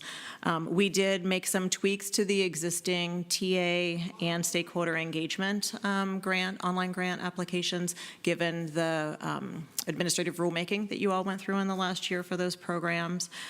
We've made refinements based on extensive user feedback on each page of the online grant applications. Users can click a single button and tell us what they really love about that page or what they are maybe potentially displeased about on that page. And that goes to our IT folks and a team that includes grant program staff to really digest and think through what are those priority refinements we want to make. And then we have built an application reviewer module into the system, which for any of the state and federal agency folks sitting around the table, for your staff who are involved in our regional review teams, it gives them an opportunity to go in via the online system, access all of the grant applications. Staff can go in, input the evaluations that you subsequently see in your board books into the online system, and then we can port that information directly over as we're developing grant agreements. So a lot more efficiency is being provided by this much better integrated system.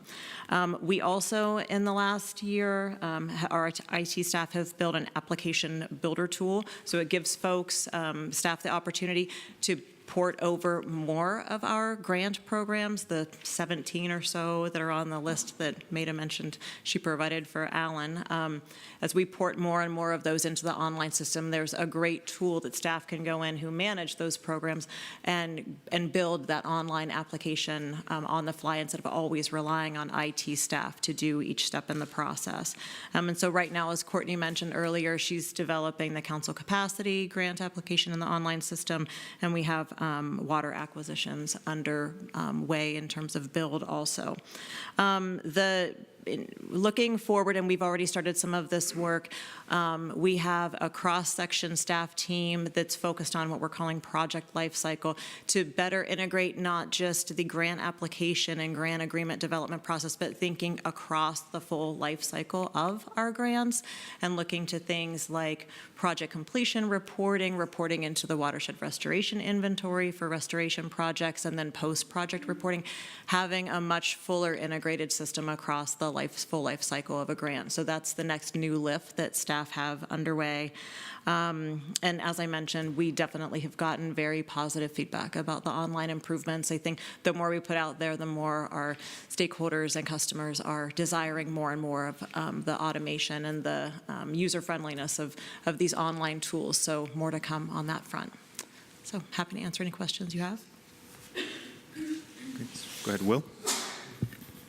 I don't want to get ahead of ourselves, but I will.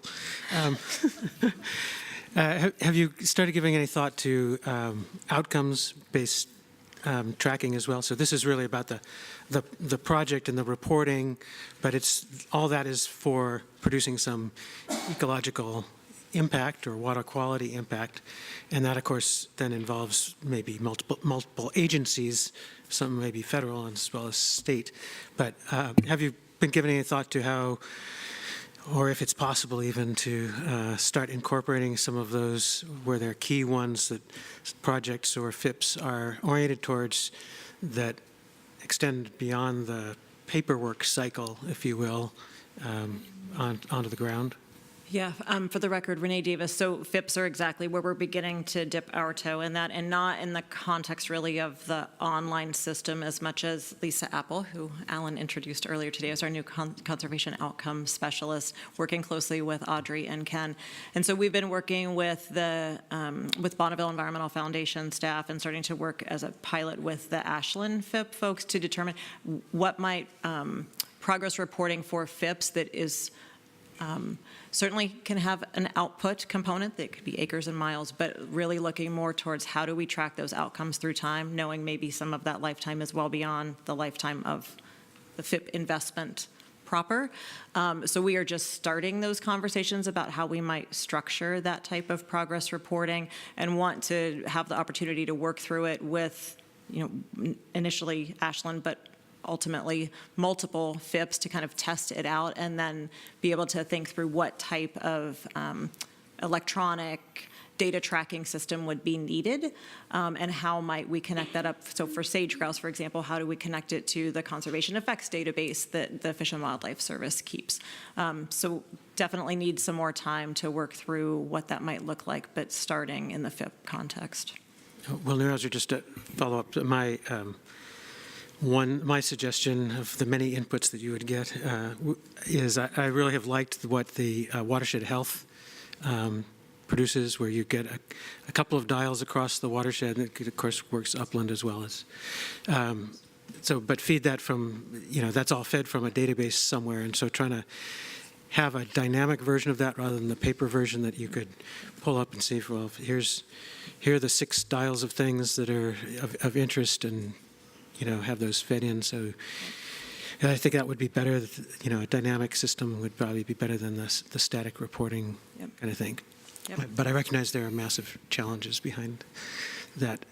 Having worked on user interface stuff in a prior life, it often helps to start from what you want the final display dashboard to look like and let that drive forward. Yep, absolutely. Thanks for that, Will. Perfect. Okay.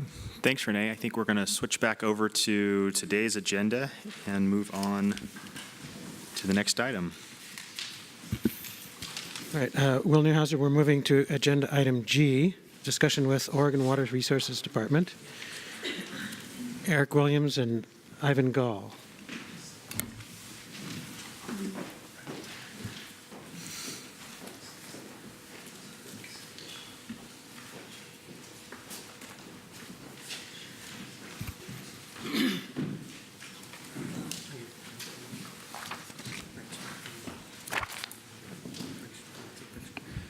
Co-chairs, members of the board, thank you again for the opportunity to be here today. And this item is following up on a discussion we had at our April meeting in French Glen.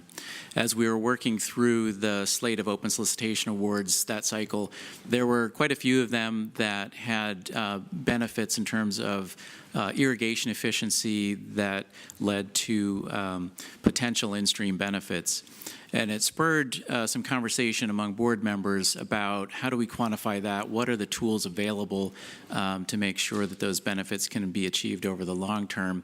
And we also had some public comment about that issue as well. And so following up on that, the Open Solicitation Subcommittee, chaired by Member Reeves, convened shortly afterward to dig into those issues a bit more. And we're fortunate enough to have Ivan Gall, who's sitting here next to me, come and talk further with us. And we thought it would benefit the board as a whole to hear a more formal presentation about the different options available for preserving water in stream. There are several tools available. There are complex interrelationships among and between them.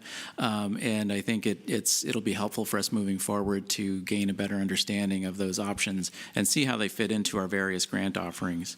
And so I'm pleased to introduce Ivan Gall from Oregon Water Resources Department. He's the Field Services Division Administrator, and he's going to get into the details for us. Thanks, Ivan. Thank you, Eric. For the record, Ivan Gall with the Oregon Water Resources Department. I do appreciate the opportunity to come down here and speak with you all. I think we have plenty of time to get through the presentation and get to some questions here at the end. I'll touch briefly on kind of our in-stream transfers and protection mechanisms, including in-stream transfers, leases, our allocation of conserved water program, something called forbearance agreements, which we'll move quickly through.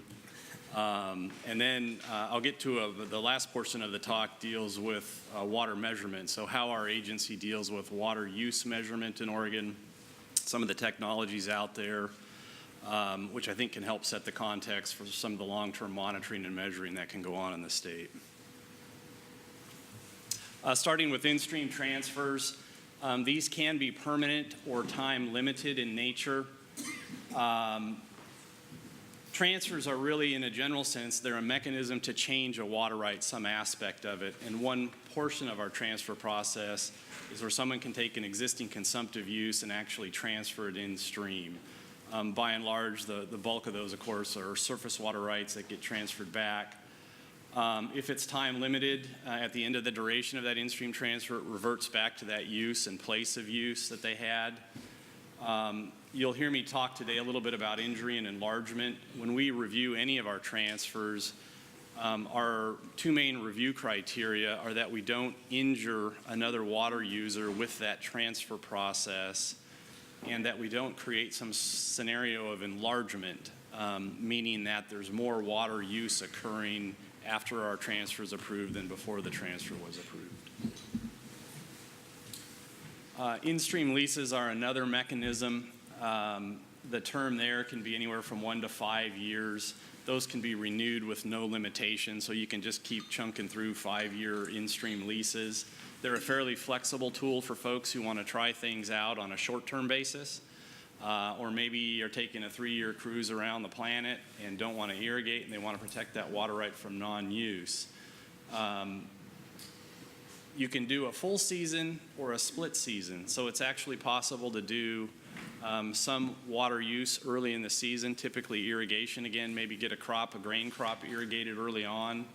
And then for the remainder of the season, as stream flows drop, lease the rest of your water right in stream to be protected to maintain stream flows there.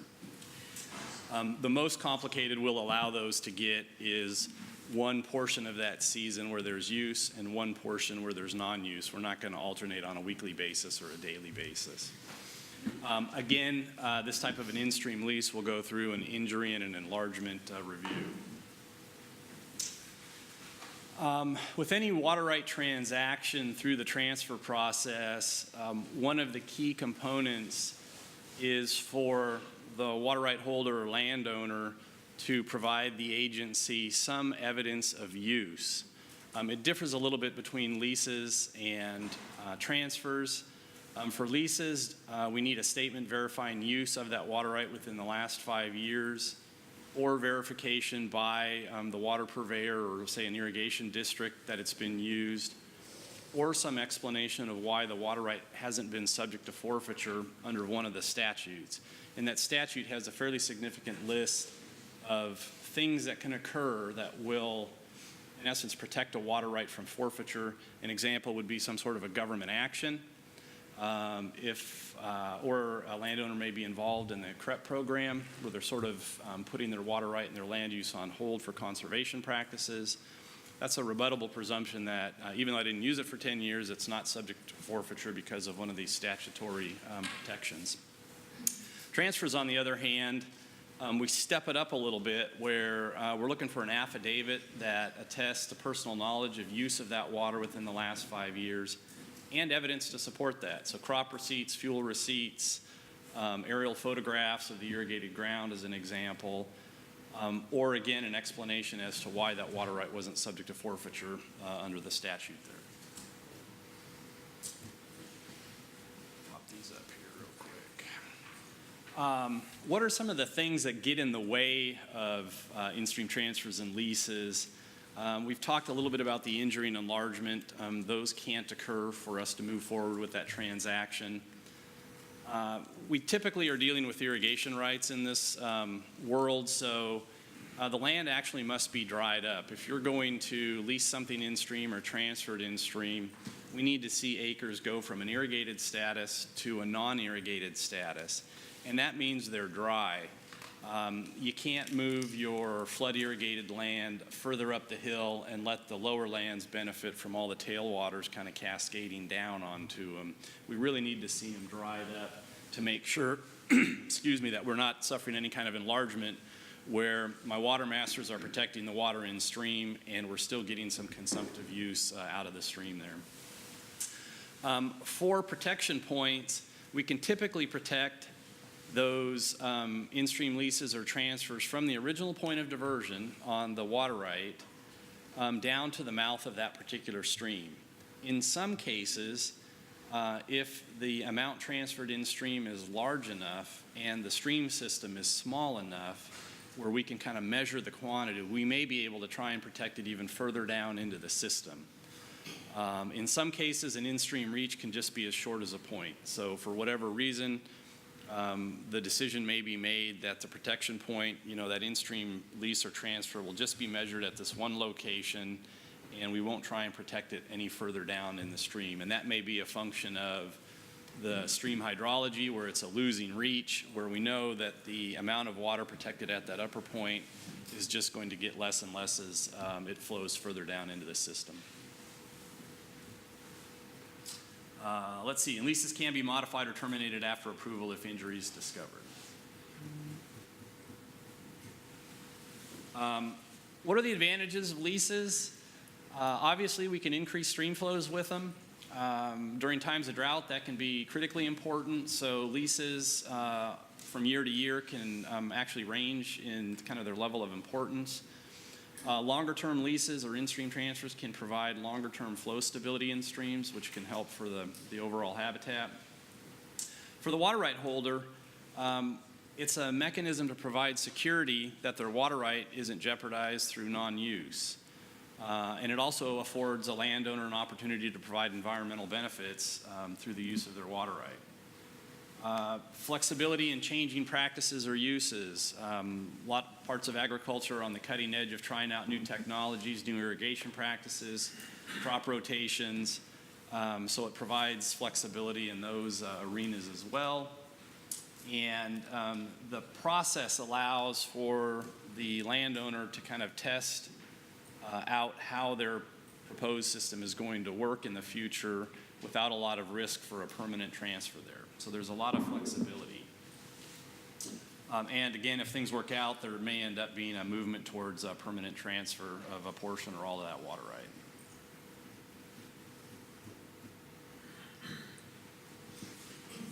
Submission deadlines. So for seasonal water rights, they have to have their application submitted prior to July 1st. That actually can be for that very same year. So if there hasn't been any water use and they want to fairly late into the irrigation season go ahead and do an in-stream lease, they could submit the application as late as July 1st. For year-round rights, so this could be something like a municipal right or some sort of a broader agricultural right, they have to have that application in prior to October 1st. Split season leases, minimum of 2 weeks prior to any use on land or in-stream use. So if they are thinking about doing the split season lease, they've got that pretty brief window, or they can take it up all the way until about 2 weeks before they want to implement the change. Allocation of Conserved Water Program. This is an interesting program. So we've defined a conservation measure as a physical change that allows a water user to satisfy an existing beneficial use with less water. So they're implementing some technology. They're going to maintain their full downstream or down ditch or down pipeline use. But because of the implementation of this technology, they're going to divert and convey less water. And so where we've seen this largely play out are through upgrades in irrigation systems, where you go from inefficient flood irrigation, as an example, or old wheel lines, up to new center pivot technology. There's water conserved in that sense. The big savings we've seen have primarily been in the Deschutes Basin, where there have been large canal piping projects and significant amounts of water saved there. Because they can now convey the water across that volcanic terrain in a closed pipe system, those large canals aren't subject to the significant losses where the water just drops out the bottom of the canal system there. So those irrigation districts are able to reduce the amount of water that they divert to offset those savings there. Which water rights are able to participate in the allocation of conserved water? Turns out it's just the decreed water rights and certificated water rights. So these are water rights that have basically, the certificated water rights have gone through an application process. We've issued a permit. They've proven up on that water right. We've issued a certificate, which is the final step in the water right process. A decreed water right is a water right that's gone through an adjudication process, and the circuit court, typically in that county, has issued a decree which has laid out all the water rights. Those were generally for the pre-1909 surface water rights. So decreed rights, certificated rights are eligible for the allocation of conserved water. The conservation measures that were implemented can only have been implemented in the last 5 years. So once the application's submitted, it's either they're going to intend on implementing conservation, or perhaps they did 2, 3, or 4, or 5 years ago. If they did something 7 years ago, it wouldn't be open for the process. Conservation measures can't expand or enlarge the water rights or harm other existing rights. So it's that same injury enlargement review process there that goes on.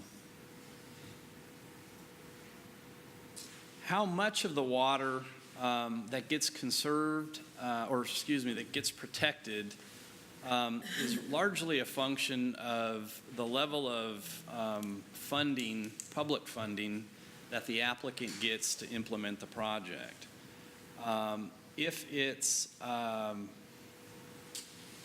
funded 100% by public dollars, the state is going to end up with 75% of the conserved water. 25% of the conserved water would go to the applicant for other uses. That amount of water that goes to the state decreases as the percentage of public funds decreases for the project there. The state's portion of that conserved water can be converted to an in-stream water right if it's determined that that water is necessary to support in-stream flow purposes.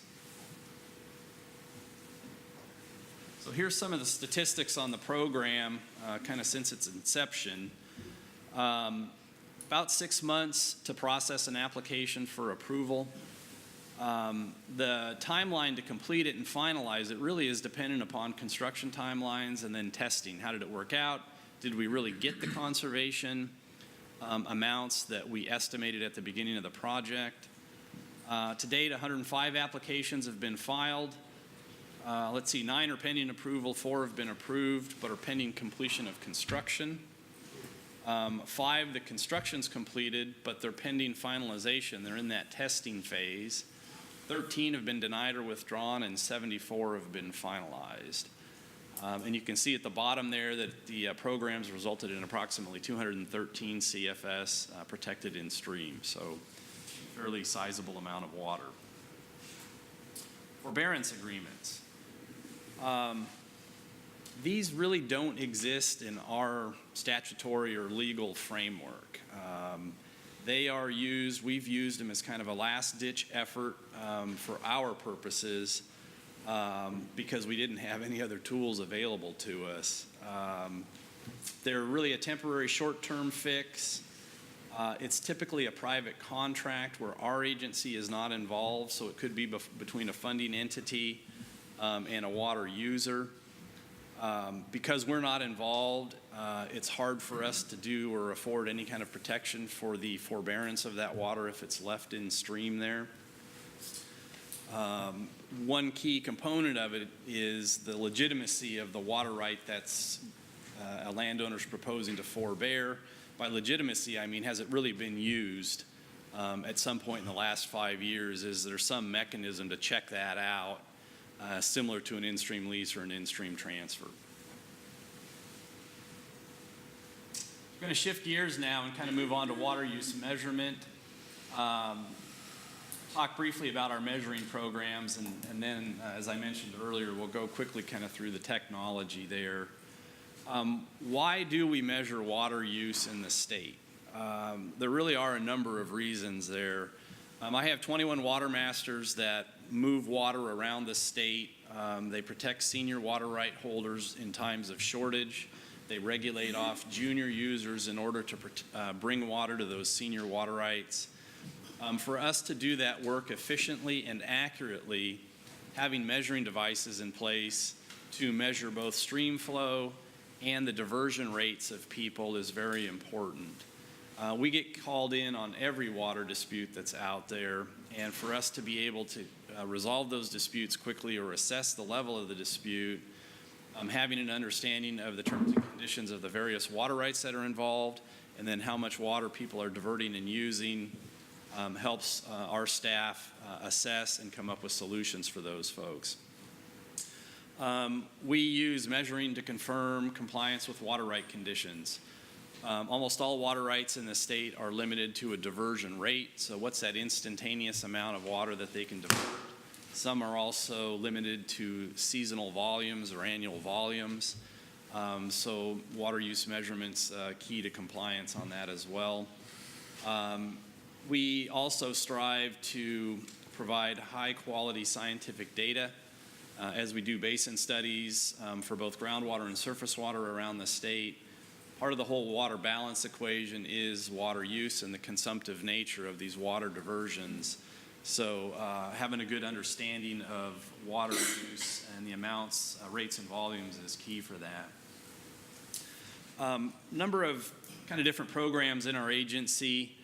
Our Water Resources Commission in the year 2000 developed a water measurement strategy for our agency to implement. We call it the Significant Point of Diversion program, where the intent was to go out into high priority water availability basins. Our water masters worked with ODFW biologists to prioritize these basins and try and get measuring devices installed on the largest diversions in those basins. We've had on and off over the years, depending on funding from the legislature, a cost share program to help with the purchase of these measuring devices. Those have been kind of a 50 to 75% match, where we would provide some money to buy measuring devices. Remote sensing technology is a new program that we're looking at right now and using in the Harney Basin to look at consumptive uses from the irrigated agriculture down there. Still fairly new to us, but it holds some interesting promise for more basin-wide looks at water use. I thought it's important to touch briefly on the concept of measurement versus reporting. It's really helpful for my water masters to walk up to a diversion and understand how much water is being diverted right then and right there. It would also be useful in a number of ways to have the water user report that information to us, let's say on a monthly basis. How much did I use in the month of July? Again, that helps with scientific studies, helps with compliance, and helps build a good understanding of how that system responds to water use, climate change, any number of different things. We have a number of ways to get the measurement implemented there. The significant diversion program is one of them. I mentioned that. A lot of the newer water rights since the early mid-90s have conditions on them that require measuring devices of different sizes on that. A water master can order a measuring device to be installed on any water use in Oregon, exempt wells, permitted wells, surface water diversions. We do have the authority to get the measuring device. We don't have the authority to have the water user report that information. So if we want the data, we have to go get it. And then there's just voluntary measurement. Usually we get that through the cost share program. Now, where is reporting required? Some of the permit conditions, again, going back to the early 90s, required not only measurement but reporting. The statute, Oregon Revised Statute 537.099 requires governmental entities to report water use to us on an annual basis. We also have a tool called a Serious Water Management Problem Area where we can require water use measuring and reporting. We just implemented that tool in the Walla Walla Subbasin up in the northeast corner of Oregon there because of groundwater level declines going on in the basalt aquifer system. For reporting, typically what we're after is having the landowner provide us with monthly water use totals and just submit that one time per year. So we try and keep it fairly reasonable. Excuse me. Statistics in Oregon, just to kind of frame this up for you. We have about 89,000 water rights that have been issued in Oregon. That includes surface water, groundwater, and storage. About 17% of those, or 14,800, are required to measure and report water use, either because they have a permit condition that requires that, or they're one of these public entities that has to report it. For 2015, so a 3 years ago, we received water use data for 10,200 of those 14,800. So that, in a percentage, is 11% of the total water rights in the state were measuring and reporting water use. About a 70% compliance rate with those who were required to measure and report. We have one individual in our agency that handles our water use reporting program. That position has, again, kind of come and gone with funding over the years. We've been lucky to probably have had it for the last 8 or 9 years, so we've got pretty good consistency. But as you can see, there's still room for improvement in that compliance rate. I'm going to get in now a little bit to the nuts and bolts of water use measurement. And what I wanted you to walk away with today is kind of an understanding of the spectrum of technology out there that's available for water use measurement, and then the relative amount of personnel time, staff time that goes into these devices, and the cost associated with them. I think my background's, I'm a groundwater scientist by training. I would love to have all the groundwater in the state measured and reported. It would be a really nice set of data to have. It would cost some money to do that. And there's a lot more to it than just collecting it and measuring it. You have to have a data system to house it, a database, someone to administer that database, and then someone to make sure that the information being reported to the agency has an adequate level of quality assurance, quality control, so you've got a pretty high level of confidence in the data that are going on there. So it's really, you got to build a whole system to accommodate the data. What I've put up here is just I guess a quick illustration of some of the levels of complexity. When I talk about stage, it's not for stage fright or getting on a stage to perform. We're talking about the height of water in a stream. And so my water masters around the state measure water levels in wells or water levels in streams or water levels in reservoirs. And that's a fairly straightforward and inexpensive way. It can be a $40 enameled 3-foot staff plate that you mount permanently in a small pond, and you can measure the water level going up and down. Sometimes we have automated equipment and data loggers to measure that. Fairly straightforward. Rate, you heard me mention the term rate earlier. That's the instantaneous amount of water that you're diverting or pumping from a stream or a well. And typically that's going to be a totalizing flow meter that is there, a few $100 to a few $1,000. You install it. If it's installed properly, it should provide years of reliable water use measurement there. Duty. So duty, we're talking about the volume of water that someone has used or diverted for a certain period of time. And so now we're introducing time into the equation, and we have to measure the rate that they're diverting from with a flow meter, and we need some way then to total it up. And a totalizing flow meter, again, a few $100 to a few $1,000, is a very inexpensive and accurate way to do that if you have a pressurized system. We still have the largest water users in Oregon are typically large irrigation districts that divert into open canals.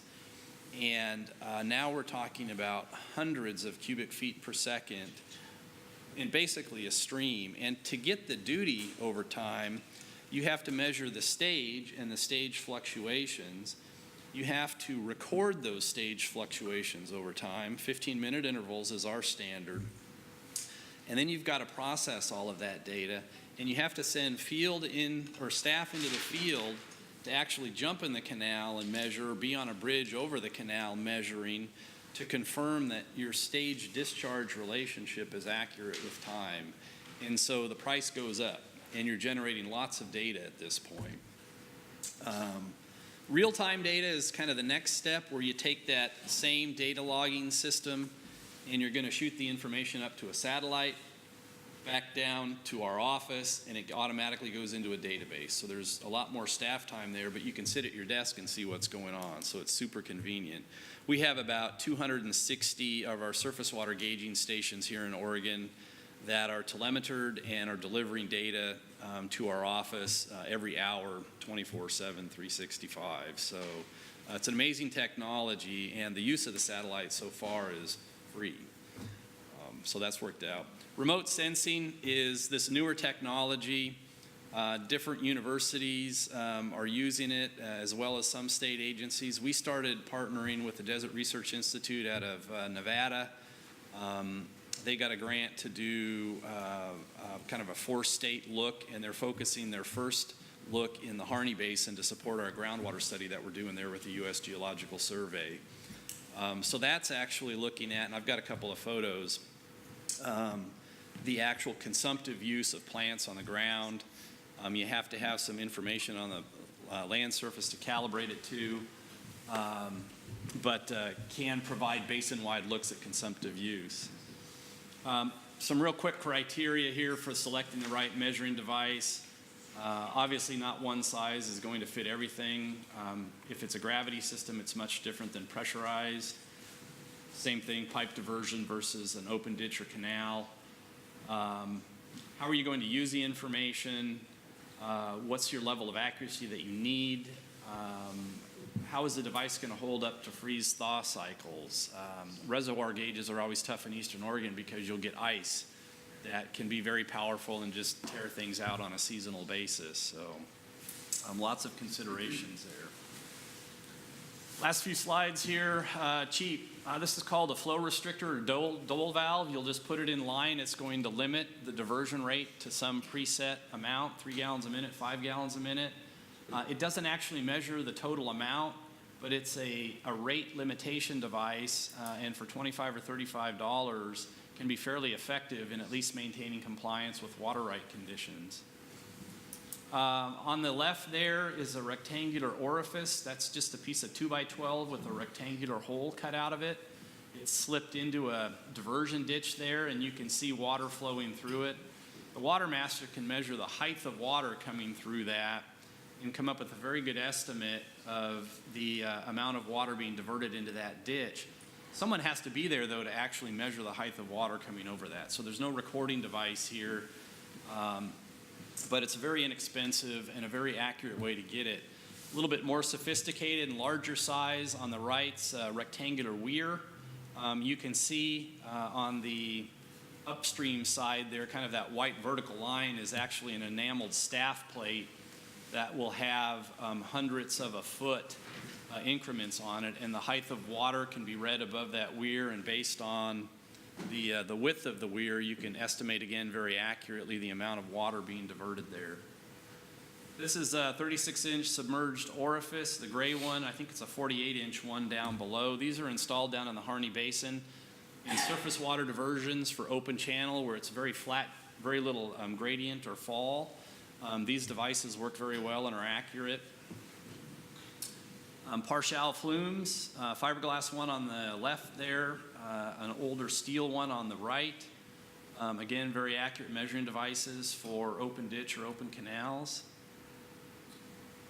This is a ramp flume, and on the vertical culvert behind it, you'll see a green box. Inside that green box is a recording device that measures the height of water going through that ramp flume. So here we've introduced the concept of time, and not only are we measuring the diversion rate, but we're measuring that rate over time, which gives us the total volume that they divert. So you start to get an idea of that level of complexity there. These are kind of the Cadillacs for pressurized systems, totalizing flow meter. It will tell us the actual diversion rate. The well's pumping, in this case it's not pumping, but it'll tell us if it's pumping 1,000 gallons a minute, that's the instantaneous rate. And then the black box there with the white numerals in it, that's the totalized amount or the volume that that meter has recorded. In this case, it's in acre feet. And then for streams or large canals, this is a real-time data gauging station.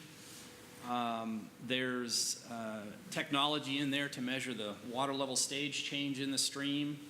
On the right hand, the cable strung over the stream will float instrumentation out there and actually measure the stream discharge, how many cubic feet is it flowing for that particular height. And we do that over time and establish a stage discharge relationship. On the left-hand side, you can see the solar panel powering it, and then that antenna is for the satellite telemetry. So the data gets every hour. There's about an hour and a half's worth of data that's sent back to our office. This is an image from the remote sensing or the metric technology, and I will have to refer to my metric is mapping evapotranspiration using high resolution and internalized calibration. I am not the expert on this. But where it's dark green, that's getting irrigated. Where it's brown, very little irrigation, if any at all. But you can see, those are center pivot circles there. You can see with a high degree of precision how much you can use the satellite imagery for to distinguish the difference between irrigated, non-irrigated, and partially irrigated ground. With some data from the land surface in this area, you'll be able to calibrate those different color pixels and come up with pretty good estimates of the actual consumptive use of that particular crop. That's it. All right, do we have some questions here, or discussion to get going? Ron, and then Molly. Ron Alvarado with NRCS. Why the 17%, 14,800 required to report? Why is that so low? I think it was the 89,000 users, and then only 17% required to report. Okay, for the record, Ivan Gall with Water Resources. The 89,000 is kind of the current estimate of the number of water rights that the agencies issued in the state. Okay. Of those 89,000, about 14,800 of them are required either through permit conditions, meaning they're fairly new water rights since the early 1990s, or they're a public entity like an irrigation district, a municipality, a drainage district that has a water right, those public entities are required. If you remember, my water masters have the statutory authority to require measuring devices get installed. So we can go out to very old water rights that even, the decreed rights that predate the permit system. We can have water users put the measuring devices on. We don't currently have the authority in our agency to require them to report that water use. And that 14,800 is the universe of the water rights that are required to both measure and report. Molly? I was just curious about kind of the monitoring that you're doing, or Molly for the record, I always forget that part.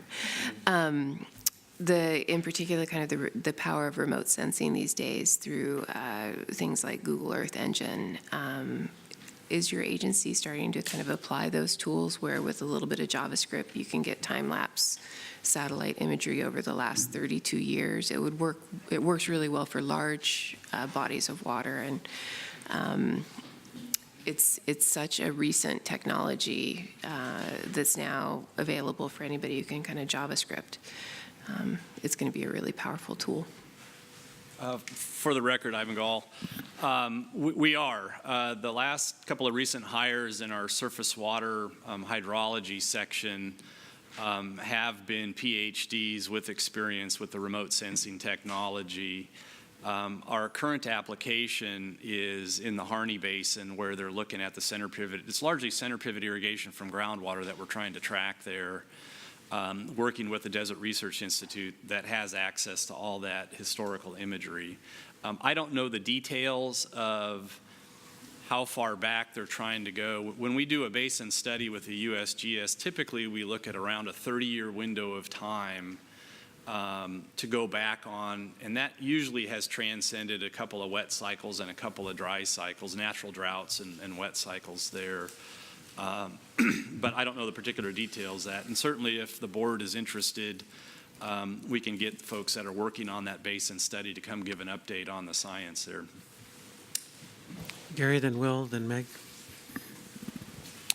Gary Marshall. Ivan, is there any recourse for water rights owners that haven't used their water rights for 5 years or longer to reestablish those rights? For the record, Ivan Gall. Let me back it up a step, Gary. In Oregon, under the current water law, if a water user goes 5 consecutive years of non-use of their water right is subject to forfeiture. We don't have the staff or the time to come out and really track that and push that issue. So in recent years, the last 20 that I've been working here, the few water right cancellation proceedings are usually initiated by neighbors or someone else on a system who feels they observe non-use for a certain period of time, and then perhaps a new landowner comes in and starts to use it again. If you go 5 consecutive years of non-use and no one says anything, you still have a valid water right of record, and you're allowed to divert and use water under the terms and conditions of that water right. If you can go, in essence, 15 to 19 years beyond that 5-year period of time, your water right then is beyond that forfeiture look back. So we have, and it's a little complicated, there's 5 years of non-use. If one of those years falls within the last 15, 5, 10, 15, so you can go back 19 years. If you can get 19 to 20 years of use, then this 5 years drops off the table and you're no longer subject to forfeiture at that point. But there really is, if there's a legitimate 5-year period of non-use and it's well documented and somebody comes after the water right, and you don't meet any of those rebuttable presumptions in the statute that protect them, the water right could be canceled at that time. I had a question, so I'm going to let Jason make sure I don't go over whatever if it gets into a discussion. So the thing that comes up for us, I think, all the time is we fund a piping project to convert from flood to sprinkler irrigation, or to convert an irrigation canal from a canal to a pipe. And so from a conservation standpoint, what happens to the water after that? How much of that ends up back in stream, can or can't end up back in stream versus be converted for other use is, I think, one of the questions that comes up periodically. And I'm not sure I was able to piece it together from all that. Sure. So if I'll keep it simple. If the landowner goes through that allocation of conserved water process, then typically somewhere between 25 and 75% of the conserved water, again, depending on how much is public funds, can be put in stream and protected with the priority date of that original water right. And so... So can be as opposed to must be? Yeah, I don't know that it must be. I think there's some flexibility there in the way that I read that. And I'm sorry I don't have a deep level of familiarity with that aspect of the process. Typically, an in-stream water right is issued. I don't know of any cases where one isn't. Some of those in-stream water rights are going to be more valuable than others based on the amount of protected water, the priority date of the protected water, and then the size of the receiving stream, as an example. I think what's key for you, remember that Oregon's a prior appropriation state, so the senior water rights are the ones that are protected in times of shortage. There's less value in doing conservation projects for very junior water rights. We can certainly create an in-stream water right, but it's going to have a junior priority date, and it may not be protectable from the next pump downstream that's got a senior priority date. So that's just one thing. Meg. Yep, Ivan, thanks for coming. Glad to be here. So I think an important point for us, too, is that unless in a case of an efficiency project, unless the water right holder does do an allocation of conserved water, none of it is protected. And we've seen, at least since I've been here, we've seen circumstances where there have been efficiency projects, but no allocation of conserved water for a lot of different reasons. And one of my questions was, in that case, is there a way to talk coherent or rationally about how much confidence we can have that there's in-stream value, not water quality, I'm leaving that aside, but that the water will stay protected? I mean, it doesn't have a water right, but in the current system where the surface water is appropriated through most of the state, I mean, is there a reason for us to be confident that, have reasonable confidence that it will stay put even though it doesn't have a water right? The water that's put in stream? For the record, Ivan Gall, if there's no in-stream water right that our department issues as part of that transaction process to come up with a more efficient or conservative system, then the assumption is that the increased efficiency means that water user is going to divert less water from the stream.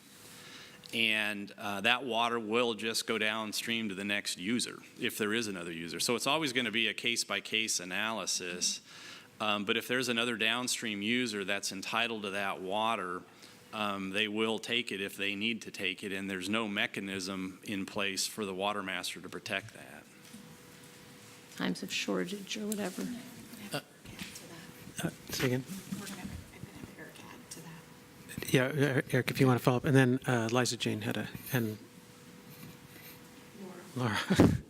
For the record, Eric Williams. Currently, our program rules require that first, if there's a project that's working on irrigation efficiency and the goal is water quality improvement, for example, if there's a sediment TMDL, then the only requirement we really have with respect to water quantity is that there's the capability to measure.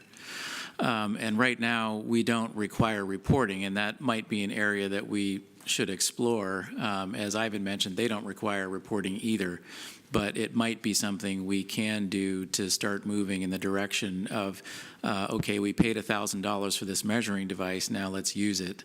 and actually require, as part of our grant reporting requirements, that they report into the water resources system. For the record, Maida Lofsgarden, I think the piece that Eric mentioned there is a critical distinction. So we have projects that are water related for water quality, and we have projects that are water related for water quantity. And so those water quality ones, at the end of the day, what we're trying to achieve is a different thing. It may have a water savings, but the goal was reduce sediment, reduce nutrient, reduce pesticide, whatever that piece happens to be. On the quantity ones, Eric, what's our requirement when we have a project that is explicitly a water quantity project? That it have the capability to measure how much water reduction they're achieving. But we don't have a requirement to do leasing, transfer, allocation of conserved water currently in our rules. So Laura, then Meg had a follow-up, and I have a follow-up. Oh, Liza Jane, I'm sorry, and then Laura. This is Liza Jane. On these point of diversions, there's so many users. So here's the point of diversion on the river, and there's 5 different people using that, and so measuring is a problem. It's not. It wouldn't. How would you address that? For the record, Ivan Gall, that's a really good observation. Our agency typically measures at the point of diversion. It's very rare that we travel down a ditch and make sure that any individual user on that ditch isn't taking more water than they're entitled to. We just look at the cumulative total to which that ditch is entitled, make sure they're in compliance with that, and then move on to the next ditch. Oftentimes there are disputes on ditches, and we really encourage the landowners to kind of work together to figure those disputes out. A big part of that is to get measuring devices on individual turnouts so everybody knows what they're really entitled to. But it's very common practice in Oregon for ditch users to share water on a rotational basis. And so the upper person on the ditch may take all the water in the ditch for 24 hours based on the number of acres they have and pass it down to the next user who may take it for 48 hours because they have twice as many acres, and then so on down the line. And that allows them, they've learned over the decades, the most efficient way to use an existing amount of water to try and get the maximum number of acres irrigated. I think I have on my ranch in Northeast Oregon an example of every single wreck that could occur in sharing water, and we do our best to try and do that. But if you were to measure at diversion or even at a point of use for property owner, it's still going to go down to the next person who may be using more or less. It just, until we fix that, I don't know how measuring really gives you good information. For the record, Ivan Gall, I think what's key to keep in mind is, we're dealing with a surface water management system that was created in 1909, and then the Groundwater Act came out in 1955. I have 21 water masters and about 8 assistant water masters that are state funded to manage the whole state, and it's a little rough in some places. We've really worked hard over the decades, and landowners have learned. They all have a common goal, irrigators do, of maximizing that beneficial use. And so in a lot of cases, they've learned to work well. We still deal with a few hundred cases a year where they're really, somebody just wants more than their share. And those are the conflicts that we get into there. So. Laura, then Meg. Laura Masterson, maybe I missed this, but are any of the water users paid for these leases or transfers? And if so, how? For the record, Ivan Gall, our agency does not pay for any leases or transfers. There are other entities out there that do. Freshwater Trust is one that I'm aware of that has some programs out there. We typically aren't really involved in the details of that at all. We handle more of the transaction of getting water in stream through one of our formal processes and protecting it, or in some cases, in the Lostine, up in the Wallowa County as an example, they've had a long-going project up there where the Freshwater Trust basically provides some funds, and there's a voluntary agreement amongst the upper basin users to try and meet target flows at some gauging stations that we do run. And so during those low flow months, they monitor their water use very carefully and rotate basically back and forth to try and maintain certain flows at that gauging station. And the better they do at meeting that target, I think, the better the funding is for them. And for the record, Eric Williams, I would add, Laura, that you also are an entity who funds those leases and transfers through our water acquisitions program, often through an entity like the Freshwater Trust. Right. So, yeah, we are the funder for Freshwater Trust for those projects. Okay. I was also going to ask a follow-up. You're talking only about surface water today, is that correct? Or mainly about surface water? Groundwater as well. Okay. Because it seems like often they're very, in some systems they're not connected at all, but often they're very connected. So you could have a lease or a transfer from a groundwater or surface water point of diversion for any of these programs? For the record, Ivan Gall, the allocation of conserved water can be used for groundwater rights. I think it's been done in a couple of cases. The in-stream leases and transfers are for surface water only. You are able, through a regular transfer process, to move aspects of a groundwater right around. But to date, I'm not aware that we've done any kind of an in-stream lease or transfer, even for a well that's directly connected to a nearby stream in that case. Meg? Thanks. Ivan, to follow up on the efficiency project, I think for me the takeaway is that an efficiency project that does not use the allocation of conserved water process isn't producing water that the state can protect in stream. But depending on where it is, there might be circumstances where you would have a higher confidence that the water is going to stay in stream because of the next point of diversion downstream, basically where it's located, I would think. Is that takeaway accurate from your perspective? For the record, Ivan Gall, I think it is an accurate takeaway. I'd encourage you all to think, the term I use is mass balance, but when we talk about efficiency and conservation, I view that as I'm getting much better at taking water from here and consuming it over there. And it's the consumptive portion, I think, that's really going to be key for us to focus on in future years. When we convey water efficiently, and the Deschutes Basin is a good example, these water piping projects over there are masters of engineering and now getting a rate and volume of water out of the river and delivering a much higher percentage of that to the place of use, the individual fields there. So that as a result of that, they don't have to divert as much water.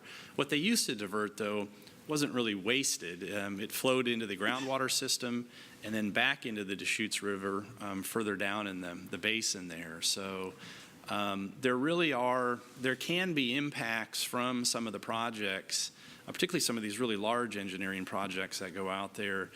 And we all need to be aware of what those impacts are in this.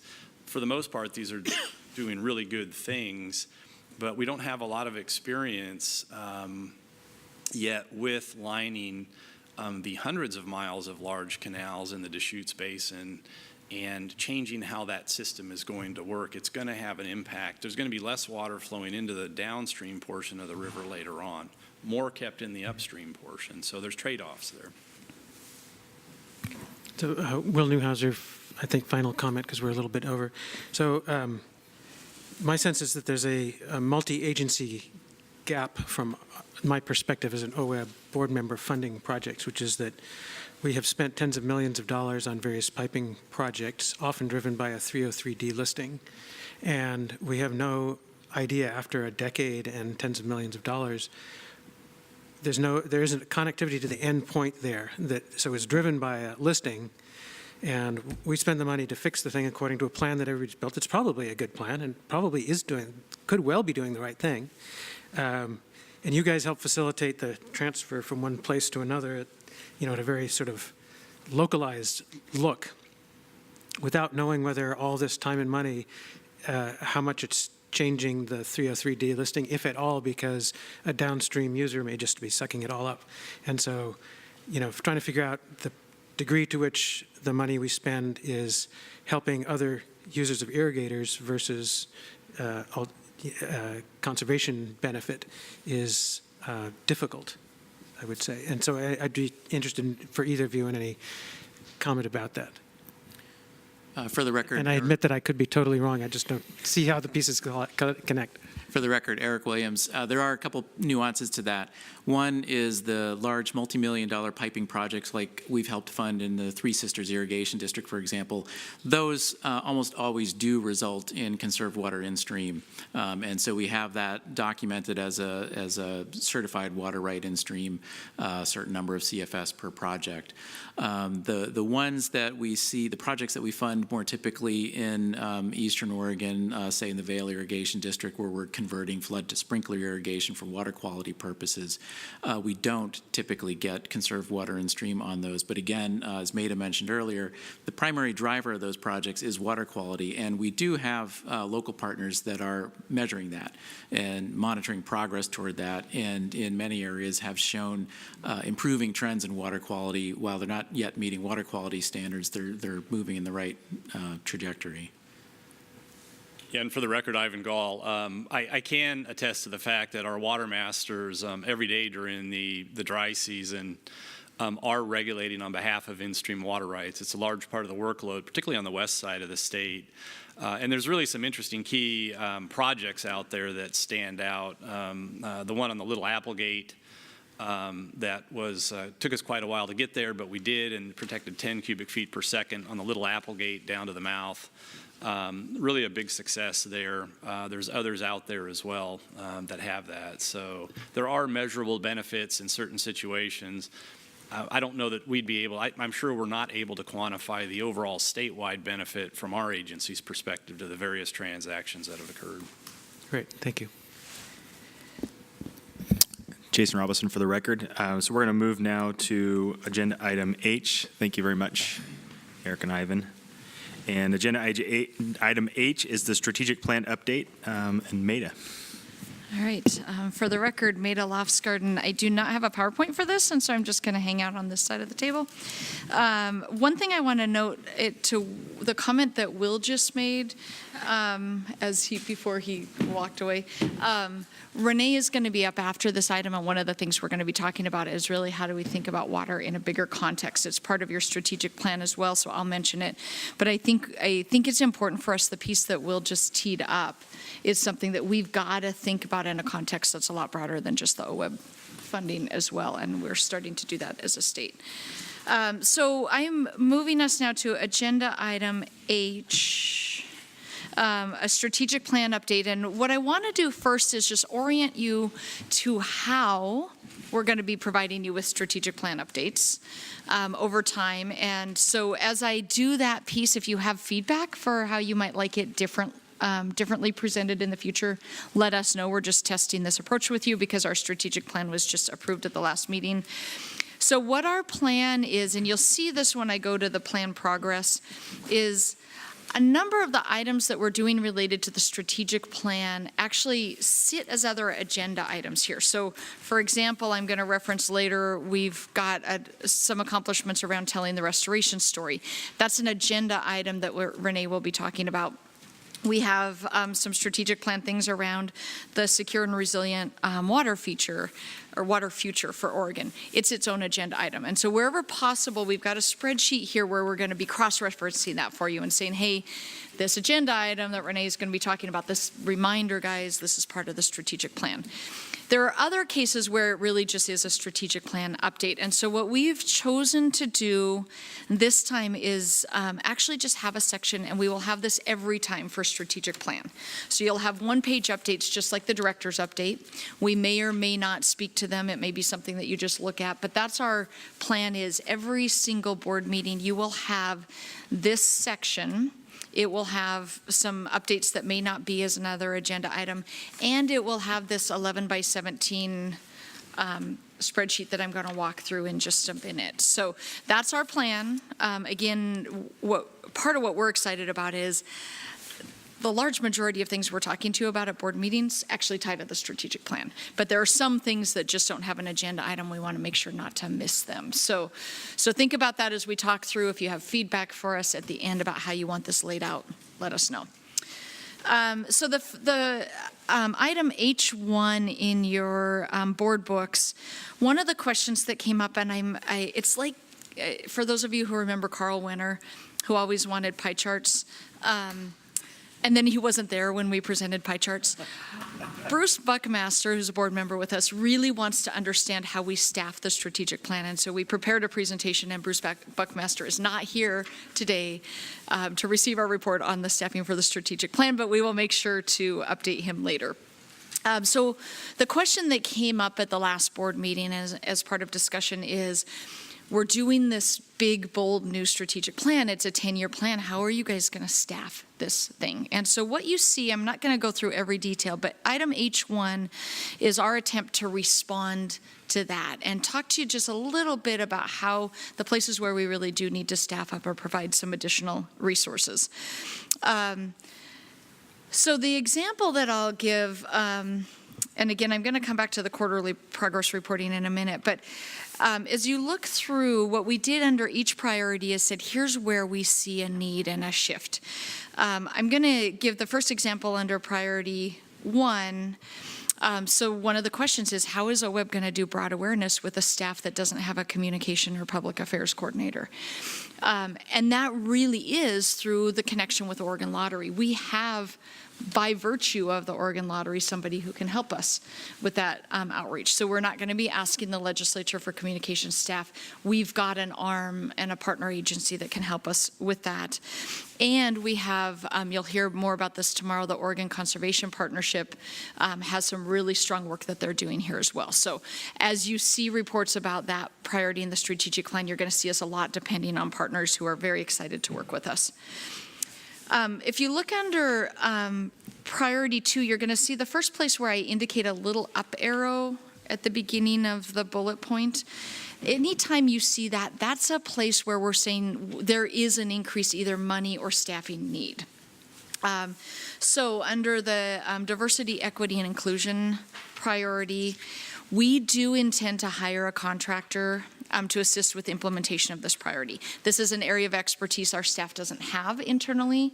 We are going to be attending a lot of training and other things. We're going to be taking the board through training, but we're not the experts, and so we're going to be bringing on a contractor, and we feel like we have some operations funding that we can use for that type of work. And then again, we've developed a staff team. They are already participating in training. I'll talk about that in a minute. The community capacity, this is another area where we see that we have an increased need to work on this. In June, you approved a grant that's going to help bring us additional expertise to work on capacity-related components. So you have inserted funding into this priority so that we can then work to increase our community capacity work. And again, I'll reference that in a minute. If you go to the next page, another area, we are requesting in the agency request budget additional focus investment partnership program staff. So that's an area where we said we don't have the staff to cover, and we are requesting additional staff. The diverse and stable funding portfolio, we have brought on an Oregon fellow over the summer, and you have provided grant funding to help us start to initiate that program. So an area where we see a higher workload need, and we have investments to help with that. Priority 5, the working lands, you guys invested in the new stakeholder engagement grant. That is one of the biggest ways that we're going to be able to move the ball on that strategic plan priority. And we are requesting $10 million, as you know, for the Oregon Agricultural Heritage Program. So another area where we know we cannot implement that program by statute without funding to implement the program. Under priority 6, we have 2 additional staff positions already that are focused on conservation outcomes.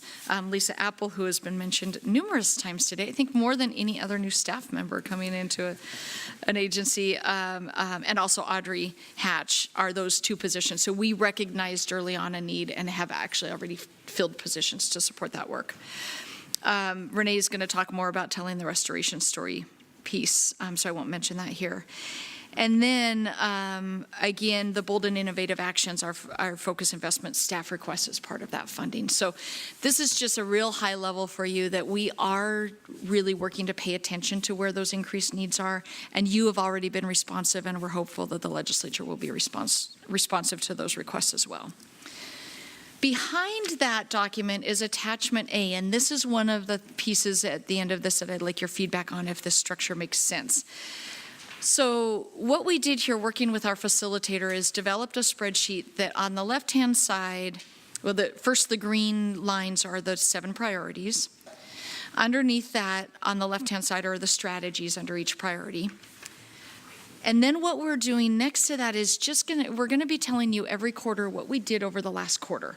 We are not gonna build this into a ongoing list. You are not a year from now going to have a 20-page document. So there may be some things that carry from quarter to quarter, but things will fall off. We're going to, Lisa actually is our coordinator for this work. She's going to keep the full spreadsheet so we don't lose that information, but each quarter you're going to get an update. Some of it we will speak to, some of it we may not. You're welcome to look and ask us questions.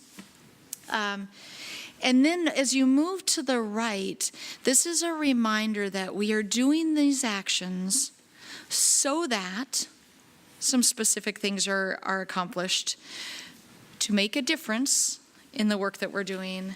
And then there are ways that we're going to measure that. So those are the remaining columns. If you notice that in those columns, there's a lot of things that are a lighter gray.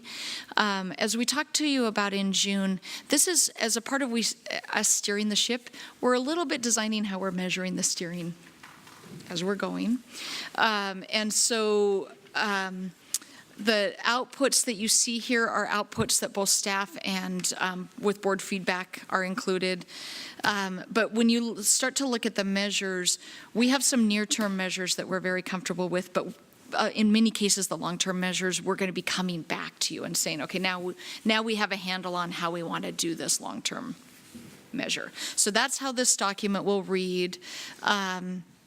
So for example, in the first piece, Courtney talked about the lottery campaign. If you look over to the right, one of our near-term measures is, do we have diversity in the stakeholders and the regions that are featured in Oregon lottery campaign materials? Courtney was very explicit in working with lottery that we spread those across the state, that we weren't just focused on urban or rural areas, that we showed diversity. You saw Rosario, the one that we missed, both Meacham Creek and the Ashland, shows some close partnerships with tribes and other Hispanic communities. So that was intentional in this to tie priorities 1 and 2 together. As we move further down the road and can report on, how many times were these things viewed, for example, that will then start to become part of our outputs. What can we say about that? With the hope of then being able to have some qualitative measures about what we're actually seeing as a change. So let me stop there before I go further and just see if you have any questions about the structure. And then what I'm going to go through and just highlight a few of the things for you that we've done over the last quarter that we're not going to report on separately. Gary? Yes, Gary. So, Maida, when we see this next report, we're going to see new information in the last quarter we did this item. But strategies are going to be the same? Yes. And the other columns, are they going to continue to be the same? Yeah, so generally, great question. So your strategies are the solid the final strategies that you approved in the plan. So the priorities and strategies will not change unless over time as we update the strategic plan, you decide you want to add another strategy. And there will be points I think you as a board will, but that's your decision. You're right, the last quarter will change quarterly. The outputs and the outcomes we think will generally stay pretty standard. So, our goal is For example, one of the outputs is that we have local partners who are trained and have access to media and tools. That's an output. That's not going to change. How we measure it may change. So if we do a training, so over in the far right-hand column, if we do a training at the Connect conference, one thing we may report back to you is to meet that local partners are trained. We did a training and 175 local organizations participated in that training. Or we may say that 65 local organizations are now using the templates that Lottery has developed. So we'll have some measures that we can come back to with. What we're still working on is actually defining those. So you see the ones that are in black are ones that we're comfortable with. As we move through time, you're going to see more of those become black, and we'll be reporting on those impact or the near and impact measures. Stephen, then Will. Yeah, I just want to say I think this is an excellent idea. I really like the way this is put forward because it's oftentimes, as you know, strategic plans get left behind shortly after they're produced, and this is really a nice way to bring everyone back to that idea that these are the priorities of OWEB and so forth. In fact, I'd even suggest it might be moved regularly to one of the first items on our agenda, because that would be, here's what we've done, and then we're going to report more extensively on 3 of these, and that might set forward what the rest of the day is going to be about. I see Eric Hartstein taking notes on that. That's a great suggestion. Thank you. Will? So if I understand, the outputs and outcomes, those are the ones that the ones in gray are part of the strategic plan that we built, correct? Yeah, they are both written in the strategic plan. However, I would say that potentially, and I'll give an example under priority 2, the first thing that we are doing is listening, learning, and gathering information, because this is a priority we are brand new at. So I would say in that case, over time, we may come back to you and say, we really think that we could better define those outputs and outcomes. But yes, that information is in the large strategic plan. So I don't know if this is too much work to do, but so looking at just a priority 1, strategy 1, in the last quarter we did this, whether it would make sense to identify the gray outcomes and outputs that just touched as well. So that first one, I think, one of those 2 bullet points at least address the local partners are trained and have access to media tools. That's connecting to that. That's helping generate. That action is affecting that output. I haven't checked outcome.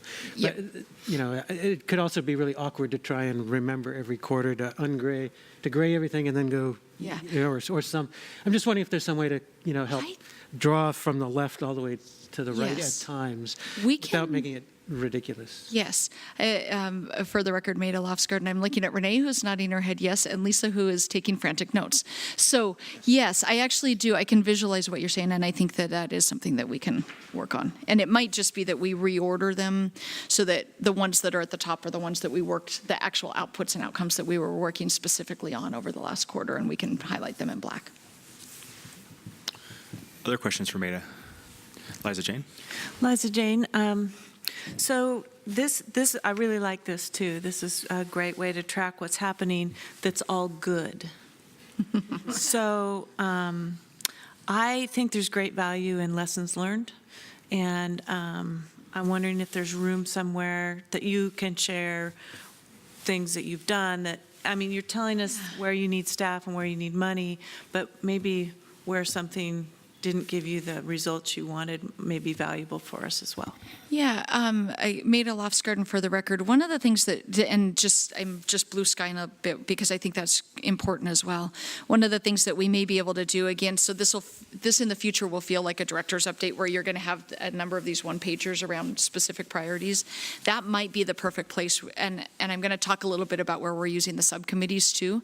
It might be a perfect place that one-pager just about the priority could say, we worked on this or we attempted this training with the board, but we weren't able to get participation, and so we're going to try again.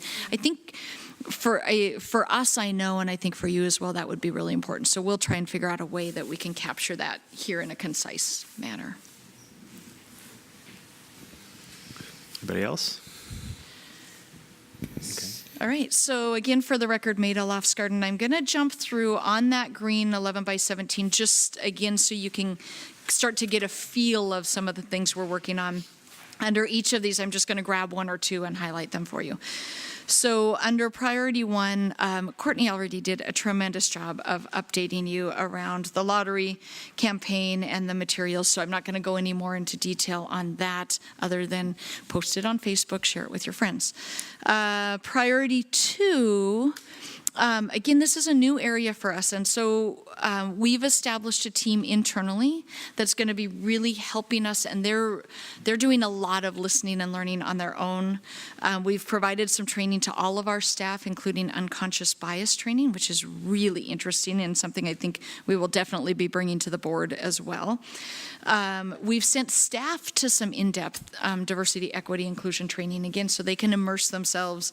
We were fortunate to be able to participate, Courtney and I, in a 2.5-day session that Lower Columbia Estuary Partnership hosted that was pretty outstanding, and I think, again, some things we can learn and bring back to help you get immersed in this so that we can all move forward together. And then we had the first foods presentation with you all in June at the board meeting, so we could get a little bit more in-depth conversation around the importance of tribal first foods. Moving to priority three, a couple of things I want to highlight. Up at the top, we had a joint meeting of the monitoring and capacity committees to talk about this evaluation framework that we're going to be putting together to evaluate both council and district capacity investments. So that's one of the things we've been working on tied to that strategy. The other one I'll highlight down at the bottom is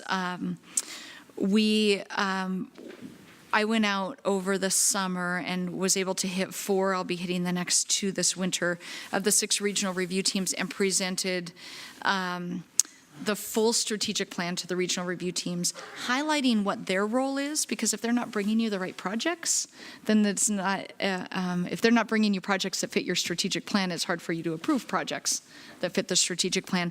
But specifically, we talked with them about making sure that we had supported interagency collaboration where appropriate. So we really talked a lot about that and the importance of keeping the agencies engaged in these projects. Under priority 4, a couple of highlights. We had an Oregon fellow on this summer who helped us map the landscape of natural resource funding around the state. So what he did is went out and analyzed where those natural resource grant programs are. And we'll be coming back to you, Courtney and I will be working on this fall and coming back to you with a conversation around that about one of the very interesting things we found is there are a lot of grant programs out there, and at least in our online grant management system, very few of them, probably 10% of them, are being used as match for OWEB grants. Now, that doesn't mean that those local organizations aren't using those grant sources. We have to do a lot more research to figure that out. It may just be that they're not using them as match to OWEB, because that's the only point we have. So we're going to be doing some more work to figure out, of those 100+ grant programs that are out there, do our grantees know about them? And what do they know, and how do we coordinate more at a statewide level and then provide that information? We also, Renee on our staff is participating on the Natural and Working Lands Group convened by the Governor's Carbon Policy Office. This ties to the Cap and Invest program and the important work that's going on there. And we'll be reporting next about the rollout of Oregon's 100-year water infrastructure vision, which ties to that complex funding strategies. Jumping to priority 5, we, as Eric reported earlier, Eric Williams, we have the proposed rules for the Oregon Agriculture Heritage Program out, and we had our solicitation of interest for that program. So over the last quarter, we implemented those pieces and have been launching under number 4 there, the Strategic Implementation Area Technical Assistance Grant Program, working with private landowners. Under priority 6, coordinated monitoring, Renee will be reporting tomorrow or maybe later today about the Telling the Restoration Story targeted grant offering. On the next page, Renee has already talked about the Bonneville Environmental Foundation coordination work that is going on. Moving down a little bit, again, the Strategic implementation area monitoring. So we have technical assistance grants out there and then also monitoring work. And then moving to the last priority, number 7, a highlight there. We launched the new solicitation for the Focus Investment Partnership Program, which was a very big lift, and we did that in the last quarter. So those are, again, just a few highlights. I encourage you, as you have time to take a look at the rest of these, ask me any questions that you have now, or you can grab me or any of the other staff at any time. So before I move to the next H2, are there any questions, specific questions about those areas that you'd like to discuss? Questions from the board? All right, I see none. All right. So item H2, which is right behind that big 11 by 17, one of the things we felt like we needed to do and talked with the co-chairs about is, again, to make sure that this plan stays relevant. We've got a lot of excitement and enthusiasm right now. The staff are excited about it. We also need some regular way to check in with you and to have you guys pushing us. So the thought that we had was assigning the priorities out to our various subcommittees. So in addition to some of the things you're doing around focus investment grants, for example, we would insert just a check-in at every meeting about these different strategic plan priorities. There may be meetings where there's no progress to report, but there may be meetings where we're running into a challenge and we really want committee feedback. So if you look on that under item H2, this is the structure that we're proposing. So the capacity committee would have both the diversity priority, the leaders at all levels of watershed work reflect the diversity of Oregonians, and the community capacity priority. So those two would be with the capacity committee. You'll notice that there is some overlap as I go through this. We did feel, and this might slightly increase the executive subcommittee's phone calls from 0 currently to a couple a year. So the executive subcommittee would have the broad awareness priority, the diverse and stable funding portfolio priority, and the bold and innovative actions would sit within that committee. The open solicitation subcommittee would have the working lands piece because a lot of that ties to open solicitation, and then the bold and innovative actions priority. Monitoring would have coordinated monitoring, of course, community capacity because there is a monitoring component to the community capacity work, and the bold and innovative actions because that's going to require some monitoring work as well.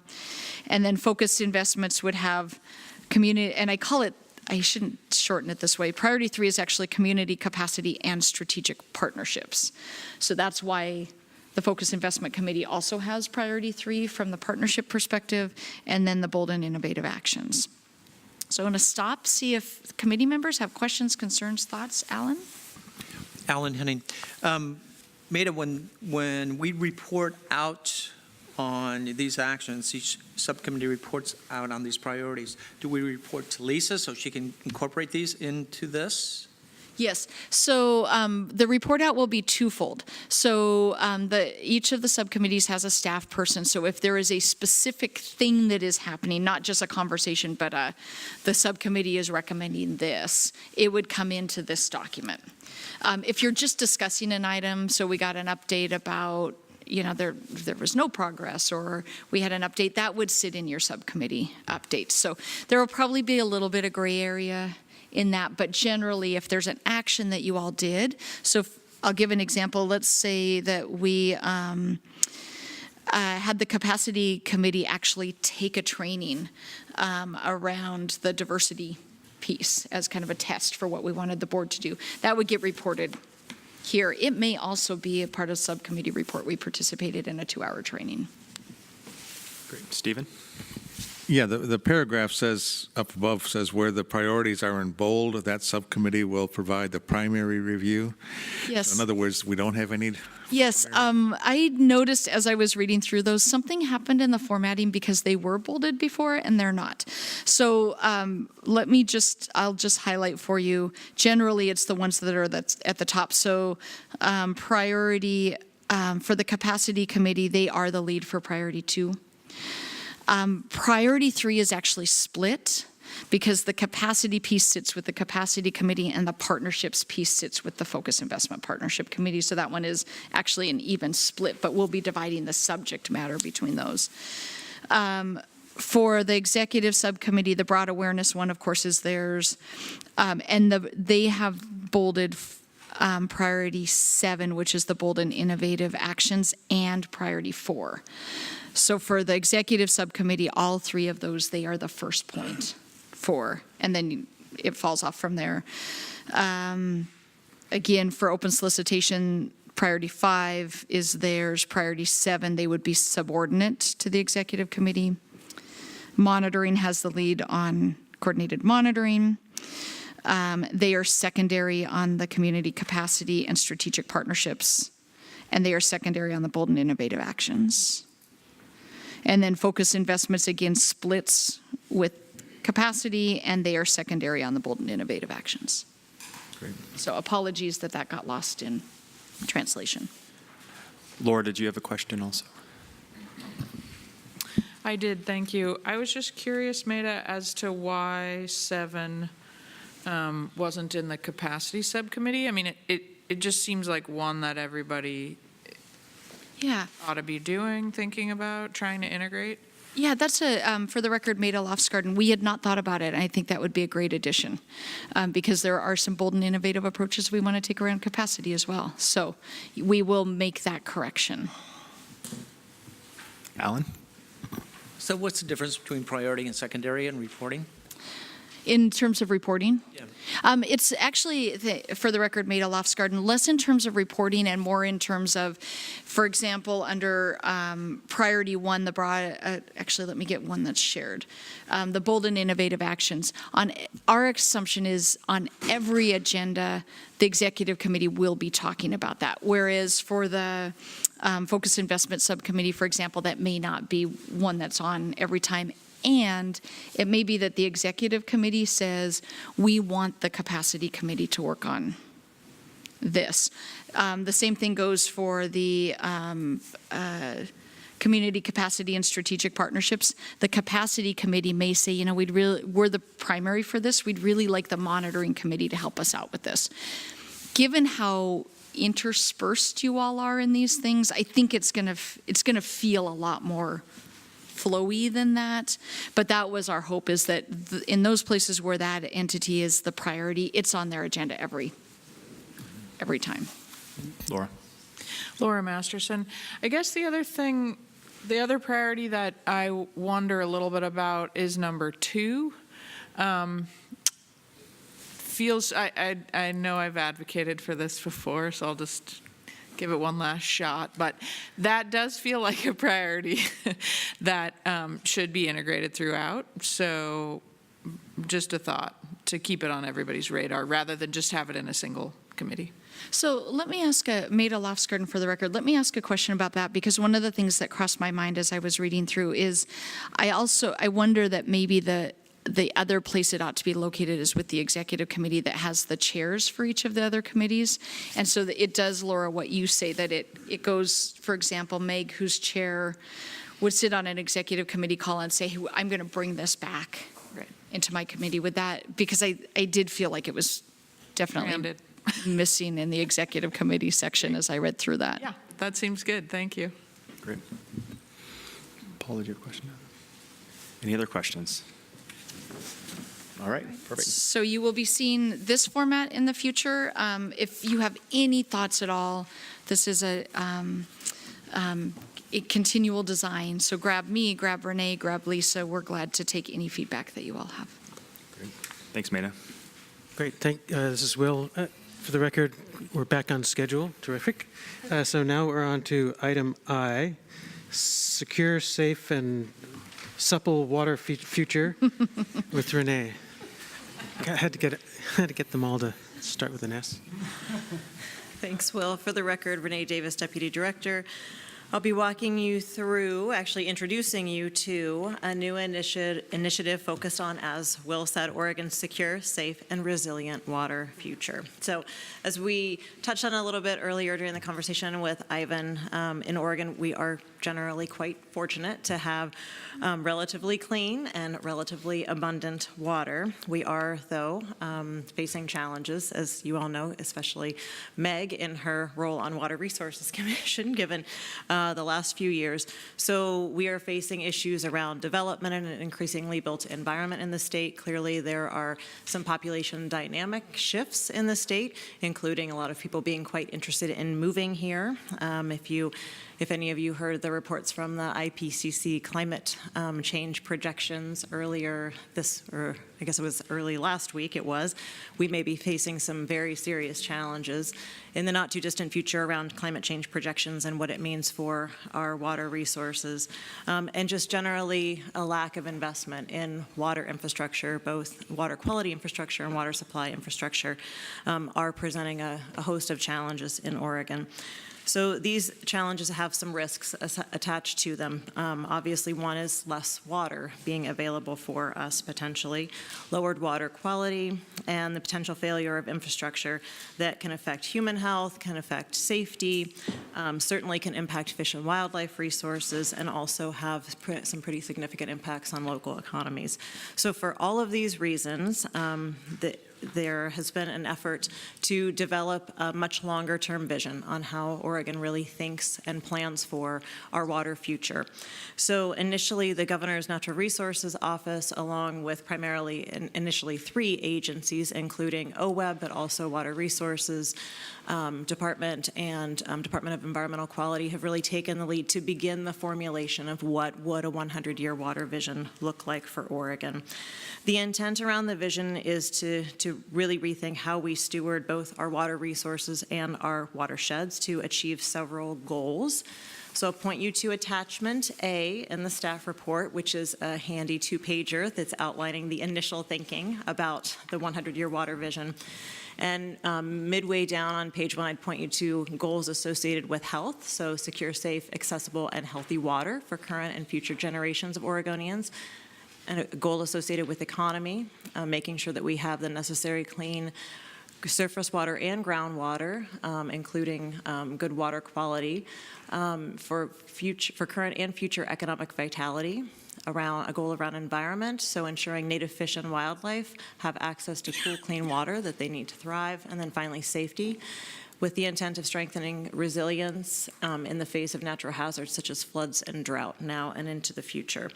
So really the intent of establishing these goals associated with the 100-year water vision is to really set us up to have a strategic long-term investment strategy, potentially associated with some policy changes through time to help us get there in achieving these goals.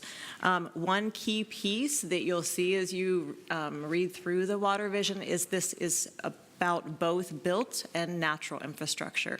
So some folks might say, what's the difference? What are you talking about? So there are a few examples that we generally think of in terms of built and natural infrastructure and how both of those are really, really critical pieces to the puzzle. So if you're a water quality permittee and you're discharging water that's warmer than it should be, you can build a chiller, or you might actually undertake a whole host of riparian planting projects to actually cool the water temperature of the water body into which you're discharging.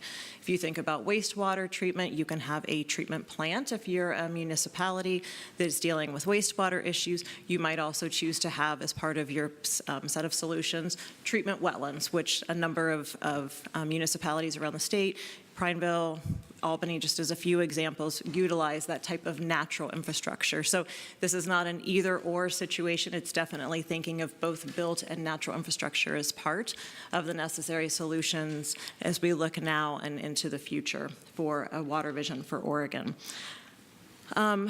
In terms of the approach, and we are very early in development of this vision, so one, we're really interested in feedback on this, we're reaching out to stakeholders, but generally the approach that we've taken to date in terms of beginning to establish what will feed into development of an implementation strategy associated with this vision is, first, the Governor's Natural Resources Office has reconvened core team. Some of you sitting around the table, Meg maybe, long ago remembers core team. Initially, it was an interagency roundtable focused.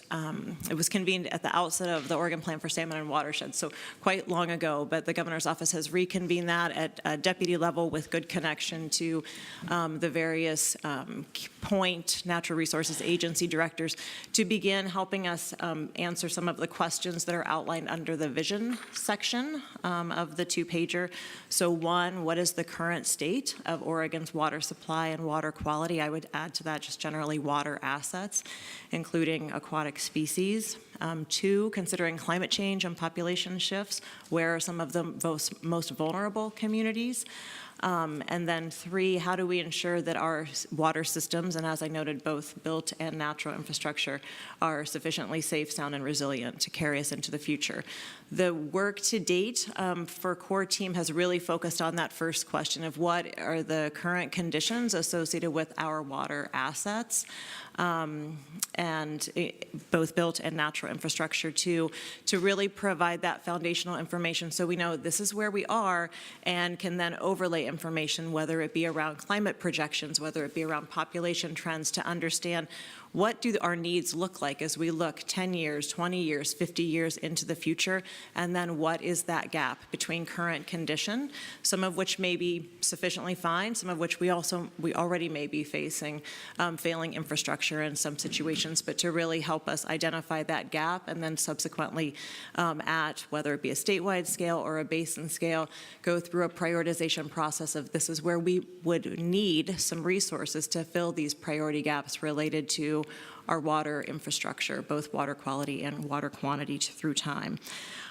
Some initial, let's see, so I'll actually jump us to the second page of the handout, which I apologize for the quality of the schematic that's showing on the screen. So I'll walk you through generally what the thinking of timeline is for the early work associated with the water vision. So you'll see in that bottom bubble the current condition inventory. So that's the work that I just mentioned that core team has underway now. The intent, as we move into next biennium, 2019 to 2021, is to begin making the case with this foundational information and a better understanding of current condition, starting to look at what are those needs that we may be seeing at these different geographic scales that could then help to inform prioritization in terms of where investments are needed. The second piece, if you look in that green bubble, is development of a governance structure for this overall vision. This is a massive lift. This has not been done elsewhere based on what we're finding. It is going to take a very robust and probably complex governance structure to help us oversee the work that will be associated with the water vision effort. So beginning to work through the governance structure development, and Maida may want to talk a little bit about that in just a bit. And then as we move into the 2021 biennium and beyond, this is where we really would start teeing up based on the needs assessment, the gap analysis, and the prioritization, some of the initial asks associated with long-term investments in water infrastructure, whether it be built or natural. So this just gives you a sense of kind of the early foray and timeline as we're envisioning it to help set up the necessary foundational information so we know where to begin those priority investments to address some of those needs associated with water infrastructure in the state. So a few examples, just because I think that it's helpful to start seeing how at least core team is thinking about the categories of this. So issues around water supply and infrastructure. So that could be conveyance systems, for example, and whether that be for municipalities, whether that be for smaller communities, or whether that be for agricultural water supply and delivery. Wastewater and stormwater is an area that we're quite focused on. Dams and dam safety. Levees, dikes, and tide gates, and then clearly fish and wildlife resource needs. So those are some of the high-level categories as we're thinking through these initial current condition inventories. So related to OWEB specifically and our involvement, MEDA, along with Tom Byler and Richard Whitman, have been serving as the primary agency points, along with the Governor's Natural Resources Office, to take the initial crack at developing the water vision, and then now working to conduct some outreach to legislators and obviously a lot of interest groups who have a lot of different perspectives and opinions about how we might crack the various nuts associated with water vision. So that has been a really key role that MEDA has been playing. I'm a member of core team and I'm serving on the inventory subgroup, so we're more in the nuts and bolts of those current condition assessments. And then just as a brief reminder, the board back in June did make an investment, and if you look at attachment 2 of the staff report, or attachment B of the staff report, you'll see a thank you memo from Jason Miner, the Governor's Natural Resources Policy Director. You did make an investment to help support some work by Bobby Cochran, who is the Executive Director of Willamette Partnership, but currently on sabbatical at Portland State University, to really help get a sense of what work has happened elsewhere, whether it be around the nation or around the world, in this vein of developing longer-term water visions with an eye to community resilience, with an eye to economic benefit, and certainly economic resilience through time. So Bobby's doing some great work to, I think, help us learn from other places, but also see where there have been areas or gaps when others have attempted something of even remotely this scale, so that we can really hone some work, for example, around some of the governance pieces that could make or break an effort like this. So related to next steps, we are continuing at the core team the inventory of current conditions. As was mentioned earlier, we all as state agencies have submitted our agency request budgets. There are some pieces of current budget asks that do connect to that. So for example, Water Resources has a dam safety policy option package request in. Oregon Department of Fish and Wildlife has requested some resources around understanding temperature and flow impacts for aquatic species. So there are some things already planned for the 1921 budget asks that fit really nicely into answering some of these questions around current conditions. We do, though, expect to use some of the inventory information emerging from core team to inform the governor's budget and some potentially additional budget requests for the budget that she will roll out in early December. So look forward to that. We'll certainly keep you updated as we better understand what the space for that is in the current state budget, but then also some of the priorities. And then work will continue to reach out to legislators and interest groups from various perspectives. So we are able to get their input, understand where some of the key priorities are from their perspectives, and hopefully have a bit of coalition building as we start to look towards not just the 2019 budgeting process, but in future biennia too, really needing to have a strong coalition of folks from various perspectives who see the value in taking a much longer term vision around water infrastructure needs. So I'm happy to answer questions. MEDA clearly has been intimately involved in this work too, so we can open it up for discussion. A couple of things before we... MEDA, a little follow-up, and then Gary, and then Stephen, and then Alan, and Ron. So MEDA Loftsgarden, for the record, first I want to note Renee says she's been a member of the core team and the inventory team. Renee has been a key leader in that work, so I really appreciate the involvement that she's had in this. A couple of things I just want to note. One is, Renee briefly mentioned this, but and I'm hoping that Bobby Cochran will prove us wrong in the research that he's been doing, but from what he has been able to find so far, nobody else in the world is trying to address water at the scale and the comprehensive nature that we are. So this is not a small lift. This is a big deal. So that's just to reiterate that. We are I think Renee mentioned this at the beginning. We are really trying to treat water like we treat transportation in this state. It is as vital, if not more vital, of a component in this state. We have investment strategies where we come back every 6, 8, 10 years with a big infrastructure package, transportation package, $5.4 billion last session. We have done nothing of the sort for transportation. We have a hodgepodge of different programs. For water. Thank you. We have a hodgepodge of different programs coming through various and sundry and resources. I do want to mention the governance piece a little bit because that is going to be critical. So in addition to reaching out to the stakeholders, we've also done informal and now formal outreach to the tribes in the state. We believe firmly that this matches well with the way that tribes have been trying to tell us to talk about water for millennia. And that we're finally, and when we're thinking 100 years, people say we're thinking a really long time, and I think the tribes would say not so much. And so we hope to be partnering very closely with the state's tribes because we do feel that this matches well with their vision. And we'll be establishing a governance system. We hear really good feedback about what transportation does with their regional teams that help identify priorities. Probably the biggest, toughest nut we're going to have to crack. We're going to be able to identify a lot of needs out there, but getting communities to work together to prioritize those needs when those needs are as diverse as they are. And I started thinking about if you just start at the top of a system, right? You've got a dam, and if the dam fails, you're going to blow out a community down below. But let's just say that the dam holds and we fix that. It's got to get through a riparian area and be clean when it comes to a community.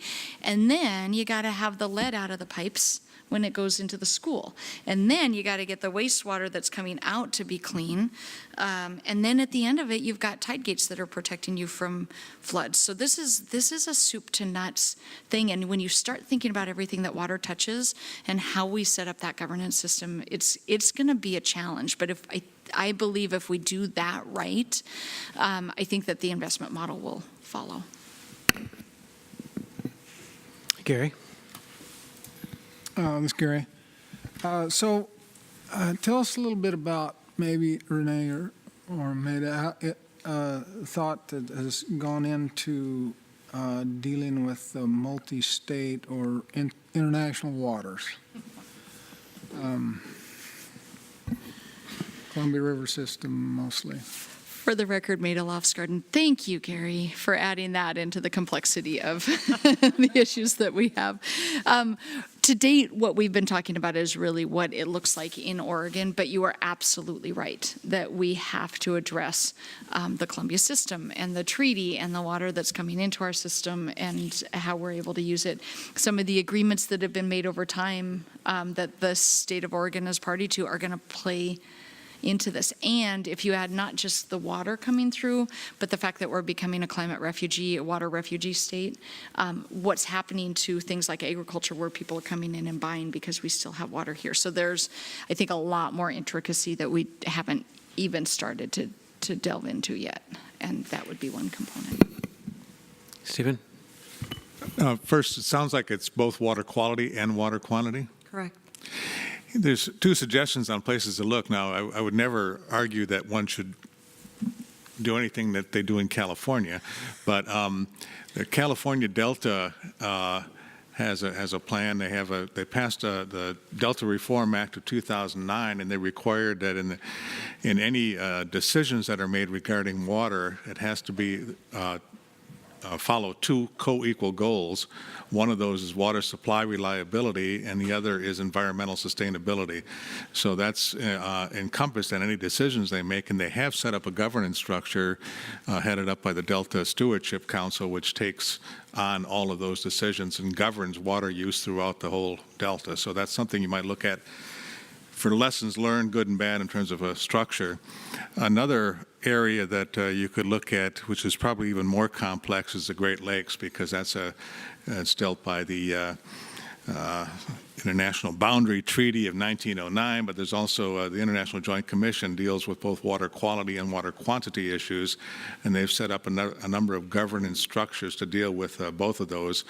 And both of these areas have done some long-term looking, grand challenges for decades ahead, and they're dealing with climate change issues and things like that. So those are two sort of examples where you might just have a look at. Thanks for those, Steve. Let's see, Alan was next, and then Ron, Paul, I have a comment, and then Meg. Alan Henning here. One of the thoughts that came to mind hearing your presentation, Renee, was as I mentioned earlier at the beginning of today, we're looking at having to do 10 basin temperature TMDLs. That equates to about 700 temperature TMDLs across the state, and we don't incorporate climate change into those. And those projects will last a long time once completed on the boards, and it seems like that's such a critical issue. That would be something that we would want to do in the state, is to incorporate climate change into the whole TMDL analyses, so that we've led the way on how that will play out in all TMDLs, not just temperature TMDLs. How would that get reinforced or incorporated into your strategy, what you're working on, or can it? For the record, Renee Davis. So initially, in terms of the inventory, we are very squarely focused on current condition. We feel as though we need to understand the lay of the land, but very quickly following on from that, we need to be able to overlay these various pieces of information, I think, and then determine, what is it going to take to have sufficiently well downscaled information so that we could build it into plans like you're talking about? Because I do think that's part of the challenge also in some of these instances is, we may have pretty decent projections for the Northwest, but do we have sufficient nuance to really understand the difference between what's going to happen in Harney versus Deschutes versus here on the South Coast? But we have actually started the conversations across the agencies in a coordinated fashion with the Oregon Climate Change Research Institute at OSU to first understand what do they have to bring to bear on this in the more immediate, when we will need to in the next few years begin those overlays. But I think then determining, that will be another gap, I am assuming, unfortunately, is determining what the additional data collection and or modeling needs will be to have that information to support planning through time as we are doing some of this work at a basin scale as we're looking 10, 20, 30, 50 years out. Does that help? Kind of. Yeah. Ron, you're up next. Ron Alvarado, perhaps following up on Stephen's comment, but if you look at by the way, can we comment on the attachment A here? Sure. Okay. So the vision and approach, it mentions, abundant water quantity. But if you look at the goals, perhaps maybe emphasize a little bit more on the quantity side. I think it hits those other important areas, but it'll help line it up with the vision and approach. If we set it more as a goal, perhaps that's the thought you had about the two goals out of the Delta, but just a thought there. And then maybe a reference to abundant, healthy food, because you talk about the health, economy, environment, and safety. You talk about wildlife. Future generations, and I think clean, abundant, healthy, clean water results in abundance of healthy food as well. Great suggestions. Thanks, Ron. Paul, you're up next.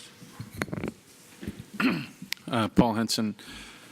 Following up on Gary's and Stephen's comments, and I was wondering, this is a really great vision. Generally, I'm really excited to see it, and I'm wondering if it's been discussed at all, this kind of thing at like the Western Governors Association group, and thinking ahead to kind of where a lot of these sort of either disputes or actually alliances can be developed. I know I've heard of discussions along these lines in Nevada and California, especially, and it's unlikely we're going to get this kind of leadership in the next few years from the federal government, for this kind of thing. So organization like Western Governors Association, which, has some Republicans, has some Democrats, but they all have these common goals, could be a good venue for that. Absolutely. Thanks for that. And to date, no, those conversations have not happened in a forum like that, but certainly as we're scaling up the outreach, that's a great suggestion. Did you have something? Next up is me, and then Meg. Is anybody else want to be in the queue right now? I had two things. One is, having a visceral reaction to the thing that we all say all the time of water quantity and quality. And of course, if that was just in a pipe, that would still meet those goals. It doesn't meet, sort of a little following up with Stephen, that doesn't meet, it's not very useful for salmon and, and other stuff. And you've got other goals are listed in the group. So, I'd love to see a transition in the way we talk about water, that we don't talk about it in, distilled water is a good thing. Plenty of good distilled water would be a good thing, because that's not adequate. The other one was on the governance side. If you could give maybe Meta a little bit more perspective on that. Is that just sort of the governance of this group, sort of, or also looking at, how do we, to the far extreme, should we restructure natural resource and related agencies in order to be more efficient and put water resources under DEQ, or, put them all together in one giant thing, or, what's the sort of scope of governance that people are taking on so far? Yeah. For the record, Maida Lofsgarden, just finishing a note on the last piece that you said. So from the governance perspective, I would say it's a yes and.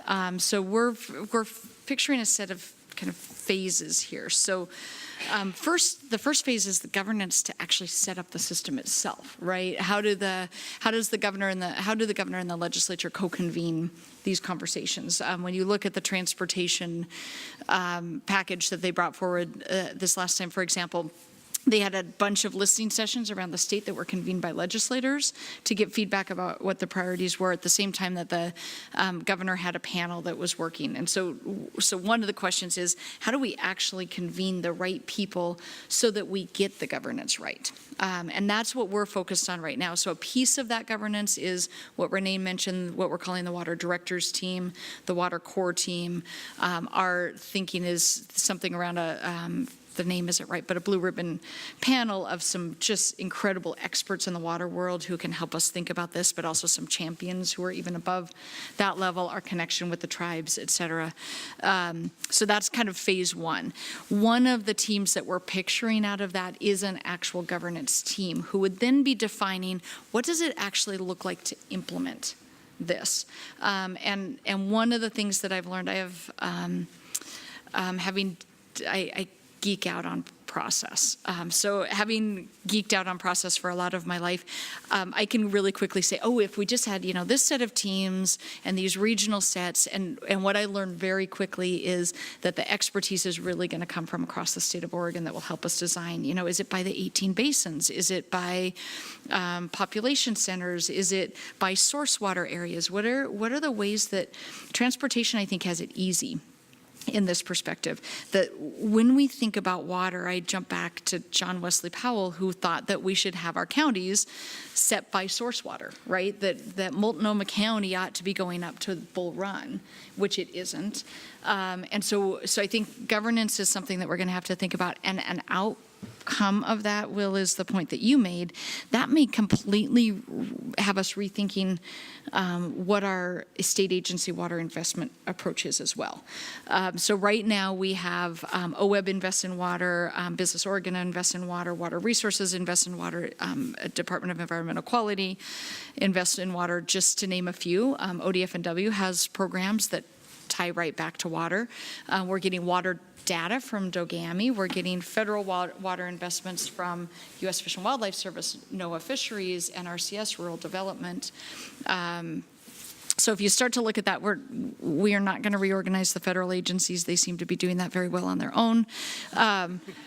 But we do think at minimum we need to have a lot better coordination amongst the agencies about our funding, and that may result in some pretty big ahas about how do we actually improve and streamline.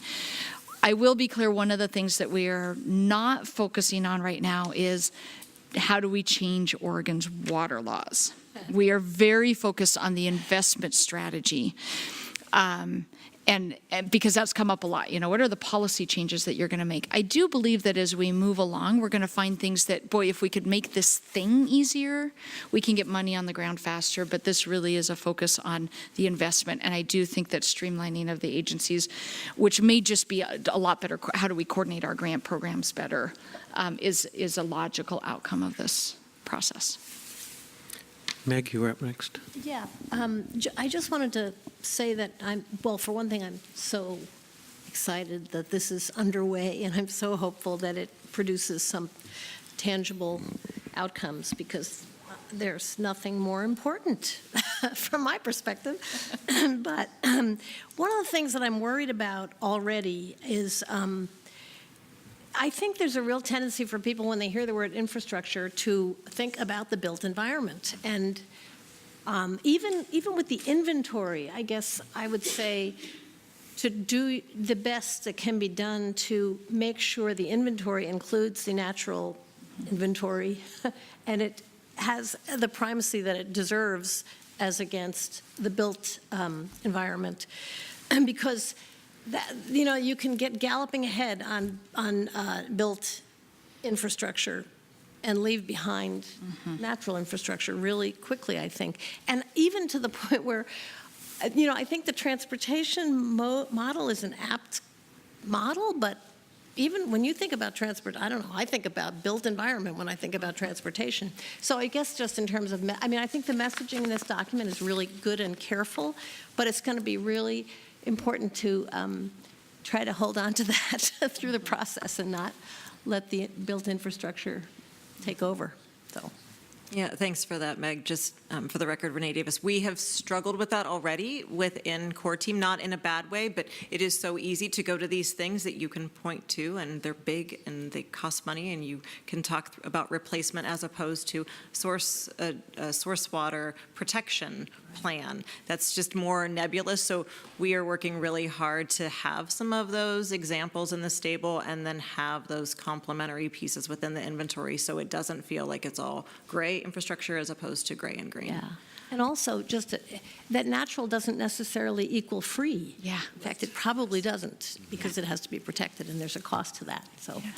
For the record, Maida Lofsgarden, one thing I want to note in what you just said that I think is really critical, that when the governor's office, when Jason Miner talks about this, he talks about built-in natural gray and green, because a green infrastructure can be built. Wastewater wetlands are very engineered and very natural.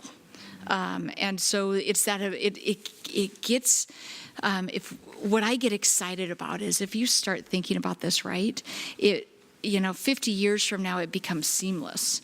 That we are sending water through pipes into people's homes, but seamlessly what's happening with our, impervious surface, with our wastewater wetlands, with the riparian areas that are supporting and the timbered areas that are supporting this, that people really, at that point, when we say infrastructure, my hope would be that people automatically think about both, but until they do that, as Renee said, we have to just continually, intentionally push that conversation, because it's not how people think about it right now.